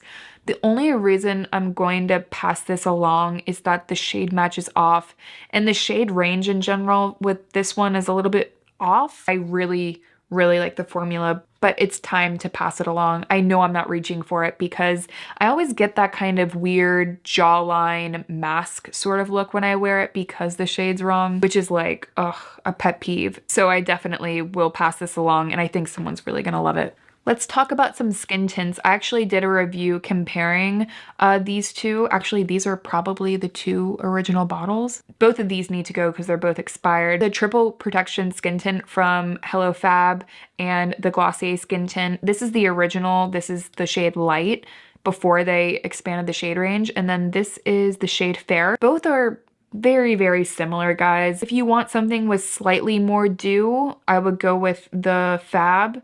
And if you want something just a little bit more skin-like, go with the Glossier. I'm gonna throw away both of these and keep G12 because this is my shade now. Really, these are just excellent quick makeup products. You can keep in your desk, you can keep in your purse, and really every single time you wear them, especially with something like the Glossier Skin Tint, it really sinks into the skin so you can't see where it starts and ends. It gives you a little bit of coverage, but again, it doesn't look like there's any makeup whatsoever on the skin, which is something that I like to go for some days. So keeping this one. One that I will be passing along, it's still good. This one hasn't expired yet, so I feel okay passing it along. It's the It Cosmetics Confidence in a Foundation. I was initially really interested in this one because it has a lot of extra skincare benefits to it, and I like when foundations can offer that, especially at a higher price tag. This one is really great if you want something very velvety, you need it to last all day, but it doesn't look super heavy on the skin. This is actually one of those foundations that I didn't think I was going to like as much as I do, and the formula I think is really beautiful. Quite lightweight on the skin, but also gives you kind of a lit from within velvety look. Overall, I think the formula is really pretty. I'm going to pass this along though because the shade is definitely too dark for me. Okay, a foundation that, yes, I have 4 of them, and yes, this is like the hit of 2019 for me. Probably the best new find I've had this year. It's the CYO Long Lasting Foundation. I have 2 shades. I have 102, which is my typical shade, and 103, which is for summer. This is like the perfect medium coverage, natural, and long wearing foundation. It is the complete package. It is around $5 and performs, actually outperforms like most of the foundations I've tried from Sephora. Really an excellent product. And then CYO is discontinued. Like the entire brand is discontinued.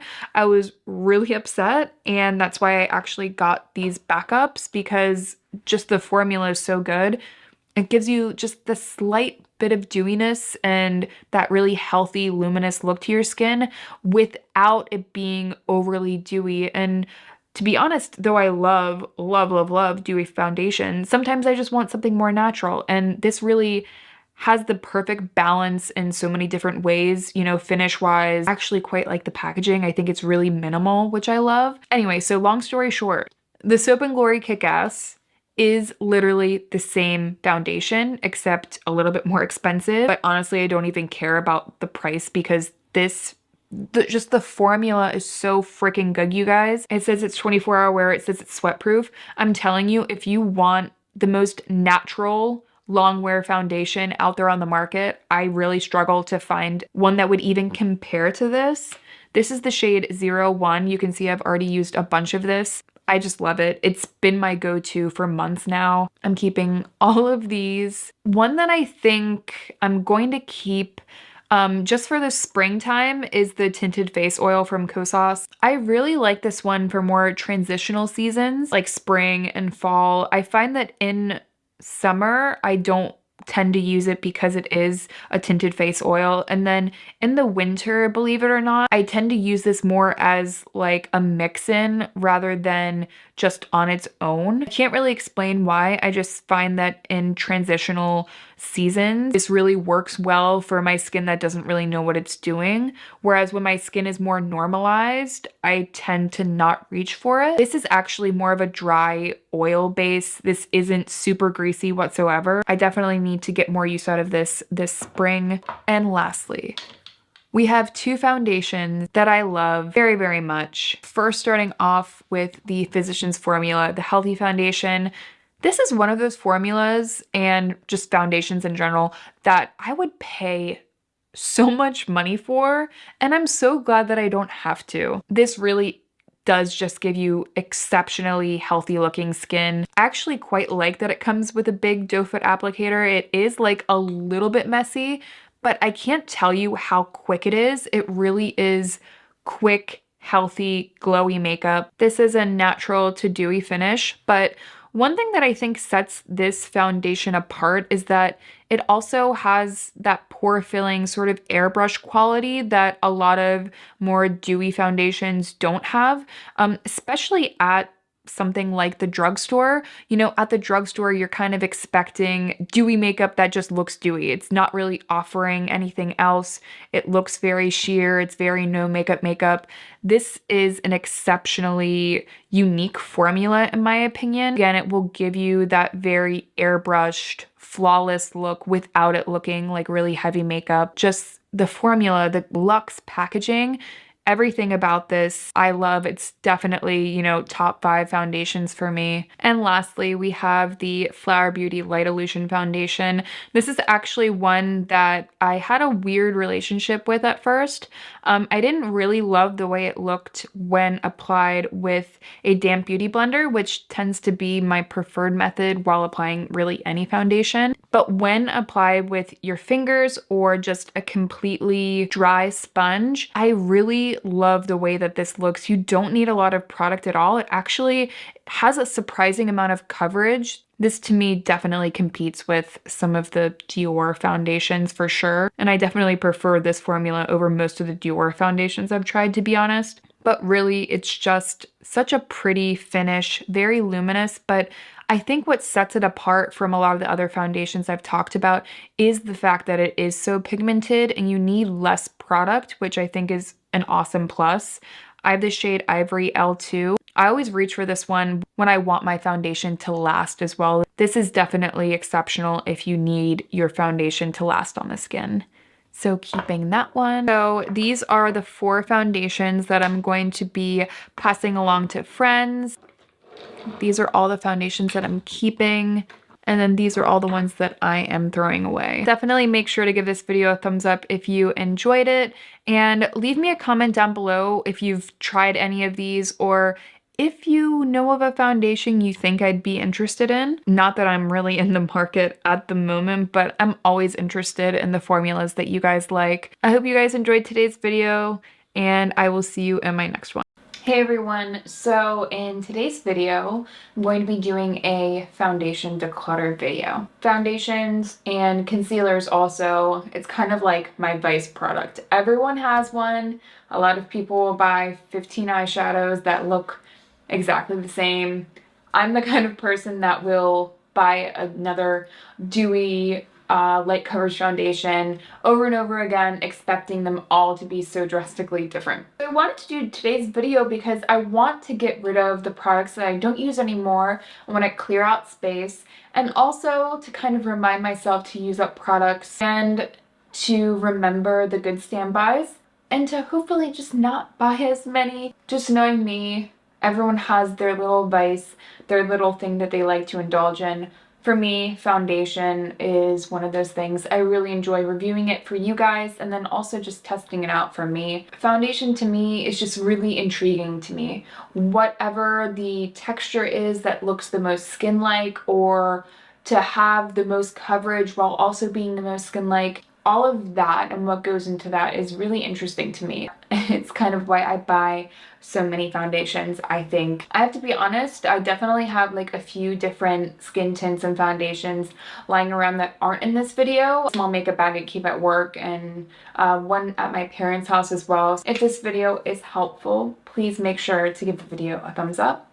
Please subscribe if the video is helpful, and we will jump right in. Alrighty, so let's first start off with the Giorgio Armani Power Fabric Longwear High Coverage Foundation. I have mine in the shade 2, and this is really, really great. I love the formula because it's very long wearing. It's a little bit more on the natural to matte side. It's typically not what I go for in a foundation, as you'll come to find throughout the video, but I just love the way it looks on dry skin. Over time, it doesn't look too cakey or accentuate any texture. Unfortunately, I am going to be parting ways with this. I'm going to be giving it to one of my sisters or a friend because the shade 2 is so golden and yellow. It just doesn't look good on my skin, and every time I want to wear this and put it on, even though the formula is so good, the shade is just really off. So I am going to be parting with this. In the same vein is the Lancome 10 Doll Ultra Wear Foundation. This one I am going to be keeping. It is very similar in formula to the Power Fabric. I feel like this has a little bit less coverage, but again, if you're looking for a more matte long wear foundation for drier skin, this is a really, really great option. I have mine in the shade 100 Ivory Neutral, and this one's a little bit light for me right now, but I always reach for this in the winter when I want, you know, a more matte look, and the shade range is a lot better than the Armani. So if I were to do it all over again, I probably would just go with this. Next, I have my really beat up L'Oreal True Match Lumi Cushion. I have mine in the shade N3, and I've bought this multiple times. This one in particular is when I had some self-tan going, and that is why the shade does not match me anymore. The coverage is light to medium. Just the overall look on the skin is so beautiful and creamy, and I do find that this isn't overly dewy. If you do have combination skin, I think you can still get away with this and really enjoy it. Maybe not perfect for oily skin, but if you want something without a lot of longevity just to put on while you're running out the door and doing errands, this is a great option. And I will continue to repurchase because it's so affordable, and really every time I wear it, my skin looks good. A cushion foundation I wasn't a fan of is the Misha Magic Cushion. I have mine in the shade 21, and this one is just probably my least favorite cushion product I've ever used, and I know that sounds harsh, but it's true. This has a very matte and cakey look to the skin for not being super matte. Something about this looks very dry and really accentuates any texture I have on my skin. It doesn't really sink into the skin. I feel like this product is really the opposite of what I expect from a cushion foundation. Unfortunately, because this is a cushion foundation, I don't feel great about giving this away to someone, even though there is quite a bit of product in here. So I'm probably just going to be throwing this away. Next, we have the Flower Beauty Light Illusion Luminous Makeup, and I have mine in the shade, where's the shade? Oh, right there. Ivory L2. And I've only worn this a couple of times because this is definitely not my shade. And again, you'll probably see this as a recurring thing. If something's not my shade, I'm not going to put it on and reach for it, unfortunately. That being said, the one time I used this, I liked it. It wasn't mind-blowing, but we'll see. I definitely want to keep trying this because I've heard so many good things about it. Next, we have the Buildable Blur CC Cream from Thrive Cosmetics. I actually recently did a video comparing this to the It Cosmetics CC Cream, so I won't stick here too long. I'll leave that video linked down below, but this one is not my favorite, spoiler alert.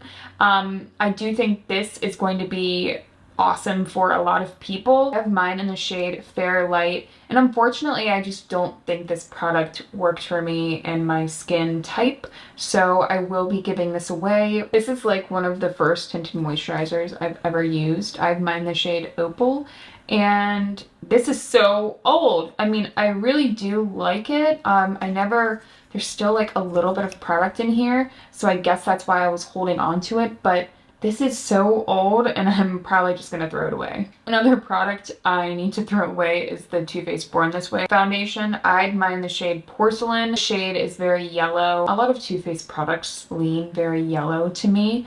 But anyway, I do like this. It's not my favorite though, and I never reach for it. I'm actually probably going to be throwing this away because it's probably past its expiration. A foundation that I just recently bought and can't wait to try is the Natasha Denona Face Glow Foundation, and I have mine in the shade 10.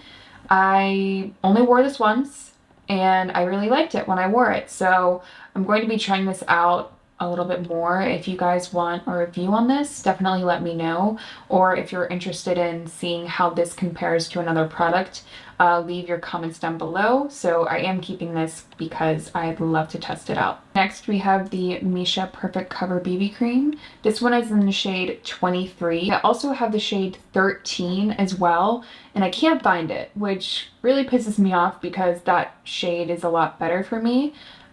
This one is a little bit too dark, so even though I love this formula and it's so creamy, medium coverage, very affordable, I think I'm just gonna pass this one along because I was planning on using this up over the summer with some self-tan, but I just never used it, so I'm probably going to be giving this to a friend. Next we have the Dior Air Flash Foundation. I have mine in the lightest shade 100, and I really like this, and I've gone kind of back and forth with it. I've found in the past that if I use too much of it, it starts to look a little bit weird and cakey on my skin, but with a light hand, this gives the most beautiful, flawless airbrush finish. It's very expensive, so I honestly don't think I'm going to repurchase it, but all of that being said, I love the way it looks on my skin. I do feel like the shade range is lacking. This is really the only Dior foundation I've been impressed with so far. So if I would repurchase one or recommend one from Dior, it would be the Air Flash. But again, so expensive, I kind of hesitate to repurchase this. Next we have the Glossier Perfecting Skin Tint in the shade Light. This is great for every day, and it's definitely something I like to mix in with my sunscreen in the morning and also just put on a little bit just to kind of throw something on and run out the door. It's not something that I would wear going out for a night, but all of that being said, I don't go out every night. You know, this is great for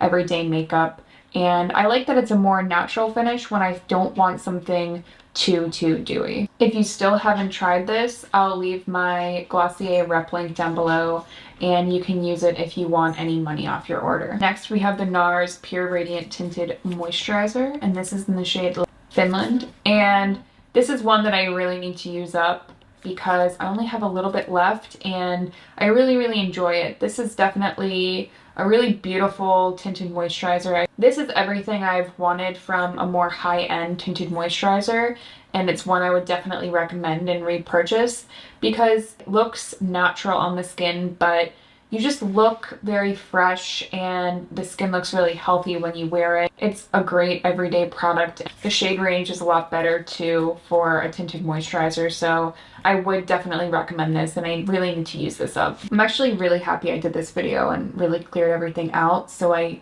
you know, revisit products I really like and can use them up. As for a tinted moisturizer that is good but really didn't blow me away is the Laura Mercier Tinted Moisturizer. I know this is like a cult classic, and this isn't bad. Like, I do like it, but I just feel like it didn't give me that extra oomph I was looking for. I wish this had a little bit more coverage. I do like the way it looks on my skin. I'm in the shade Porcelain, so I feel like I have someone in my life that could get a lot more use out of this. And because it's such an easy makeup product, you can really just put a little on your fingers and blend this in. I do want someone to get more use out of it than I do, so I think I'm going to be giving this one away. Next, we have the CoverGirl Healthy Elixir Foundation. As you can see, I got mine on sale, and it's in the shade Classic Ivory, which is way too dark for me, unfortunately. All of that being said, I will definitely go out and purchase this in my correct shade because this is gorgeous, and I feel like people don't talk about this foundation enough. It's a medium to maybe like very low full coverage, and it's very dewy and hydrating. It reminds me a lot of the IT Cosmetics CC cream, except with even more coverage. So I really enjoy this one. Because this is in my shade, I'm going to be passing it along to someone that can get better use out of it. But again, it's really, really gorgeous, and it comes with a pump. Obviously, it's affordable and you can get it on sale, so I would definitely recommend this one. Next, we have the Kojin Do Moisture Foundation, and I have mine in the shade 002. I really, really like this. It looks so healthy on the skin. Again, that's really what I'm looking for in a foundation, to look really healthy and glowy on the skin. This one's great, and I feel like anytime I wear it, my skin really livens up. I don't like it more than my Kojin Do Aqua. That one is one of my favorite foundations ever. And because this is so expensive and you get less product, you get 0.71 ounces as opposed to 1, I don't think I'm going to be repurchasing this, but I only have a little bit left. So I think I'm going to use this up, get a couple of wears out of it, and then just keep repurchasing the Kojin Do Aqua. Speaking of which, this is my Kojin Do Aqua Foundation. I have mine in the shade 002. This is a Luxe Beauty standby for me. If I'm going to spend a shit ton of money on a foundation, it's going to be this one. If you're interested in how the formula has changed since they reformulated it, I'm going to leave that video down below. I did an entire video comparing this reformulated version to the original. Either way, I still really, really enjoy this, and I've repurchased many times, even though it is so expensive. It's great makeup when you want to give yourself coverage without it being detectable makeup. My skin always looks good no matter when I use this, and I can't really imagine not having this in my collection. And what do you know, I just found my Misha Perfect Cover BB Cream in the shade 13, and now I can keep this and give away the other shade. I also have a little bit left of the original formula of the Kojin Do Aqua. I may put my other Kojin Do in this glass bottle because, truth be told, I really prefer the glass bottle. Fucking disgusting, pardon my French, is the Makeup Forever Face and Body. Not the formula. The formula is good, and this is actually, this has been discontinued, but it's completely expired and gross. This got stuck in the back of my makeup drawer because I ended up using the water blend and finding that that looked a lot better on my skin. I kind of found that this pilled a little bit for some weird reason. I think the formula, when you pump it out, kind of dries in the cap. So when you pump it out onto your sponge, there are still little pieces of that dried foundation. That started to annoy me. I put it in the back of my drawer and forgot about it, and here we are. So again, doing this declutter so I can get better about using my foundations and, you know, really finding the ones that I love. So this is unfortunately going to the trash. Next we have the Maybelline Fit Me Dewy and Smooth, and I have mine in 110 Porcelain. I like this. It didn't blow me away. I found that this looked a little bit too much like makeup on my skin, which is why I never reached for it, so I think I'm going to be giving this away. Next we have the Lancome Skin Feels Good Healthy Glow Skin Tint, and I have mine in the shade 01 Nude. I really need to get more use out of this, and the reason I don't right now is because the shade is wrong. I did mention that in my full review. I'll leave that linked down below, but unfortunately I love the way it looks, but it is a little bit too dark. So I think I'm going to start mixing some of my white foundation into this to get some more use out of it, because this is really, really beautiful. Speaking of my skin looking great, this has pretty much been like my favorite foundation that I've been using every time I wear foundation this fall, and it's the Physicians Formula, the Healthy Foundation. I have mine in the shade LN4. This is beautiful, absolutely beautiful. If you're looking for something that gives just a little bit more coverage than a tinted moisturizer, I'd call this a medium coverage, but really blurs, smooths, and looks very hydrated on the skin, I would absolutely recommend this. This is a very healthy finish, like in the name.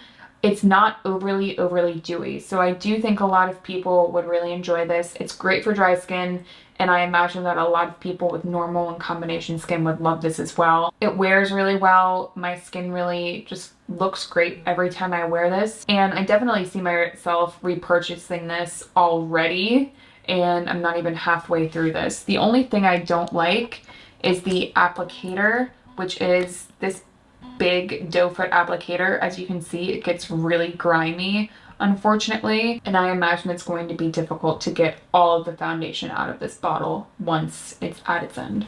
Next, we have the Airbrush foundation from Sephora. I have mine in the shade Fair. This was good, and I do think that if you're looking for a similar effect to the Dior, it is something to look into. Unfortunately, I just never reached for this, and there's really not that much left at all. Yeah, it says that it already expired, so we'll be throwing this away. Next, we have the Makeup Forever Water Blend Foundation. I prefer this to the Makeup Forever Face and Body, so this is what I reach for. I have mine in the shade Y245. This is great if you want something that is very seamless on the skin. This isn't great for a lot of coverage. You can build it up a little bit, but if you want something very lightweight, I like water-based foundations for that reason, because, you know, it feels more like water or skincare going on the skin. You don't really feel like you have a lot of product on the skin when you're wearing it. So I really enjoy this one, and I am keeping it. The Dr. Jart BB Beauty Balm is one that I really enjoy. It's in the shade Light Medium, though I think the formula is beautiful and makes the skin look so healthy and dewy. It is very gray, and Dr. Jart and a lot of Korean beauty brands in general, not just them, really lack a good shade range. I'm going to be parting with this because it is so gray and even a little bit dark on my skin, but the formula is really good. I hope they come out with more shades. We're in the home stretch now. This is a product I've talked about over and over again. It's the It Cosmetics Your Skin But Better CC Cream. The amount of videos I've done on this product, it's probably like 4-ish.